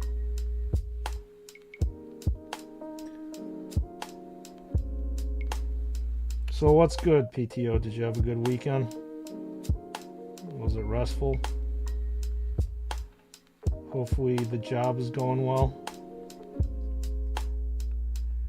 And not too much stress. That's the only thing that we could possibly ask for, right?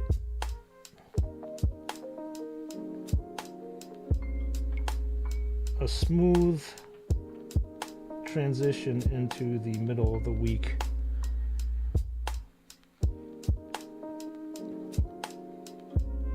Tomato sauce. Yeah, that's your standard, Chris.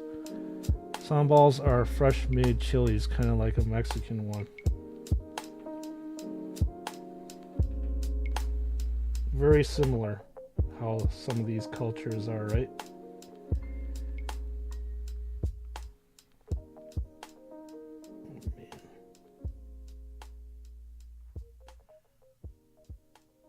We're, in case if you're tuning in late, we're working on the 5th and final brother in this 5-man company over here. And hopefully we should be able to get pretty far along with our painting today for this guy, if not finish him on stream. New toy and a toddler, but I had you on background. Well, I appreciate that. Thank you, Frost. Unless if you're saying that your toddler is a new toy. Oh, man. I'm going to have a fresh chili pepper. I'm going to cut it up later and put it with my sauce. Nice. Do you have a gardener or something like that you can do that? Job is busy. We had a guy quit and now I have to do some of their work. Nobody wants to work anymore. Well, that sucks to hear that somebody quit and you have to kind of take the brunt of the work, though. It sucks that things had to turn out that way.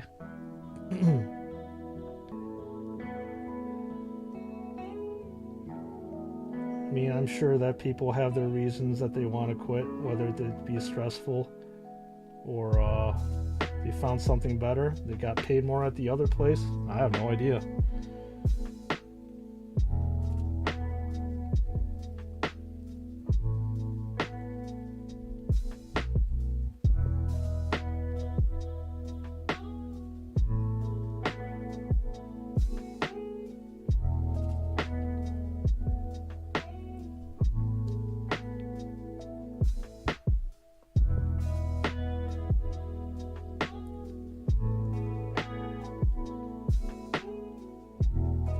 Yeah, I was reading an article online yesterday, and they're talking about the Great Resignation and all that stuff, and how employers aren't taking care of their employees and all that stuff. There's a lot of interesting articles about it right now. People are starting to take care of their mental health now more, or becoming more aware of it. So apparently quitting is more often these days, or resigning, however you want to call it. Sure, different individuals have different reasons why they need to leave their workplace. Kind of, your family has a garden? Nice. Yeah, there's nothing like having a access to some fresh fruits and vegetables. They definitely can make a difference in any kind of dish that you're eating. We have the same problems here. People quit, company fire them. Yeah, I mean, that's pretty much that's the case with every single company. You're always going to have turnover at some point in time. One person leaves, another person comes in, and That's usually how the nature of the business goes. Not much you can do about it.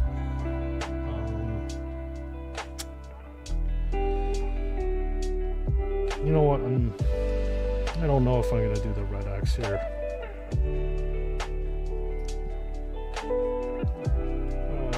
Considering I have a bunch of X's that I need to do over here, I'm going to pass on this one.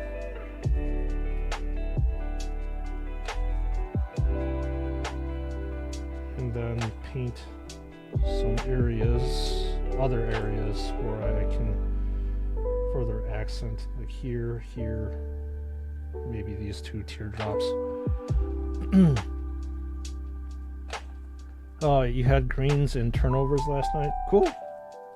That sounds good.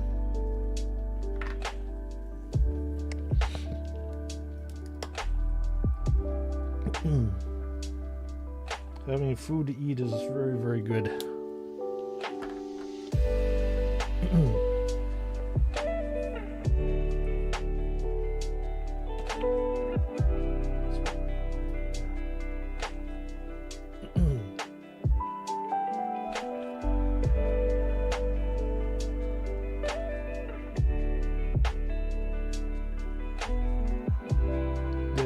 Chris, did your family end up making all that stuff, or you have some cooking talent as well?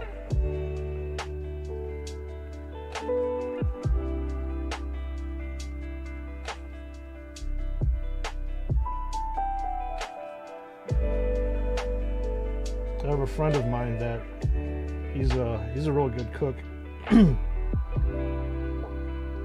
In fact, could probably do pretty well for himself if he decided to be bored enough to do it for a living, but I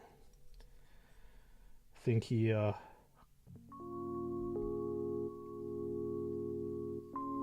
likes his job too much, so he just does it as a hobby.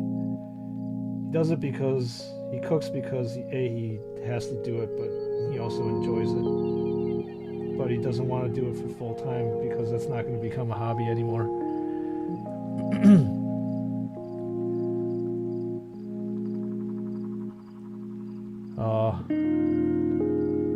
People quit jobs because of bad environments, bad bosses, not because they don't want to work. Yeah, you know what, Dominatrix? That's 100% right.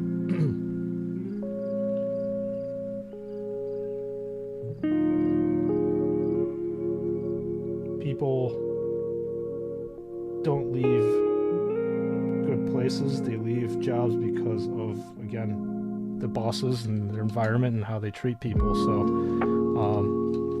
I mean, I'll be honest with you, that's part of the reason why I left. Or because they find some place that treats them better. Yeah. Part of the reason why I left was because of just people there and stress. I mean, there was a multitude of reasons. So I agree with you on that one. Your aunt made the greens and I made the turnovers. You love cooking? Nice.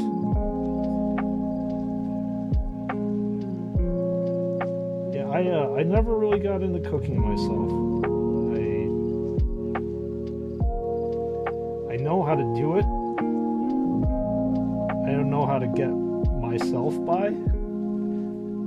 But I'm sure if other people ate my cooking, they're not going to be too happy. But I know for a fact I can, as I said before on stream,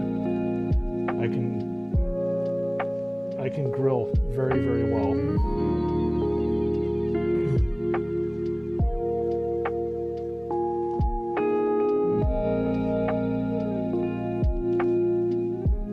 In fact, I grilled that burger that you saw me eat earlier on stream, and I believe that the only way to treat meat is to treat it medium rare, and I can usually cook my meats to that delectable temperature. You've been cooking since you were 14. Wow, that's really nice.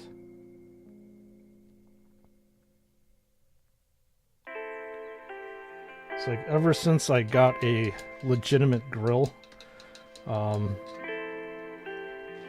like one that cost like, how much was that thing? At least a few, like a grand plus or something like that. I've been grilling a heck of a lot more, and my grilling has been better and better because of it.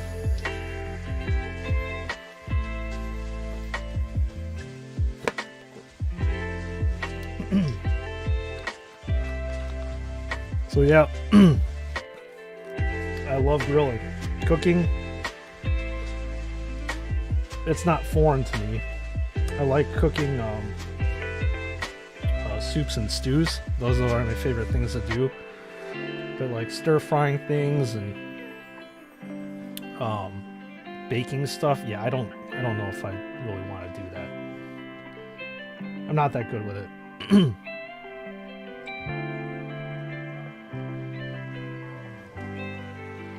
What got you into cooking for a hobby, Chris? Out of sheer curiosity, was it something that you saw one of your parents to do and you really got into it, or you just naturally gravitated toward it because, well, everybody needs to eat? I'm always curious to hear all these origin stuff and how people got into different things. Have I ever tried gumbo? Yes. I do more than try gumbo. I love gumbo. It's very, very good. I'm sure Chris can probably attest to a good gumbo too.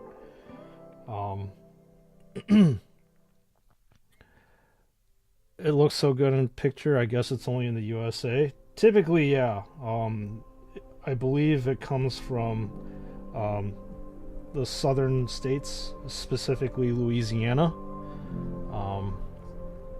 They usually make pretty damn good gumbos down there. And other areas in the United States have adapted their versions of gumbos and stuff, but I don't think they do it justice, because I believe the gumbo started in Louisiana, specifically around the New Orleans area. Maybe you can refute that, Chris, if I'm wrong, but I think that's pretty much correct. Yeah, I would think that the most important ingredient in gumbo is okra, and that usually thickens up the gumbo. It's typically spicy. Spicy and salty.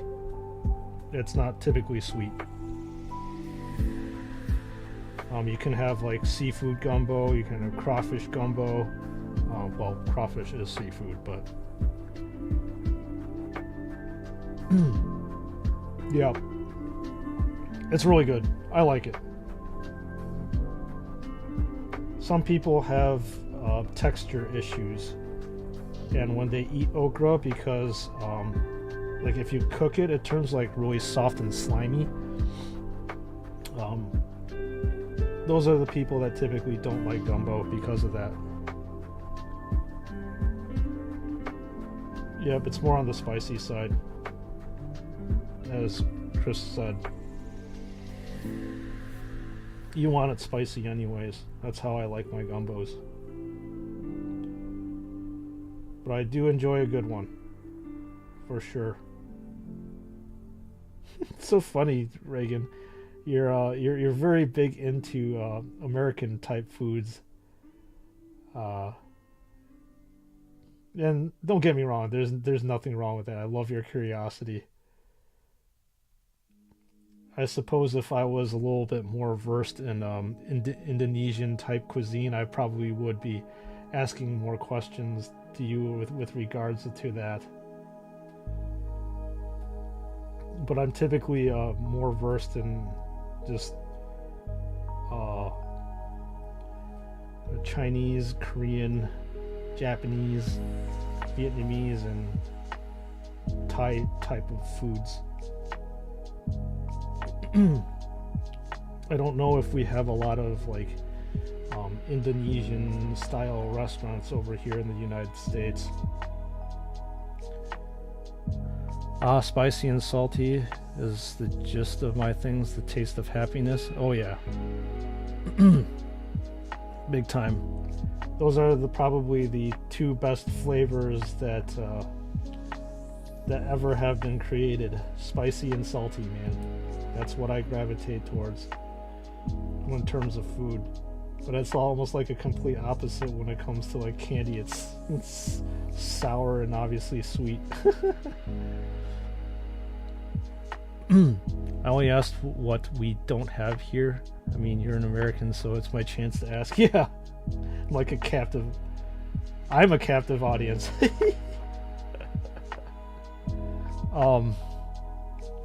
You might like going to a crawfish boil down south in America. They do really good spices. Yes, they do very excellent spices.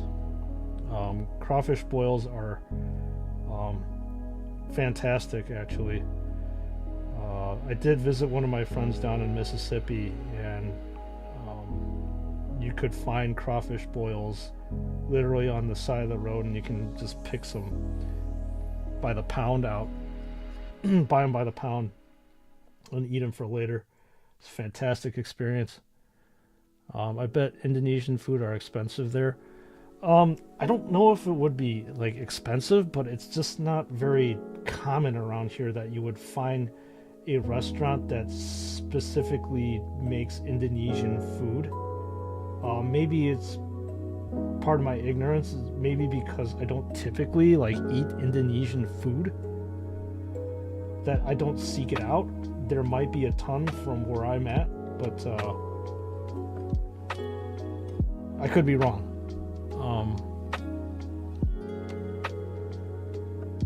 Just try gado gado if you like veggies, or beef rendang if you're into meat. It's basic Indo food. I've had a few of my friends make beef rendang before. Gado gado I have not heard of. I'll look it up off stream. I'm curious, again, just seeing all these different foods and stuff, and I would always be willing to try pretty much everything under the sun, minus if it's like super raw. And I know that probably should be cooked. It's the slimy side is only some here, just the homemade flour gravy, unless it's seafood.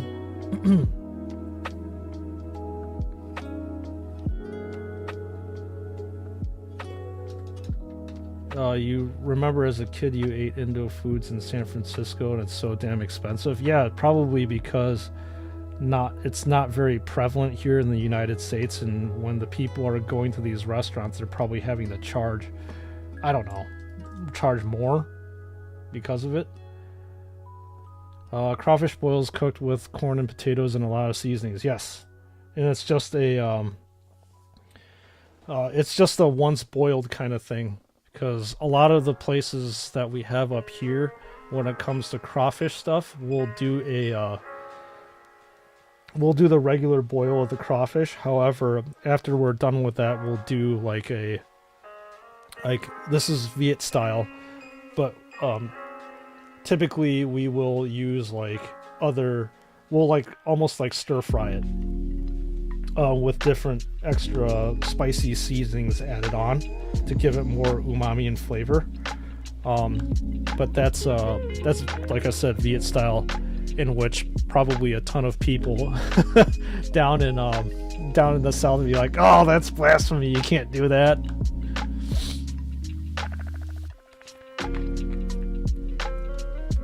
Foreign and uncommon foods are always cost extras in the country. Yeah, well, it also depends on whether you have a large Indonesian population or just a native population that live around you. So, I mean, if you go to like India town or something like that in a city, you're gonna have a large concentration of Indian food and Indian people that live there, so hence you're going to have restaurants and restaurants that are catered to the native tastes, right?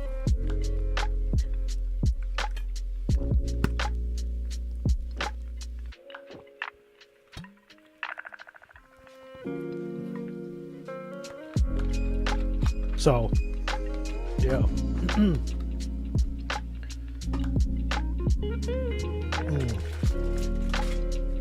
Dominatrix, if you're still here, I'm busting open some sour bright crawlies again. Salty and spicy.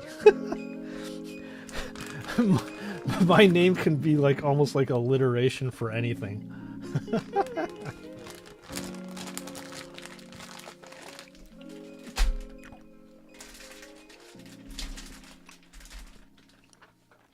Salty sweet, as I said before. Oh no, wait.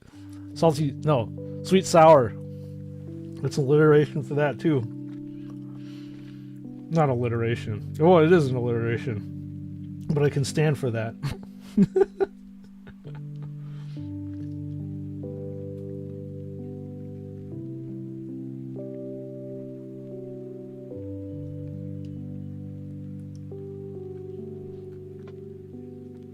Alright, so I think we are at a good juncture in time in which we can start shading this.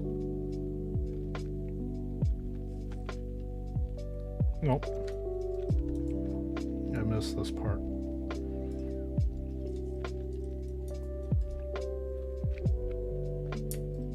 I said that I wanted to paint this a silverish red.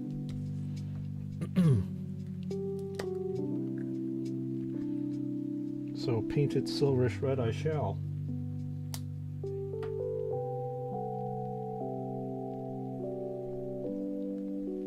And then we can move on to shading after that.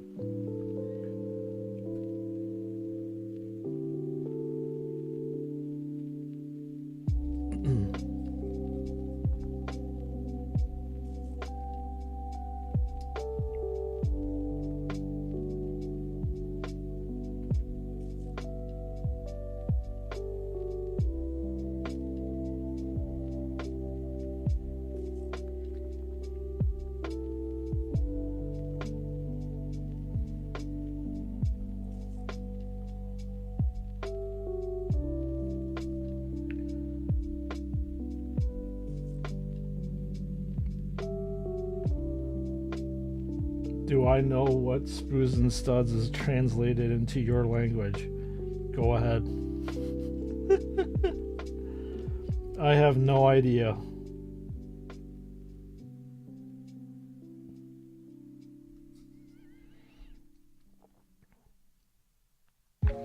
Be hysterical. I want to find out. It'd be hysterical if there's actually some sort of sexual reference to it.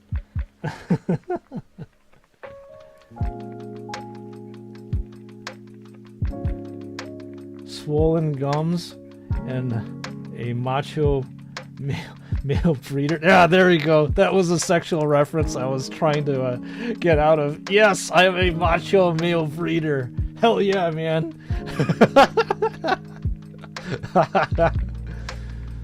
Yeah, that's good. I'm swollen gum. I'm a macho male breeder with swollen gums. Hell yeah, man. That's why you were confused with my name. Yeah, it's funny though. Some things don't translate well. Literally when you're going from one language to another. So that's friggin' hysterical. I love it. Oh man.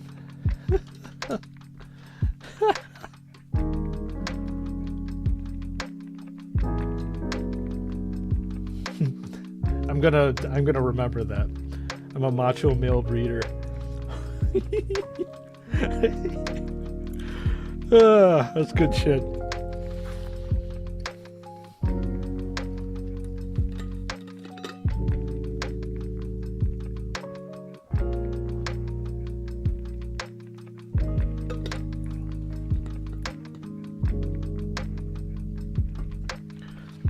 Thank you for that little piece of entertainment there, Reagan. I appreciate that.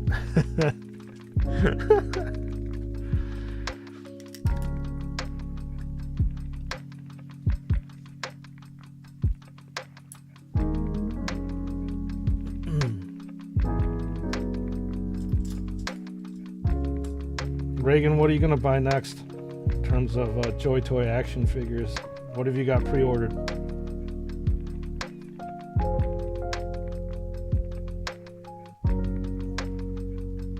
I can let you know I have the Blood Angels Veterans pre-ordered,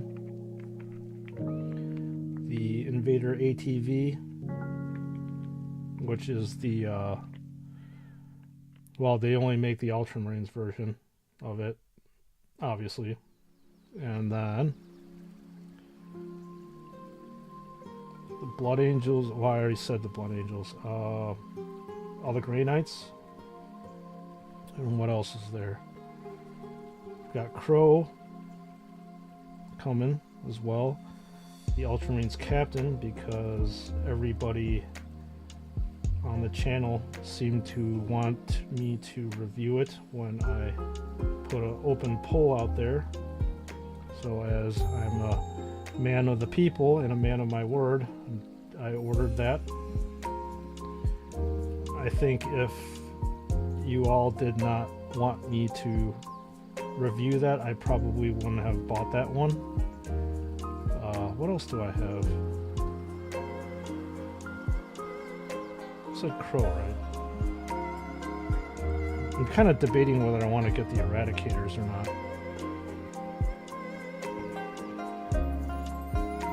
They were a little bit expensive for 3 action figs. There's not that much difference between them, so that's why I'm kind of on the fence. Whereas the Grey Knights, they look, from one versus another, they look very different. That's what I like. You got the full squad of Grey Knights and basically all the Ultramarines that are not released yet. Ooh, nice. Which one are you looking forward to the most of the Ultramarines that haven't been released yet? I mean, there are a good amount of them that haven't been released. I'm curious to know which one you're looking forward to getting.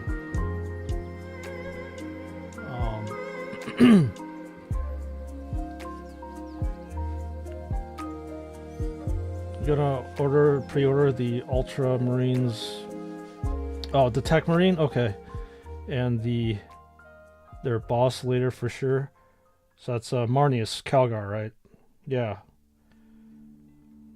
Yeah, I'm definitely gonna be ordering the Tech Marine. Because he's super cool looking. He's also a character on the tabletop game.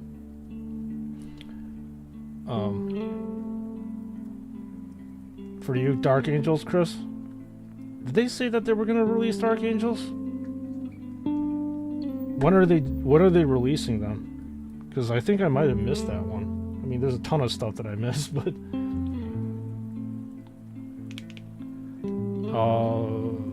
you're interested in the new Blood Angel squads, the man in the, oh, so that's the Death Mask one, and then the one that's holding the chalice. Yeah, those are probably the coolest ones. Those are the one that's holding the blood chalice is definitely the one I'm looking forward to the most. I think it's weird because, like, I don't know if he's supposed to be what they call it in the chapter a sanguinary priest, or is he supposed to be a Blood Angels veteran? That I have no clue. Sorry, I'm kind of doing this off camera. Didn't realize I was doing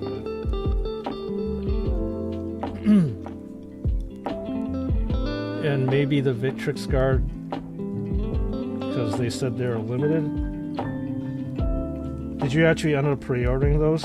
Because Flimatoy, where I usually get my stuff, they like sold out within maybe like a day or two. Pretty much when they made an announcement, and then, like I said, I slept on it. And then, much to my detriment, they ended up selling out.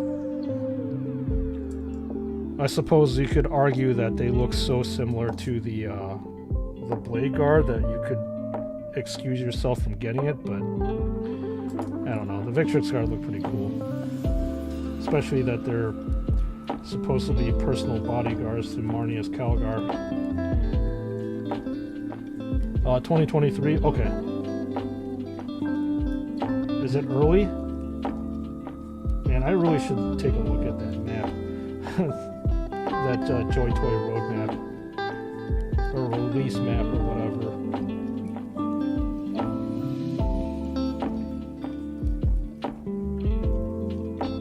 So I can take a look at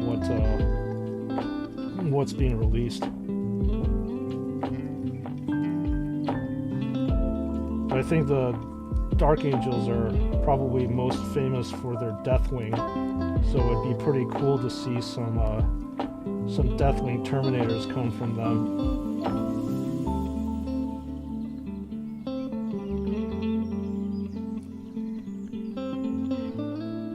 You're kind of relieved that they don't release that many Ultramarines for 2023. It's already too crowded in your cabinet. I think you're going to regret saying that, Reagan. One can never have enough Ultramarines in their cabinet spaces. If you're definitely going to find a way to fit them all in. And if not, you're just going to have to pick the most important ones that you display, right? That's currently what I have to do. I always pick the most important ones to me that on display, so I have a good amount of my action figures that are in boxes. So like my Reavers, my Inceptors, Infiltrators, as well as Incursors are all in boxes because I just have no room. You do hope that the Tech Marine is out before your birthday. Well, we'll see how it goes, man. Fingers crossed. Sky's the limit again. So let's hope that they can come out with it sooner than later. But they will release a standard Grey Knight Marine. It's also my favorite must-have. Oh yeah. Yeah, Grey Knights are really cool. I think if I didn't actually get into the Blood Angels chapter, I definitely would be investing my money and time into Grey Knights. Too bad in the tabletop game, in 8th edition they were pretty terrible if I actually played the tabletop game. I don't know how they are in 9th edition. I haven't watched any battle reports and stuff to know if they're any good or not. But for all the stuff that I know in 8th edition on the tabletop, they were very expensive for what they did. And they were not an easy army to play. But yes, your standard Grey Knight in power armor looked really cool.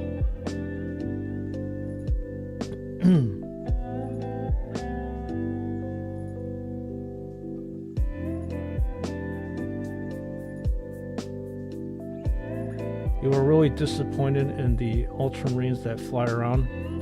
Forgot their name. They are, Jesus, I just mentioned them. And I have them, Inceptors. I'm like looking behind me. I have it out. They're Inceptors. Yes, the design is absolutely trash on those things. And I will have to admit to you, even the models that the action figures were based out of are not that great either.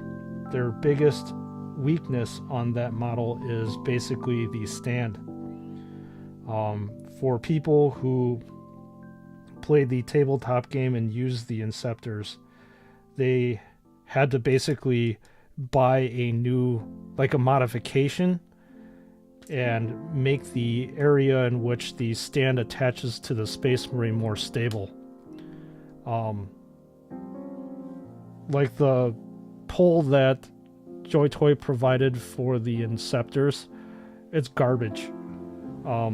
if you like wiggle around it like this, I guarantee you that thing would break. I was so afraid of breaking that thing when I was reviewing it. Yeah, they really need to do a better job of that one. You ended up buying 3, and finally they're okay. Extra cost of joy to it. Yeah, I know. That's exactly what I'm saying. It sucks that you have to go and modify these things after you buy them just to make them work.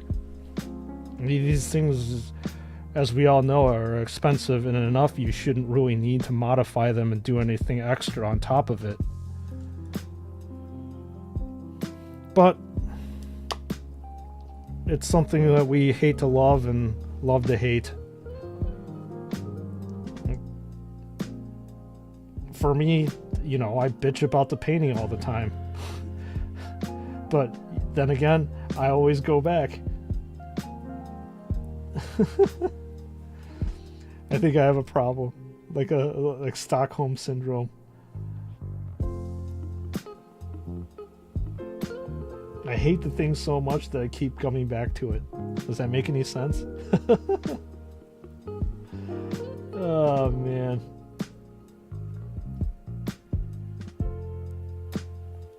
But in all honesty, I'd rather have these action figures than not. Flaws and all. Gotta remember, we didn't have these things back in the 90s, so having it right now available to us is definitely better than not having them at all. Well, I hope that you get your Tech Marine before December 1st then, Chris. It'd be a good birthday present for you to get it.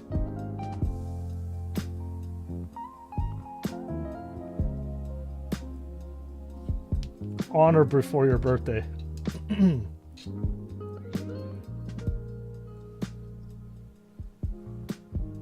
Yes, there is time. But isn't that a thing on the 2023 roadmap?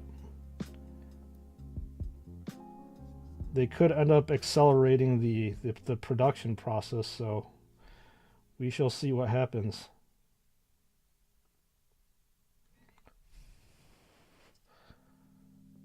I'll dry that paint that I just put on. Here we go.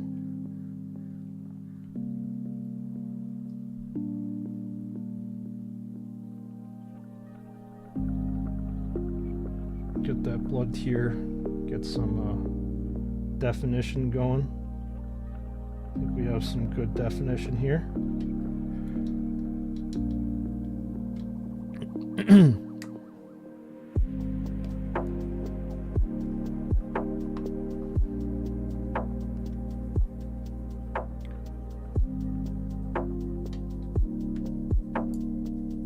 All right.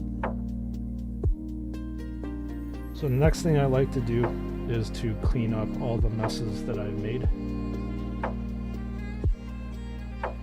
The red one is this year and the Space Wolves is next year. Oh, okay. Good to know. Thanks for that clarification.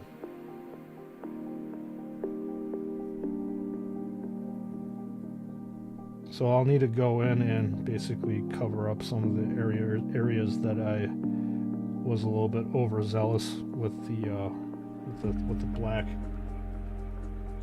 And we're pretty much at the point where we started the stream today with this Space Marine.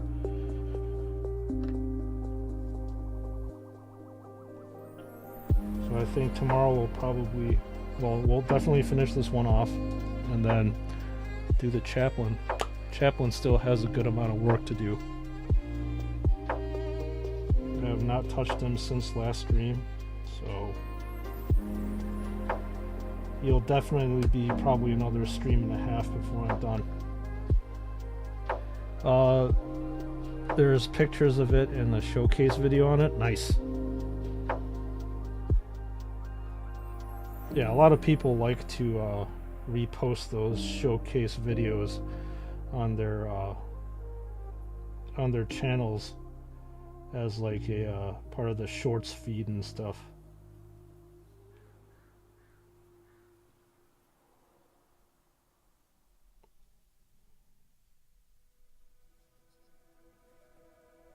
But it definitely gives us, the viewers, a better idea of what these things look like when they come out.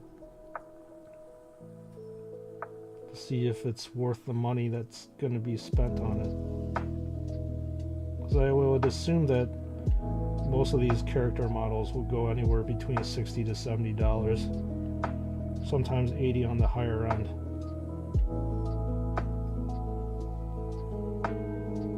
So you need to be well informed before you buy it.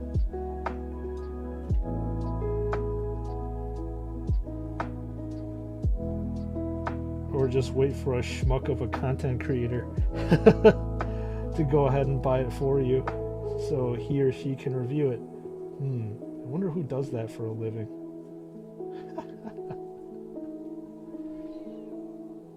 There you go. That Death Company Red X is looking pretty good.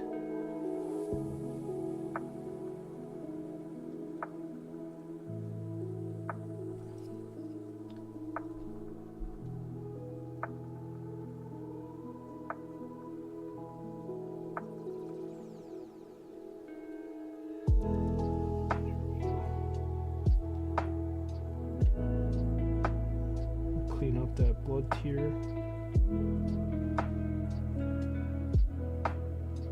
Looks like the lines, it's staying in the lines. The lines are my friend.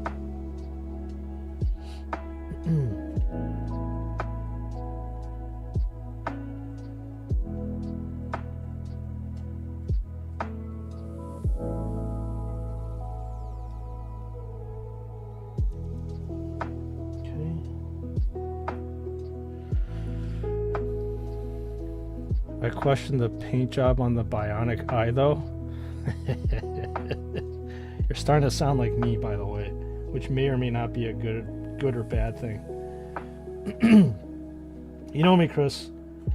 I always question the paint job of Joy Toy. Most of which is 100% questionable at the price point that they're definitely putting these figures. Yeah, considering that I guess promo or prototype model is supposed to be maybe the best painted version that they get, I really wonder exactly what we're going to be getting our hands on as the end consumer. Because obviously for pictures and promo purposes, they're always going to give their best as to entice us people to buy it, right?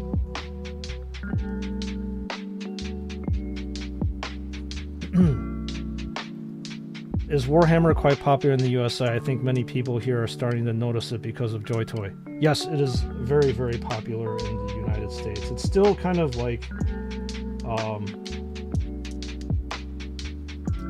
I wouldn't say underground is the correct word. It's clearly not as popular as Lego, but it is probably the most popular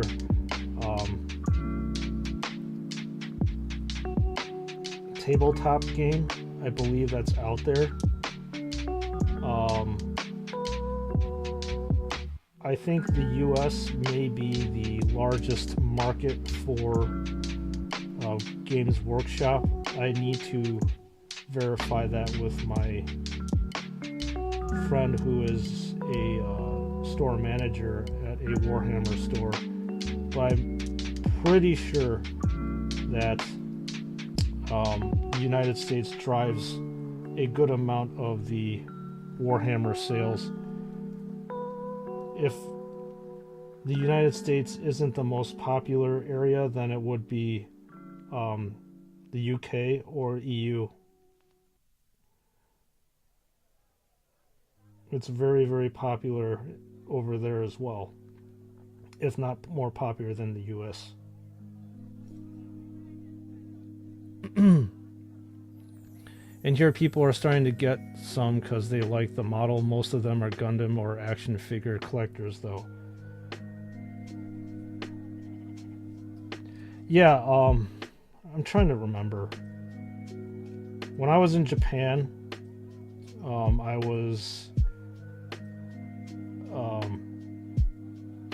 I stayed in Harajuku, and weirdly enough, my friends and I ended up this is so weird, ended up getting an Airbnb right next to a Warhammer store. I don't know how the hell that even happened, but I went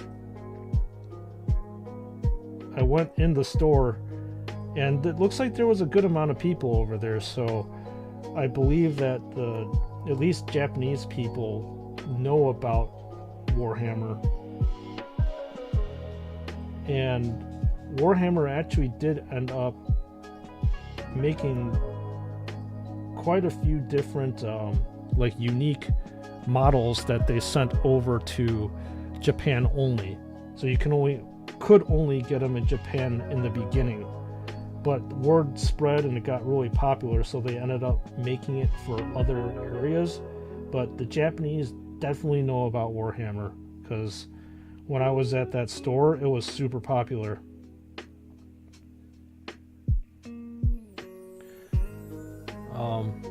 Looked like a glow effect they tried came out too red, I guess is the word for it.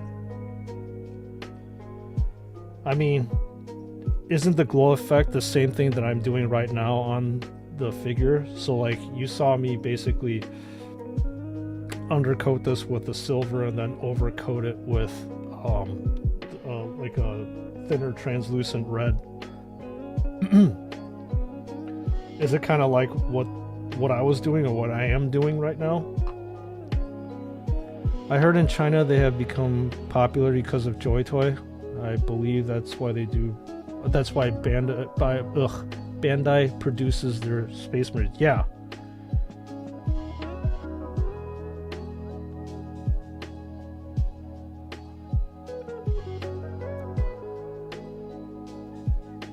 I mean, I honestly believe that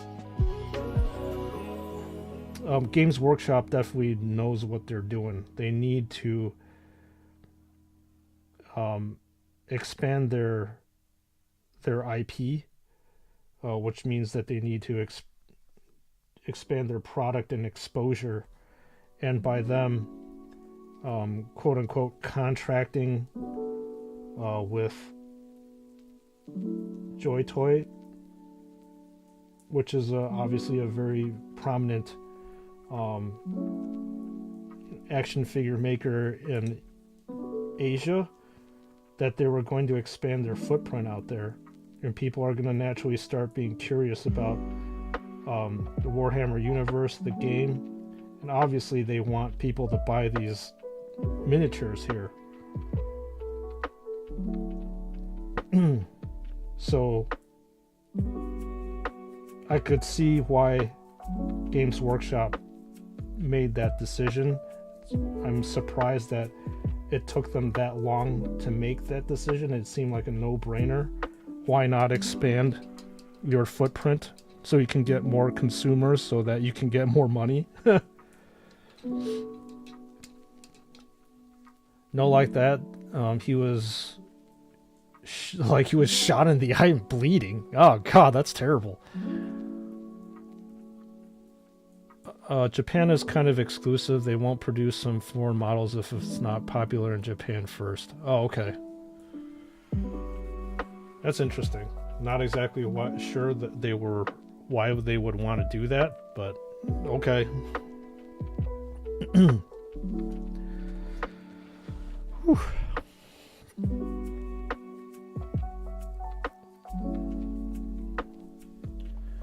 You know, they like their Toy Story Woody, Buzz Lightyear.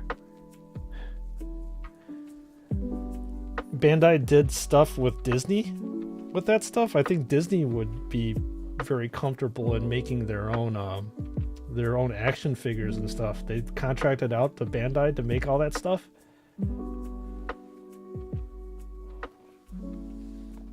I didn't know that.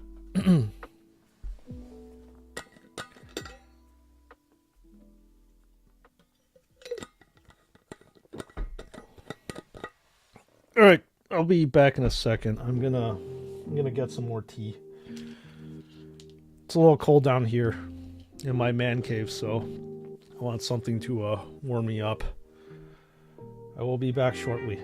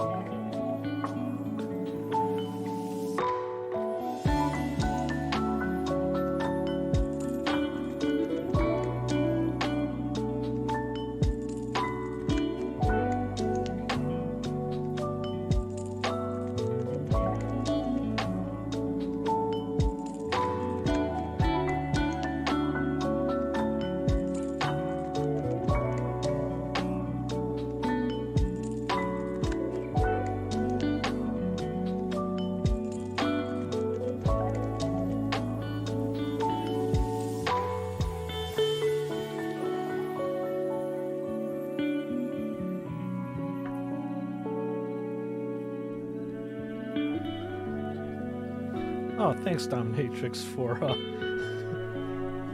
letting people know what's. Thanks, Dominatrix, for letting people know where I was or what I was doing. I appreciate that. It'd be a nice steaming cup of tea here. It's like 68 degrees here. Nice to have a cup of tea to warm me up. Oh, that's nice. Ooh, hot. Actually, a little bit too hot. That's good. Okay, where were we? Yes, we are going to be highlighting. You need a gone fishing sign. Actually, you know what? I need to create. They basically call like a scene or like an overlay, so the program that I'm using can allow you to do that. I just haven't had time to actually make it. A lot of streamers will make a BRB screen.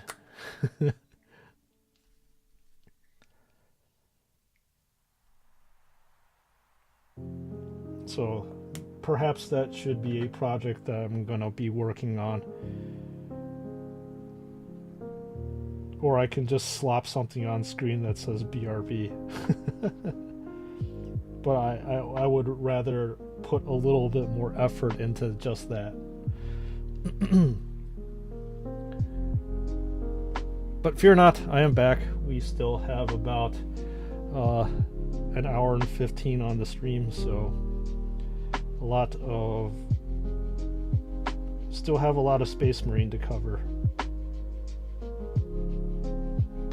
A lot of random conversations to talk about as well. I forgot I needed to shoot. I need to fix some of these green areas that I had too much gold bleed, I suppose.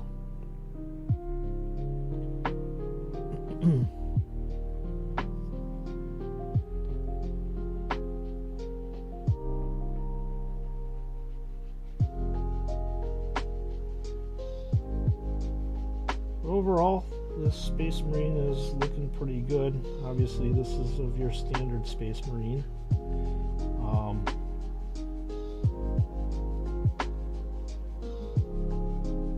Right where it needs to be for a grunt Space Marine. Doesn't need to look all fancy and stuff. Because I only have a couple more hundred to go after this one.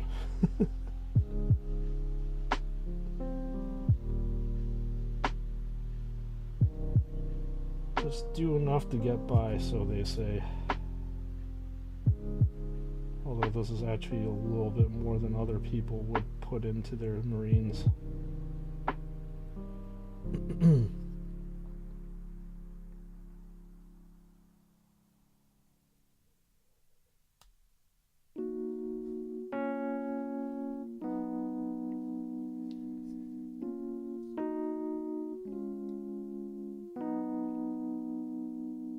That's a bit too watery.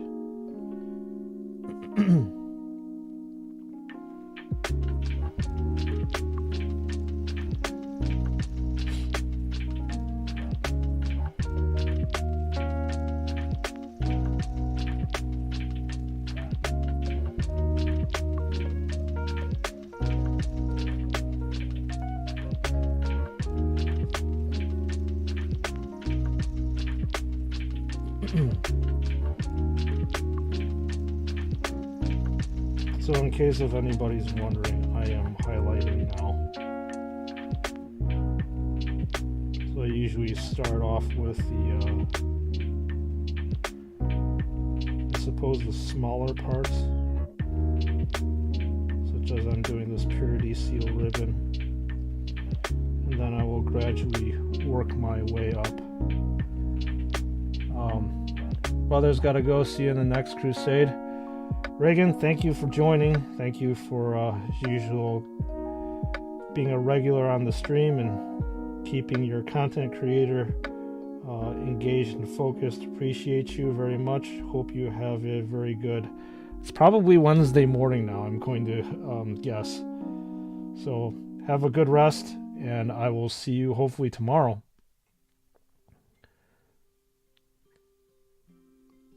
Anthony, welcome on in. How are you doing this Tuesday night?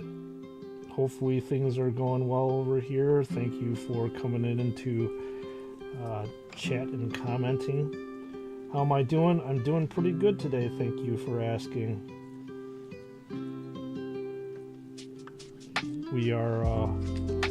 We're finishing up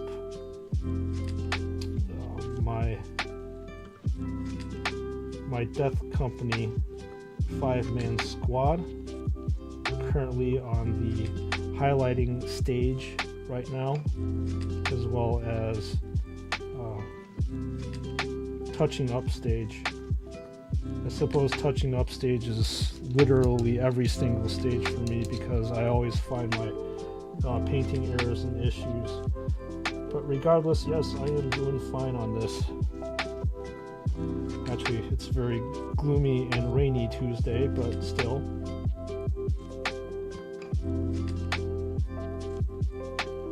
Any day is better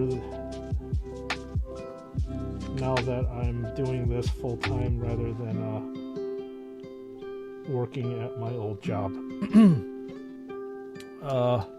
You found the McFarlane Blood Angel that I'm going to work on. Which one are you going to be working on? I mean, they only have a Hellblaster as well as the Lieutenant, if I'm not mistaken.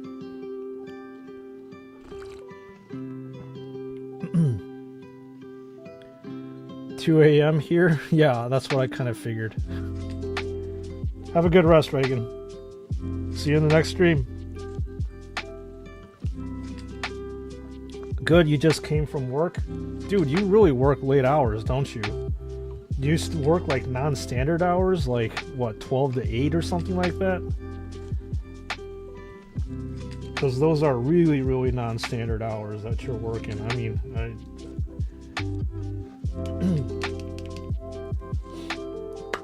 that's dedication and commitment to work.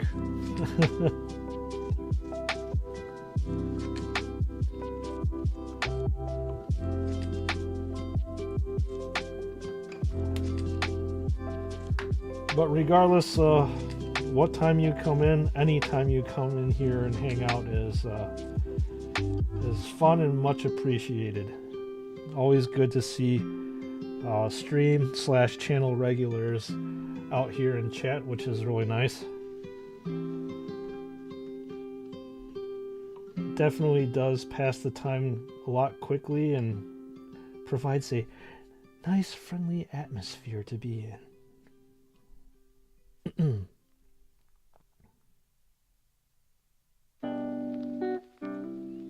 Anthony, we were just commenting earlier on the stream which action figure did you pre-order and that you're looking forward to the most? The gold label one? Okay. Yeah, that's the Lieutenant. Yeah, that's a really cool one. I'll have that one. Big surprise.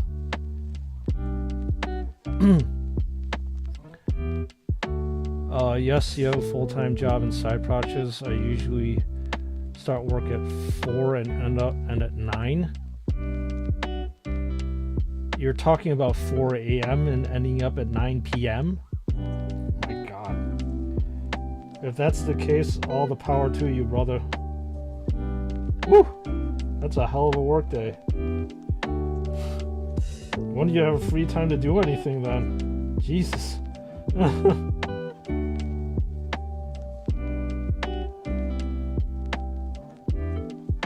I would be completely exhausted if that were me. Jeez. That's still impressive though. You cranking out a, what is that, 17-hour workday? Hey, you do what you need to do to make ends meet, right? Or maybe more than make ends meet at the schedule that you're working.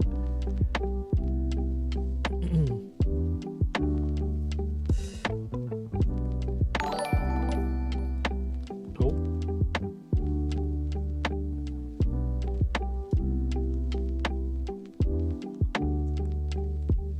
Jason Rayner, thank you for the sub. If you're on stream, how are you doing? Hopefully things are going well for you. Welcome on in. Hope your Tuesday is going well. And don't be bashful. Come in and chat, hang out, say hi. We're a small but friendly and inviting crowd here that we have a lot of channel and stream regulars, but regardless, welcome on in. Appreciate you.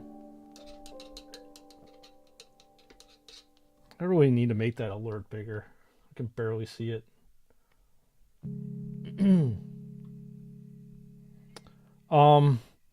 Nothing Red Bull and Monsters can't fix you. I know the mind is a powerful thing if you can tell yourself that you can do it. Man, that I think you already know this. That Red Bull and basically like pure caffeine, it'll mess you up, dude.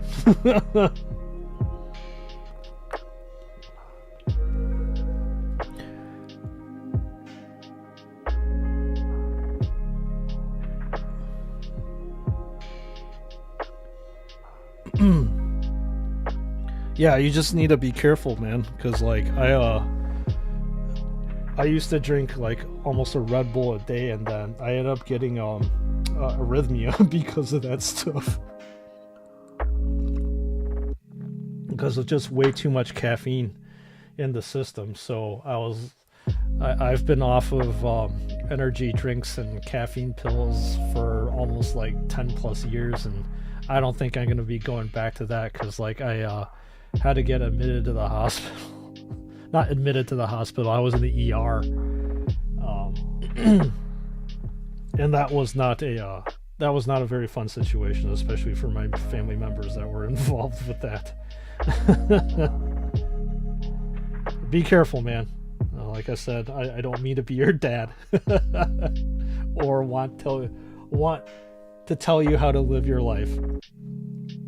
You do you, but I'm just gonna say that's what happened to me, and I don't want to repeat that.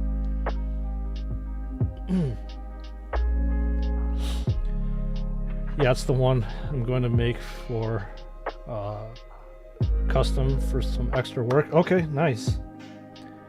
Nah, man, my caffeine tolerance is high. All right. Cool. Looks like your body is strong like bull.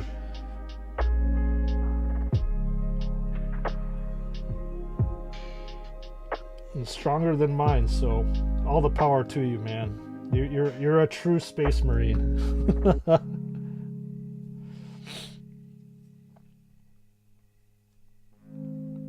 You can handle stresses on your body and shrug them off as if they're nothing else.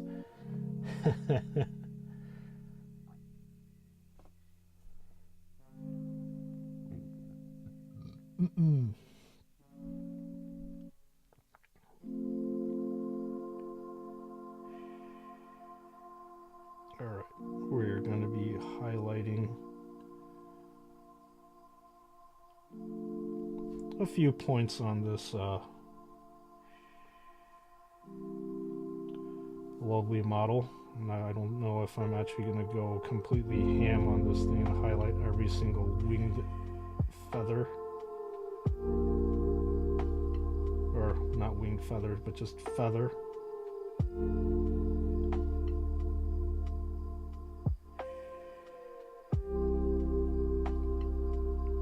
Just enough to get by. There you go. That's enough.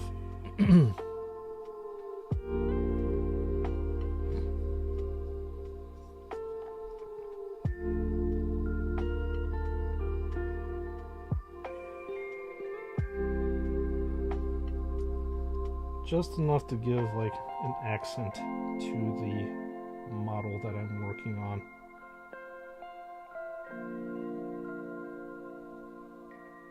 Without spending too much time, obviously, because I don't want to spend that much time.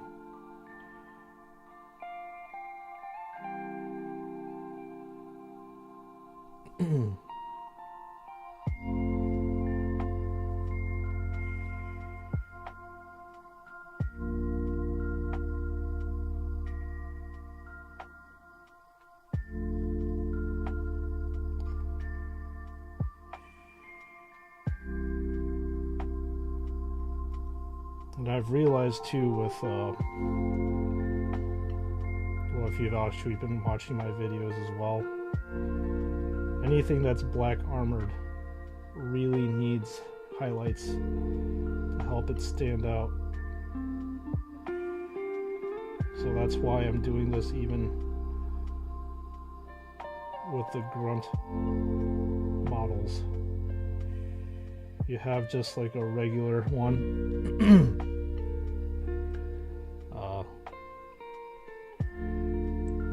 And just leave it the way it is, it's no good. You just can't see all the definition of the outlines, which is bland and dull.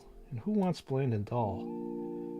You want spice in your life. And the only way that you can get spice in your life as a model is if you highlight.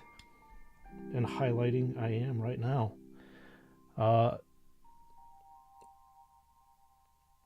Since I said I was going to make a custom for you and it felt like it would fit well for the idea. Well, thank you.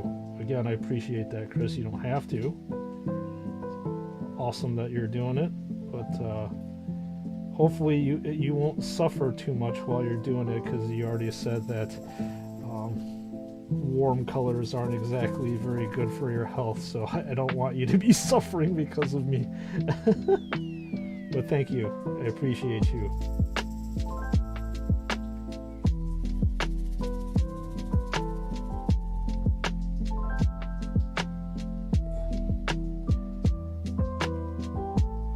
Be sure to definitely review it on the channel when I get it.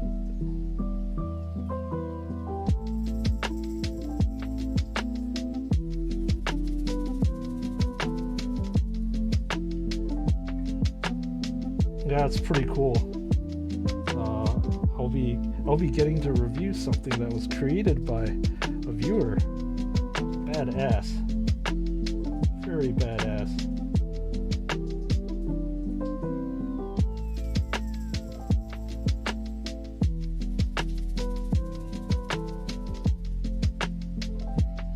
Just do a good job of it on painting, Chris. I'm kidding. I'm kidding. I'm not gonna be overtly critical on something that you spent so much time on.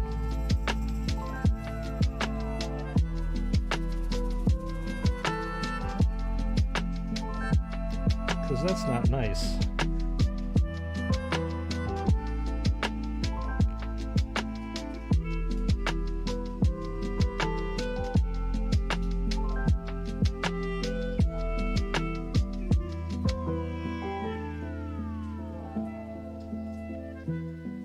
So after this, we are going to work on the armaments. Base this bad boy and call it a day, although I don't think we're going to be able to get to the finishing it on stream today. Likely tomorrow that will happen.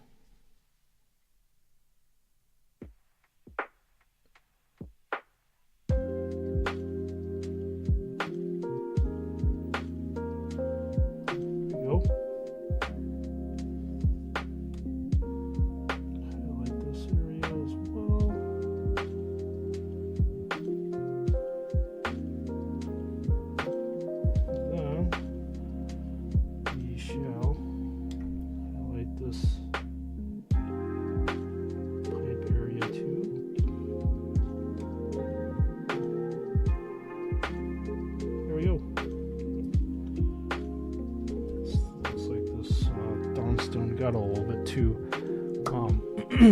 watered down.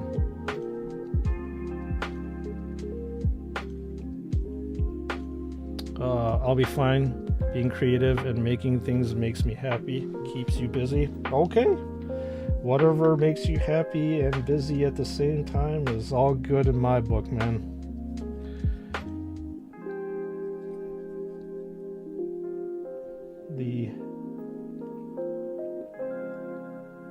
The whole point is keep doing whatever makes you happy.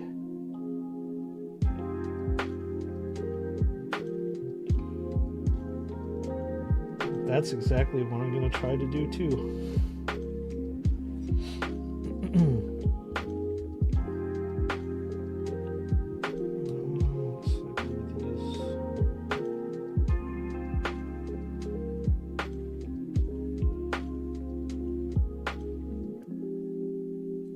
Raised, almost like a snout type area. I find this helmet to be very interesting.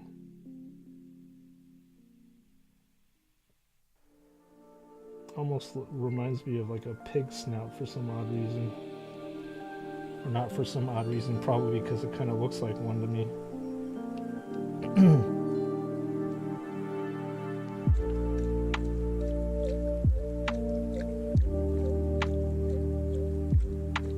There we go. I'll have to go back and fix all the highlights that I may be a little bit too heavy-handed with.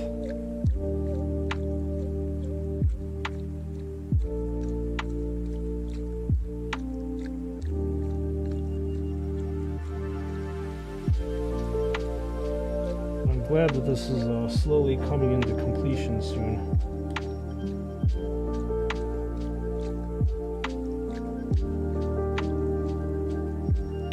And I'm glad too, because I kind of want to move on.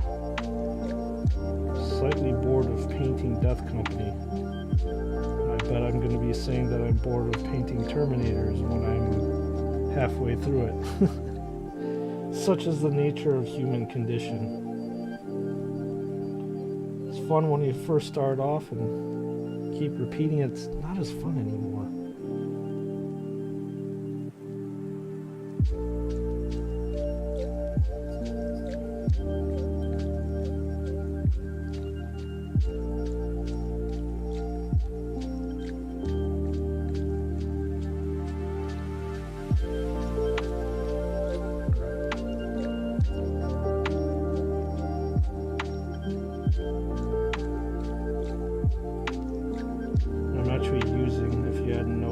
Not actually the brush tip, but the side of the brush to pick up the edges. They call this edge highlighting. You know, nice crisp edge if you're not pushing too hard.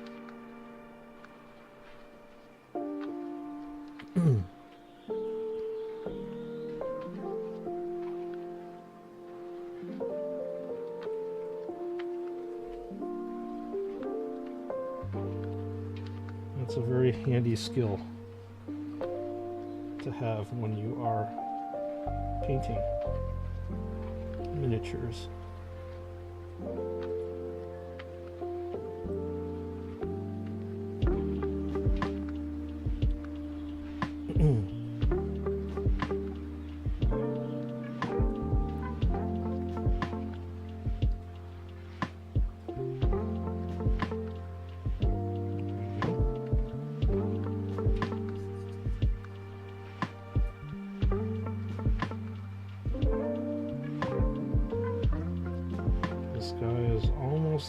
Not almost ready, at least the armor part is almost ready to join his battle brothers in action.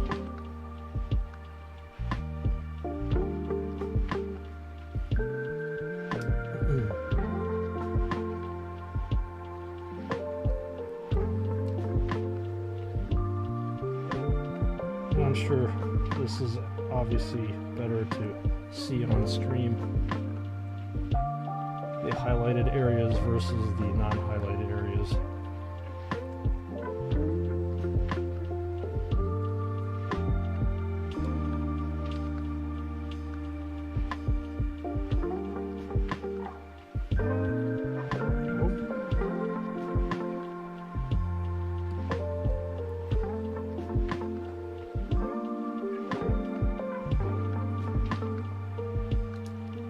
Every single time, seriously.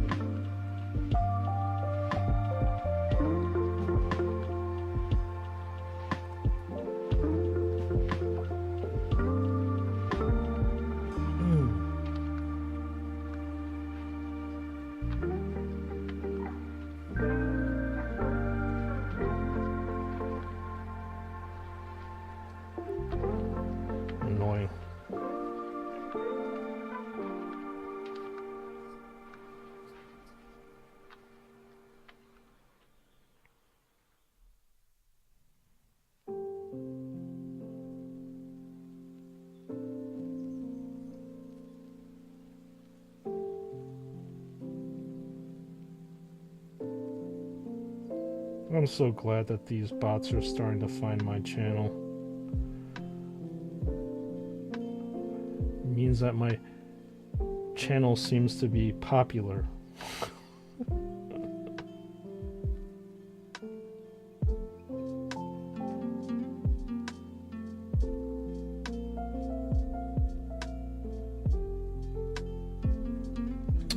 Even with mine gonna 65% resin, 10% the actual, first 5% epoxy, 5% clay, 5% hips, got a bad set of them, and 5% soft goods. Are you talking about the composition of the parts that you're making, Chris? That's what it looks like. That's what you're talking about.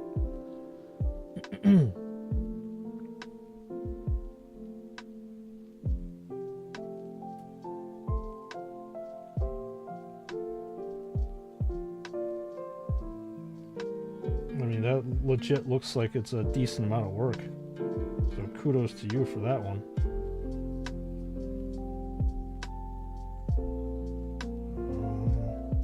You know what? I think we're at a good spot here to cover up some of the mistakes that I made.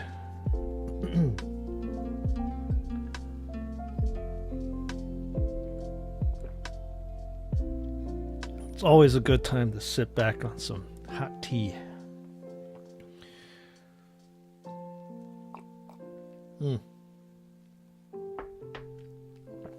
Excellent.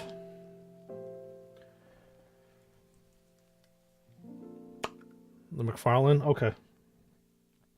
Yeah, that's what I kind of figured we were talking about. So cool.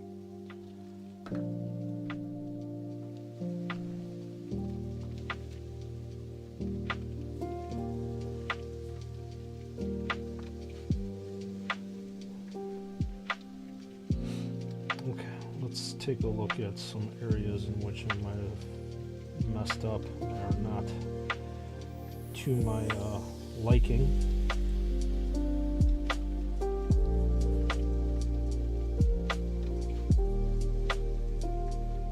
And then we'll fix it up right now.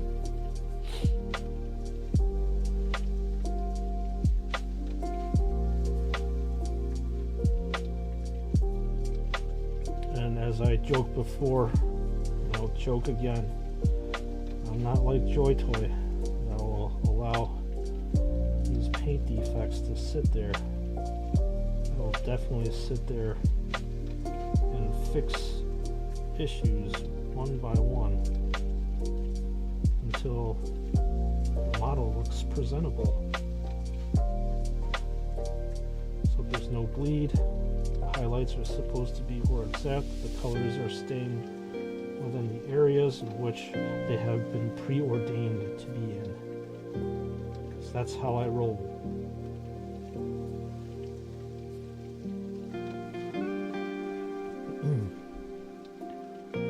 I live and breathe what I preach, brothers and sisters of the chapter.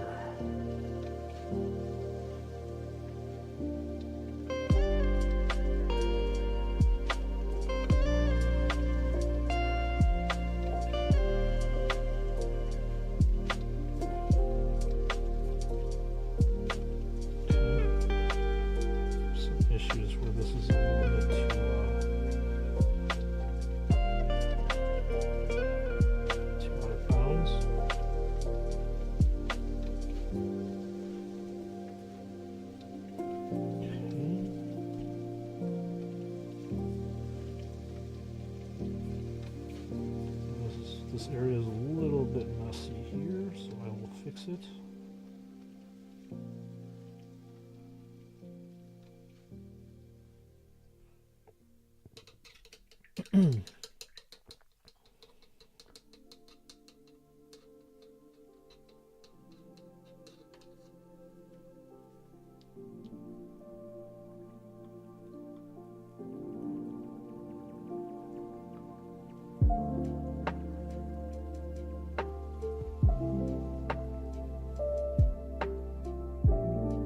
Okay. Wait.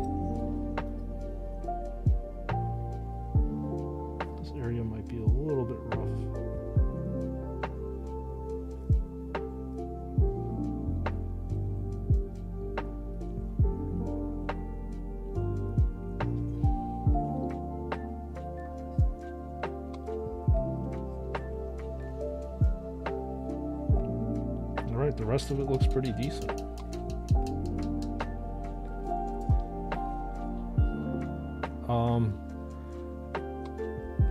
Most of the work is hiding the pins and sculpting. Yeah, I would definitely think that if you want a custom mini, so what a lot of people do, if they want like a custom sculpt and stuff, they literally have to take what it is, people use green stuff, and they have to shape everything. So I can imagine how most of the work is actually done with sculpting. So it takes definitely a steady hand. It's a different type of, I believe, art that's involved with sculpting, and a different type of patience as well. So kudos to you, man,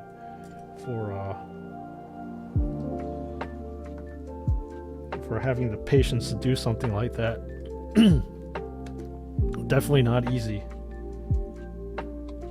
In the rare instances where I have to use that specialized sculpting putty that Games Workshop produces, I've never really been comfortable with it. It's like a green and a yellow, and you have to mix it together, and by combining them, it forms like a certain type of consistency that's good for molding, and over time it hardens. So you have a limited amount of time that you can sculpt with, and it depends on the ratios of the yellow and green part. I know there's definitely science behind that. I'm not exactly sure what they use, but it's pretty interesting how that stuff works. But I'm sure you would probably know about it, Chris, if you actually were bored enough to look it on the web.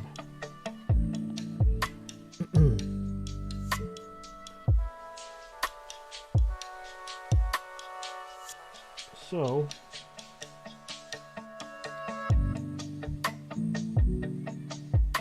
right now we've definitely progressed past the Space Marine part, and now it's time to paint the armaments, just like the rest of how I've painted them in the past. And for these Death Company Space Marines, I decided to paint the tips of the Power Fist gold, just because I usually just leave them black, but I wanted something a little bit different today. So that's why I am painting this gold now, which is a nice stark contrast with the black. And I wanted the fist area to stand out too, so when you're looking at this thing on the tabletop, your eyes will naturally gravitate toward the obviously brighter and gold portions. So that's kind of what I'm doing right now.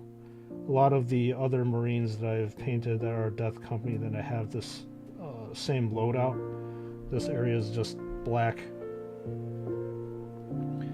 but I wanted to make it a little bit special here, so that's why I'm doing it this way. I've done a test arm to make sure I don't limit the arm. I'll join Discord and show it if I still have a picture. Yeah, that's what the Discord is for. Awesome, Chris. Jump right on in.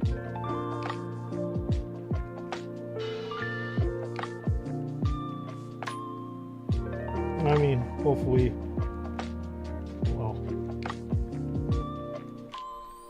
people who are just interested in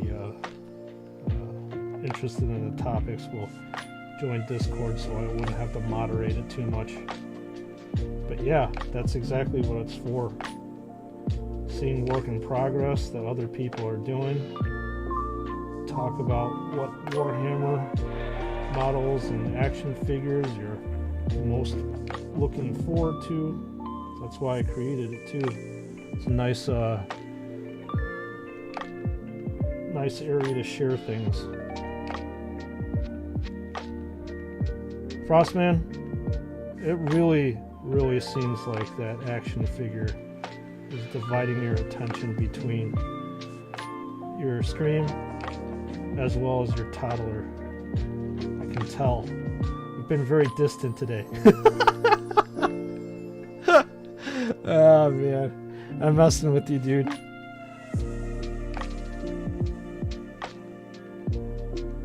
Enjoy your time with the action figure, and especially enjoy your time with your toddler. That's time in which you're never going to get back.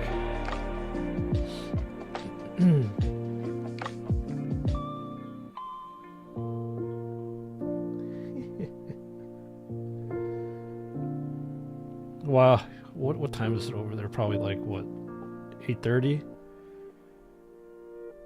Hopefully the daughter is washed and ready for bed so that you can sit here and enjoy adulting now. Your very hard-earned adulting hours where you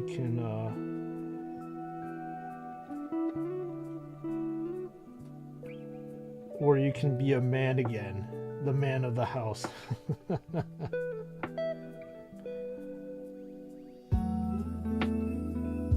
Okay. And we are 8:26 p.m. All right. Yep. Full 6 hours ahead. There we go.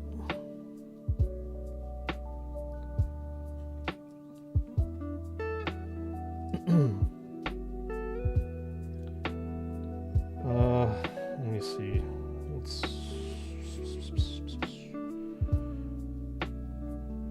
Yeah, I kind of obligatorily have to paint the red X on this watch. All good, brother. I'm gonna watch Black Adam, eat some crisp and chocolate. Nice. Isn't Black Adam in theaters? Or do you have a home theater yourself that you're going to be watching it in now? Either way, enjoy yourself.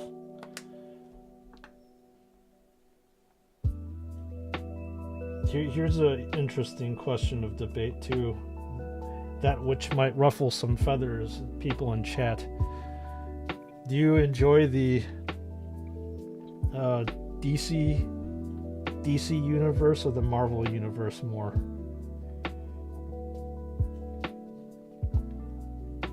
Or you enjoy them equally?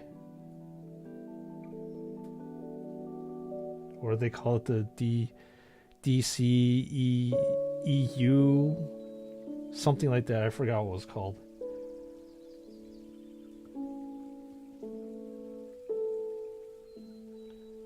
But with the advent of all these superhero movies and stuff, I don't know. I kind of have a bit of superhero fatigue myself.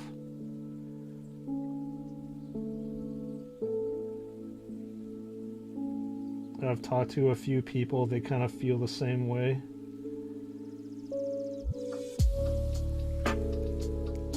They also seem to comment, my friends, that Disney have ruined the Marvel universe, and that's always subject for a lengthy and heated debate if they actually did or did not do that.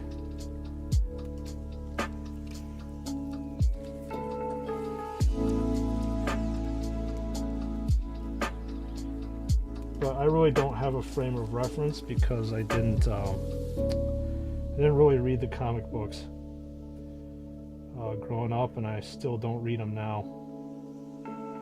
So I don't know exactly if Disney could have ruined it or not. But I'm just curious to see what your thoughts on it were, if you have any. If you would like to weigh in on this conversation or not.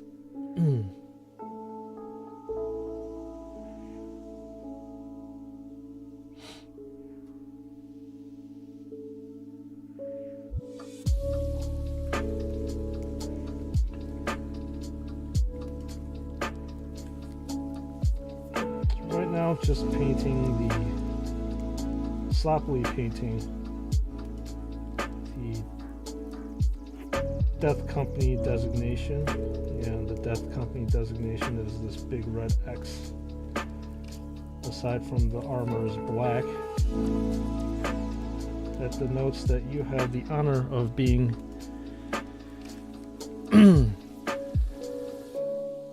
in the Death Company. DC MCU gone woke, and DC Warner Brothers have not got a clue of what they're doing.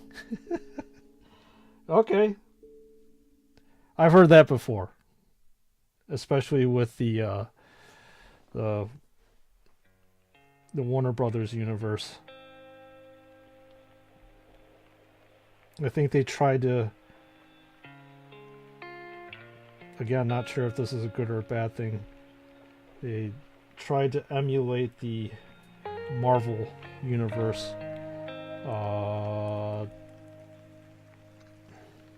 almost to a fault. And I don't know if they're doing a good job of it, like you said.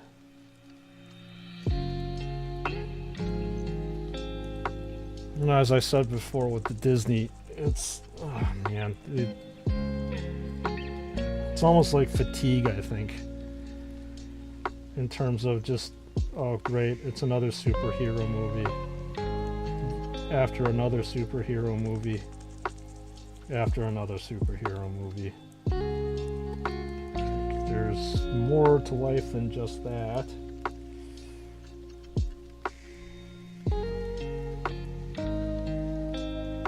I know for a fact that we've discussed this in stream before, that Disney completely slaughtered the Star Wars franchise.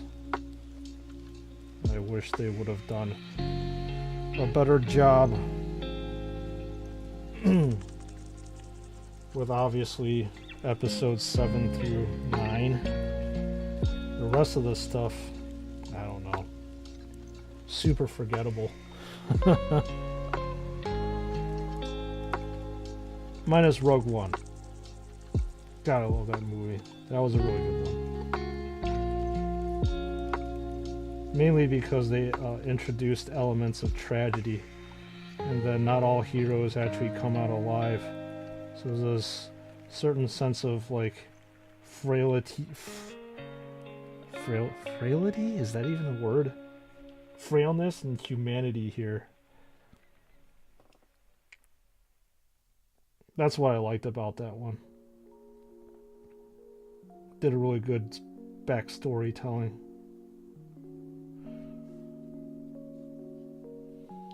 So, just my thoughts about what direction Disney is going.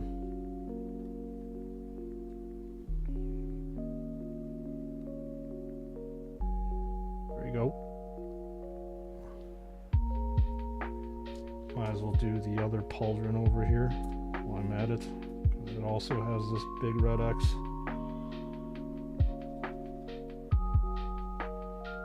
I think I need to stretch out a little bit. Me sitting down for hours on end is not good for this old back.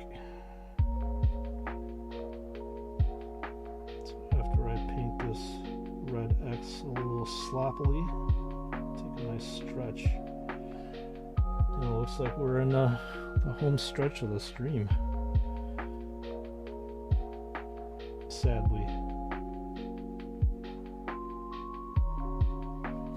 I gotta think of some content. Okay, I posted the arm minus the hand and weapons. And I'll log into my Discord.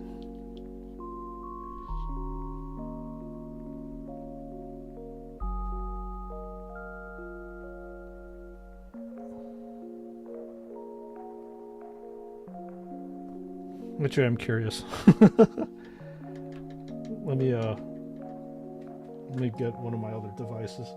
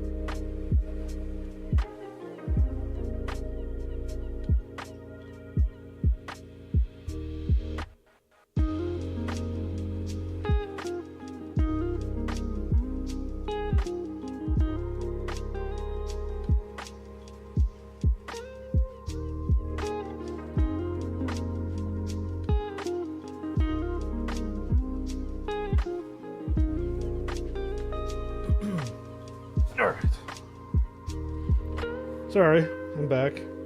Just want to take a look at what's going on.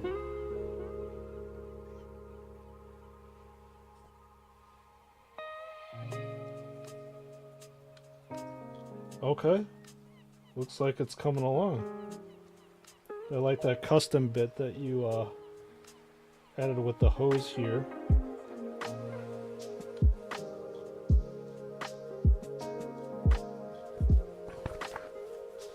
Excellent work, Chris. Excellent work. Keep at it, man. You got some talent. That's for damn sure. Talent I'm willing to say that probably most of us don't have here.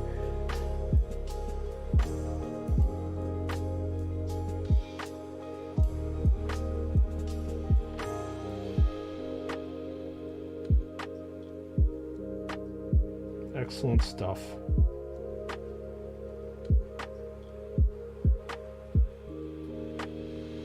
And thanks for joining, by the way, Chris. It's also a bit longer. Okay.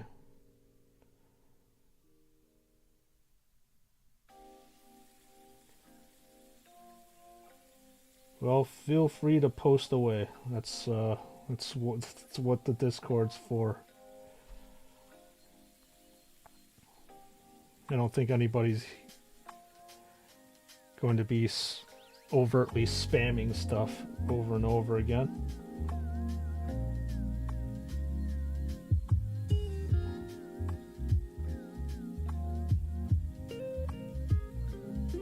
Yeah, it's nice to see the progression too.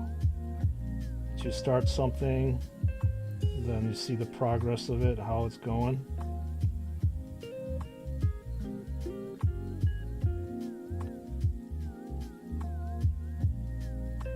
Yeah, it's pretty good. Pretty cool to see. The same thing with painting, right? You start off where you're going. Start seeing where you're going. The figure's all gray. You start base coating it. It slowly builds life and character as you put more love and effort into it. And that's the beauty of it. Just seeing this art.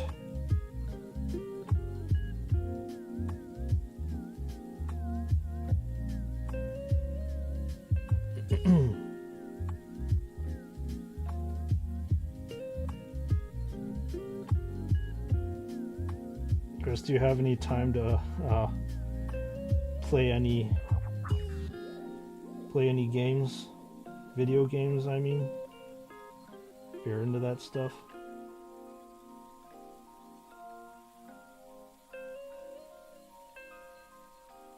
If so, what are you into? I was actually thinking about no problem. It took 2 arms to make the arm like that and bulking it up. Okay. I've been actually thinking about picking up Inquisitor Martyr again. I never fully finished that game. And I heard that there was like a 2.0 version of it made. So I'm curious to see what improvements, because I really, for some reason, couldn't get into it. And I know that there was a Switch game. Was it Shoota's Blood and Teeth, which is the orc one that I believe somebody in chat mentioned not too long ago that came out. So I might have to pick that one up in the very near future. Thinking about bored enough being like playing it on stream maybe, but I don't have a video capture card because I didn't think I was actually going to be playing any sort of games on stream, but it might be interesting to see and play some games.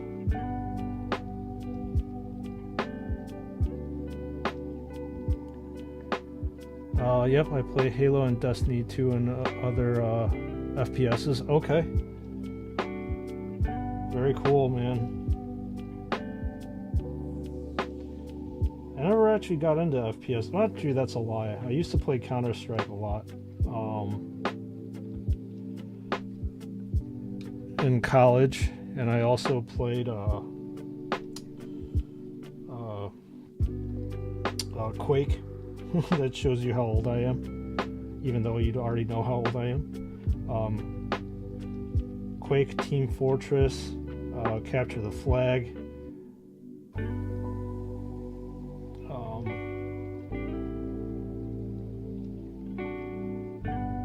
So I'd be lying if I said I didn't get into first-person shooters. But nowadays I've pretty much settled into third-person RPGs, as I've told everybody on stream before.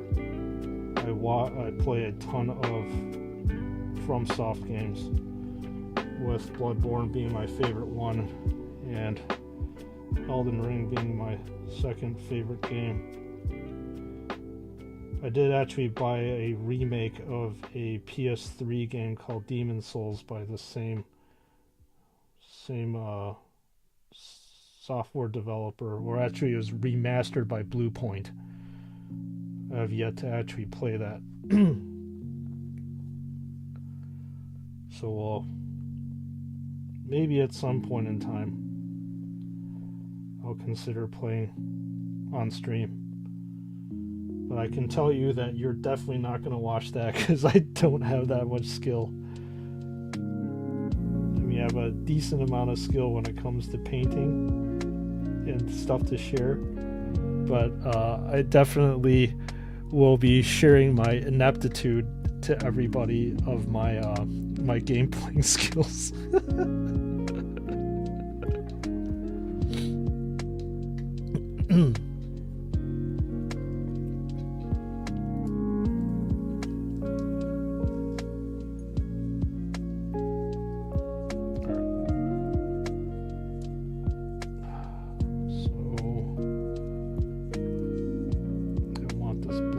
To stick out, so I'm going to do my normal silver undercoat here, and then doing the overcoat of this contrast media. That's how I usually typically paint my metallics. It doesn't matter if there's a little red mixed into the silver, because it's already going to be a red overcoat. Halo is kind of like a sci-fi military type game. Be better Star Wars and Warhammer kind of. Yeah, I know. I played the first Halo when I was in college, so I know exactly what that is. I know who the Master Chief is, at least, so I'm aware of that.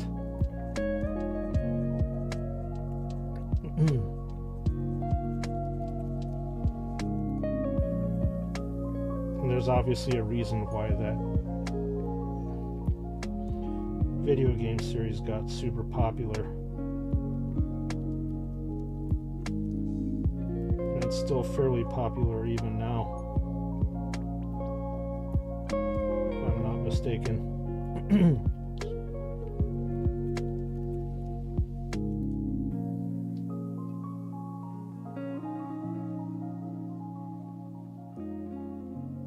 So I'll think about doing that then. Maybe mix that in with the Lego building on Fridays. We can do a Friday fun stream or something like that going forward. Can do a mixture of Lego building and watching your content creator get embarrassed because his video game playing skills are subpar.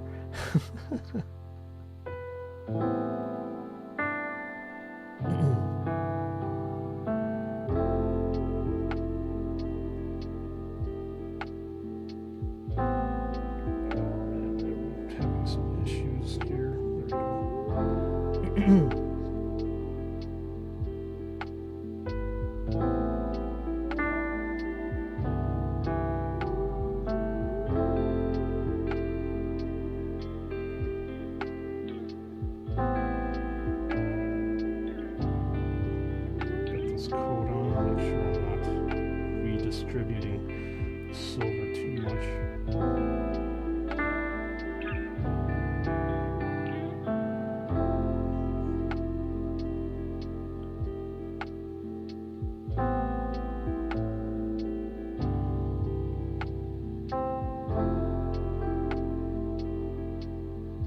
Okay, wasn't sure, my bad.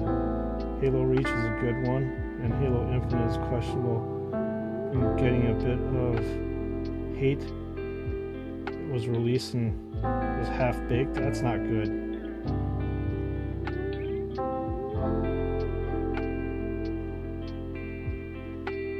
Do you find it an issue at some point in time, Chris, that some of these, like,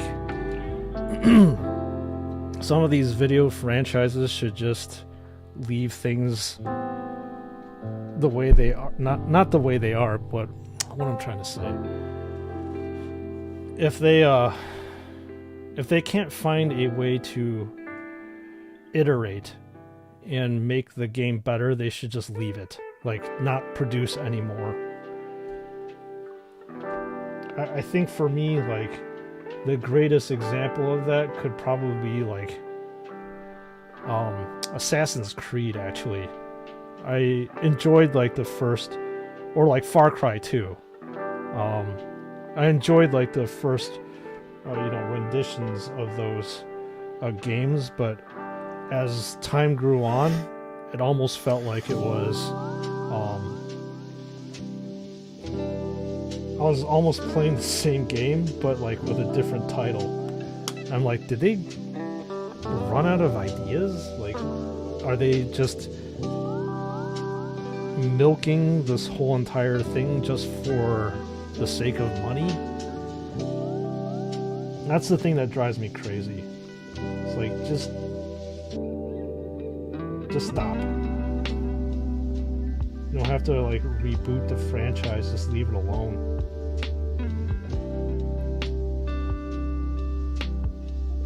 Or actually take some time to actually rethink of different things to do. Like, for example, like, again, Far Cry, it almost seemed like they were coming out with a Far Cry game once a year.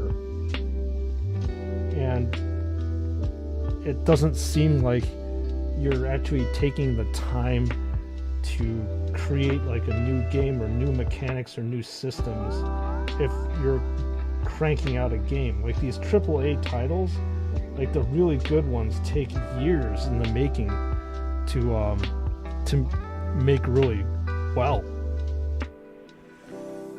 I mean, for instance, like, we've been waiting ages, or at least I've been waiting ages for the next Grand Theft Auto to come out, 6. And the original one, not the original one, 5 came out, what? Probably in the was it 2015, 2016, something like that? So Rockstar has been sitting on this for around about 7 years.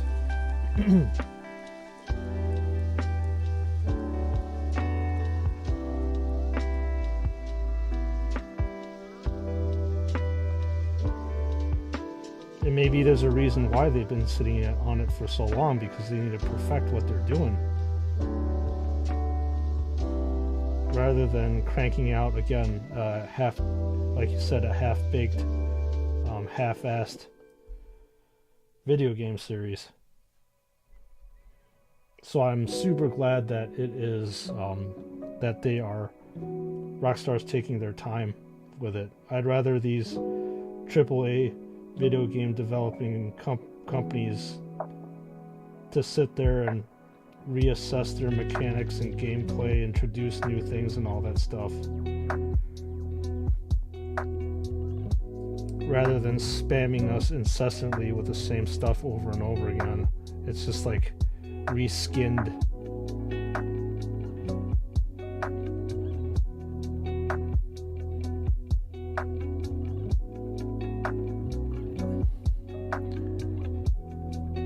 Yeah, if they abandon it and don't try fixing it, then it bothers me. But with Halo, they tried to do live services, can pay the multiplayer free, but have to pay $65 for his campaign. 343 owns Halo. Man, really?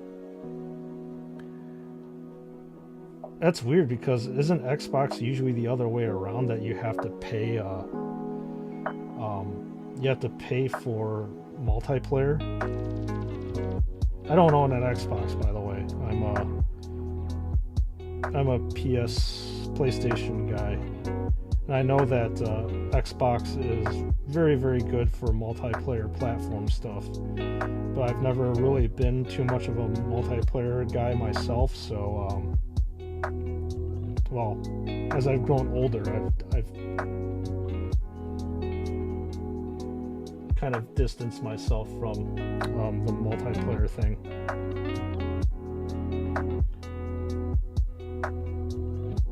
Now I'm only on the single player grind. I find the community sometimes when you play online to be a bit too toxic for my taste.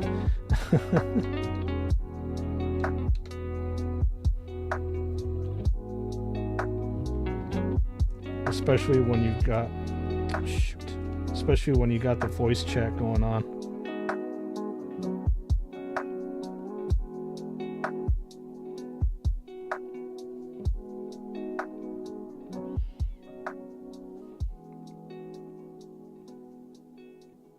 And then you got some, I'm gonna say this, some prepubescent teenagers screaming at the top of their lungs, "Why the hell did you do that?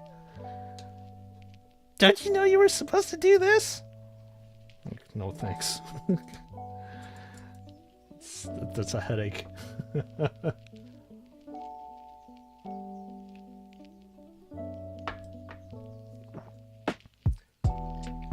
Alright, more shading.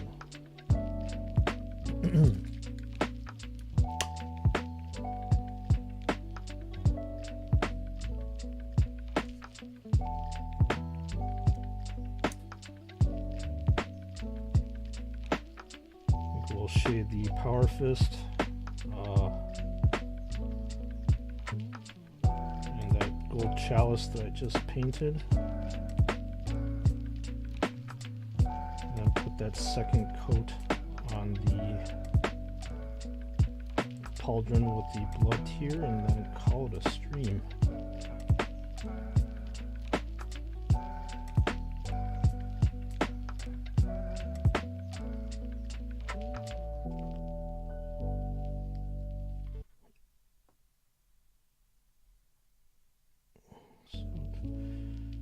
Doing a nice sloppy shade here by covering everything.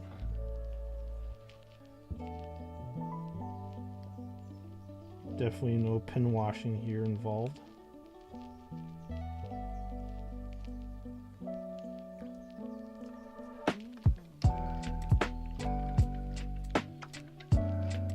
And then we will pick up from the same point tomorrow.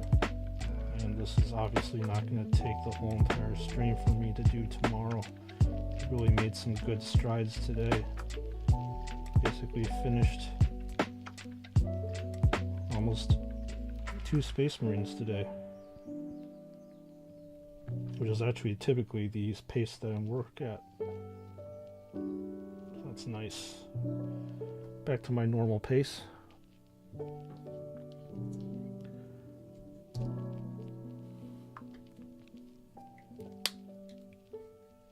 And then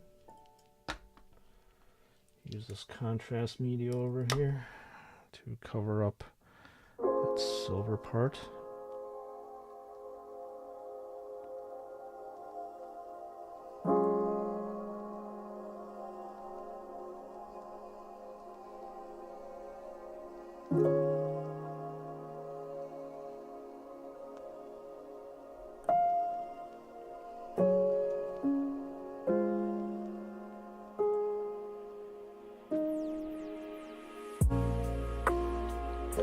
Bungie and Microsoft made Halo from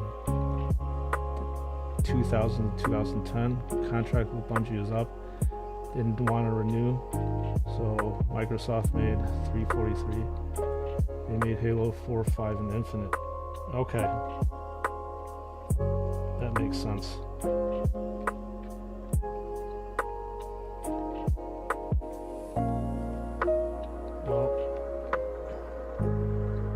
Sometimes these new the people that take over do a good job of translating the original, sometimes they fall flat on their face, which can be a disappointment.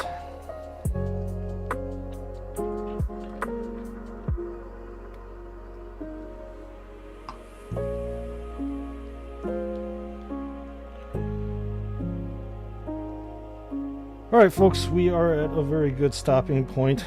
It's almost been about 6 hours, which is the standard stream time that I usually like to stream without my back basically wanting to jump out of my spine and hit myself with it. But yeah, thanks for joining in on the stream and commenting, especially Chris, keeping me company. I appreciate you. We will be again doing the same stream tomorrow, where we're going to be finishing up this guy and picking up where we left off with the chaplain. So yeah, thanks again for joining, and hope that you have your Tuesday is good, and I will see you all the next one. Thanks a lot.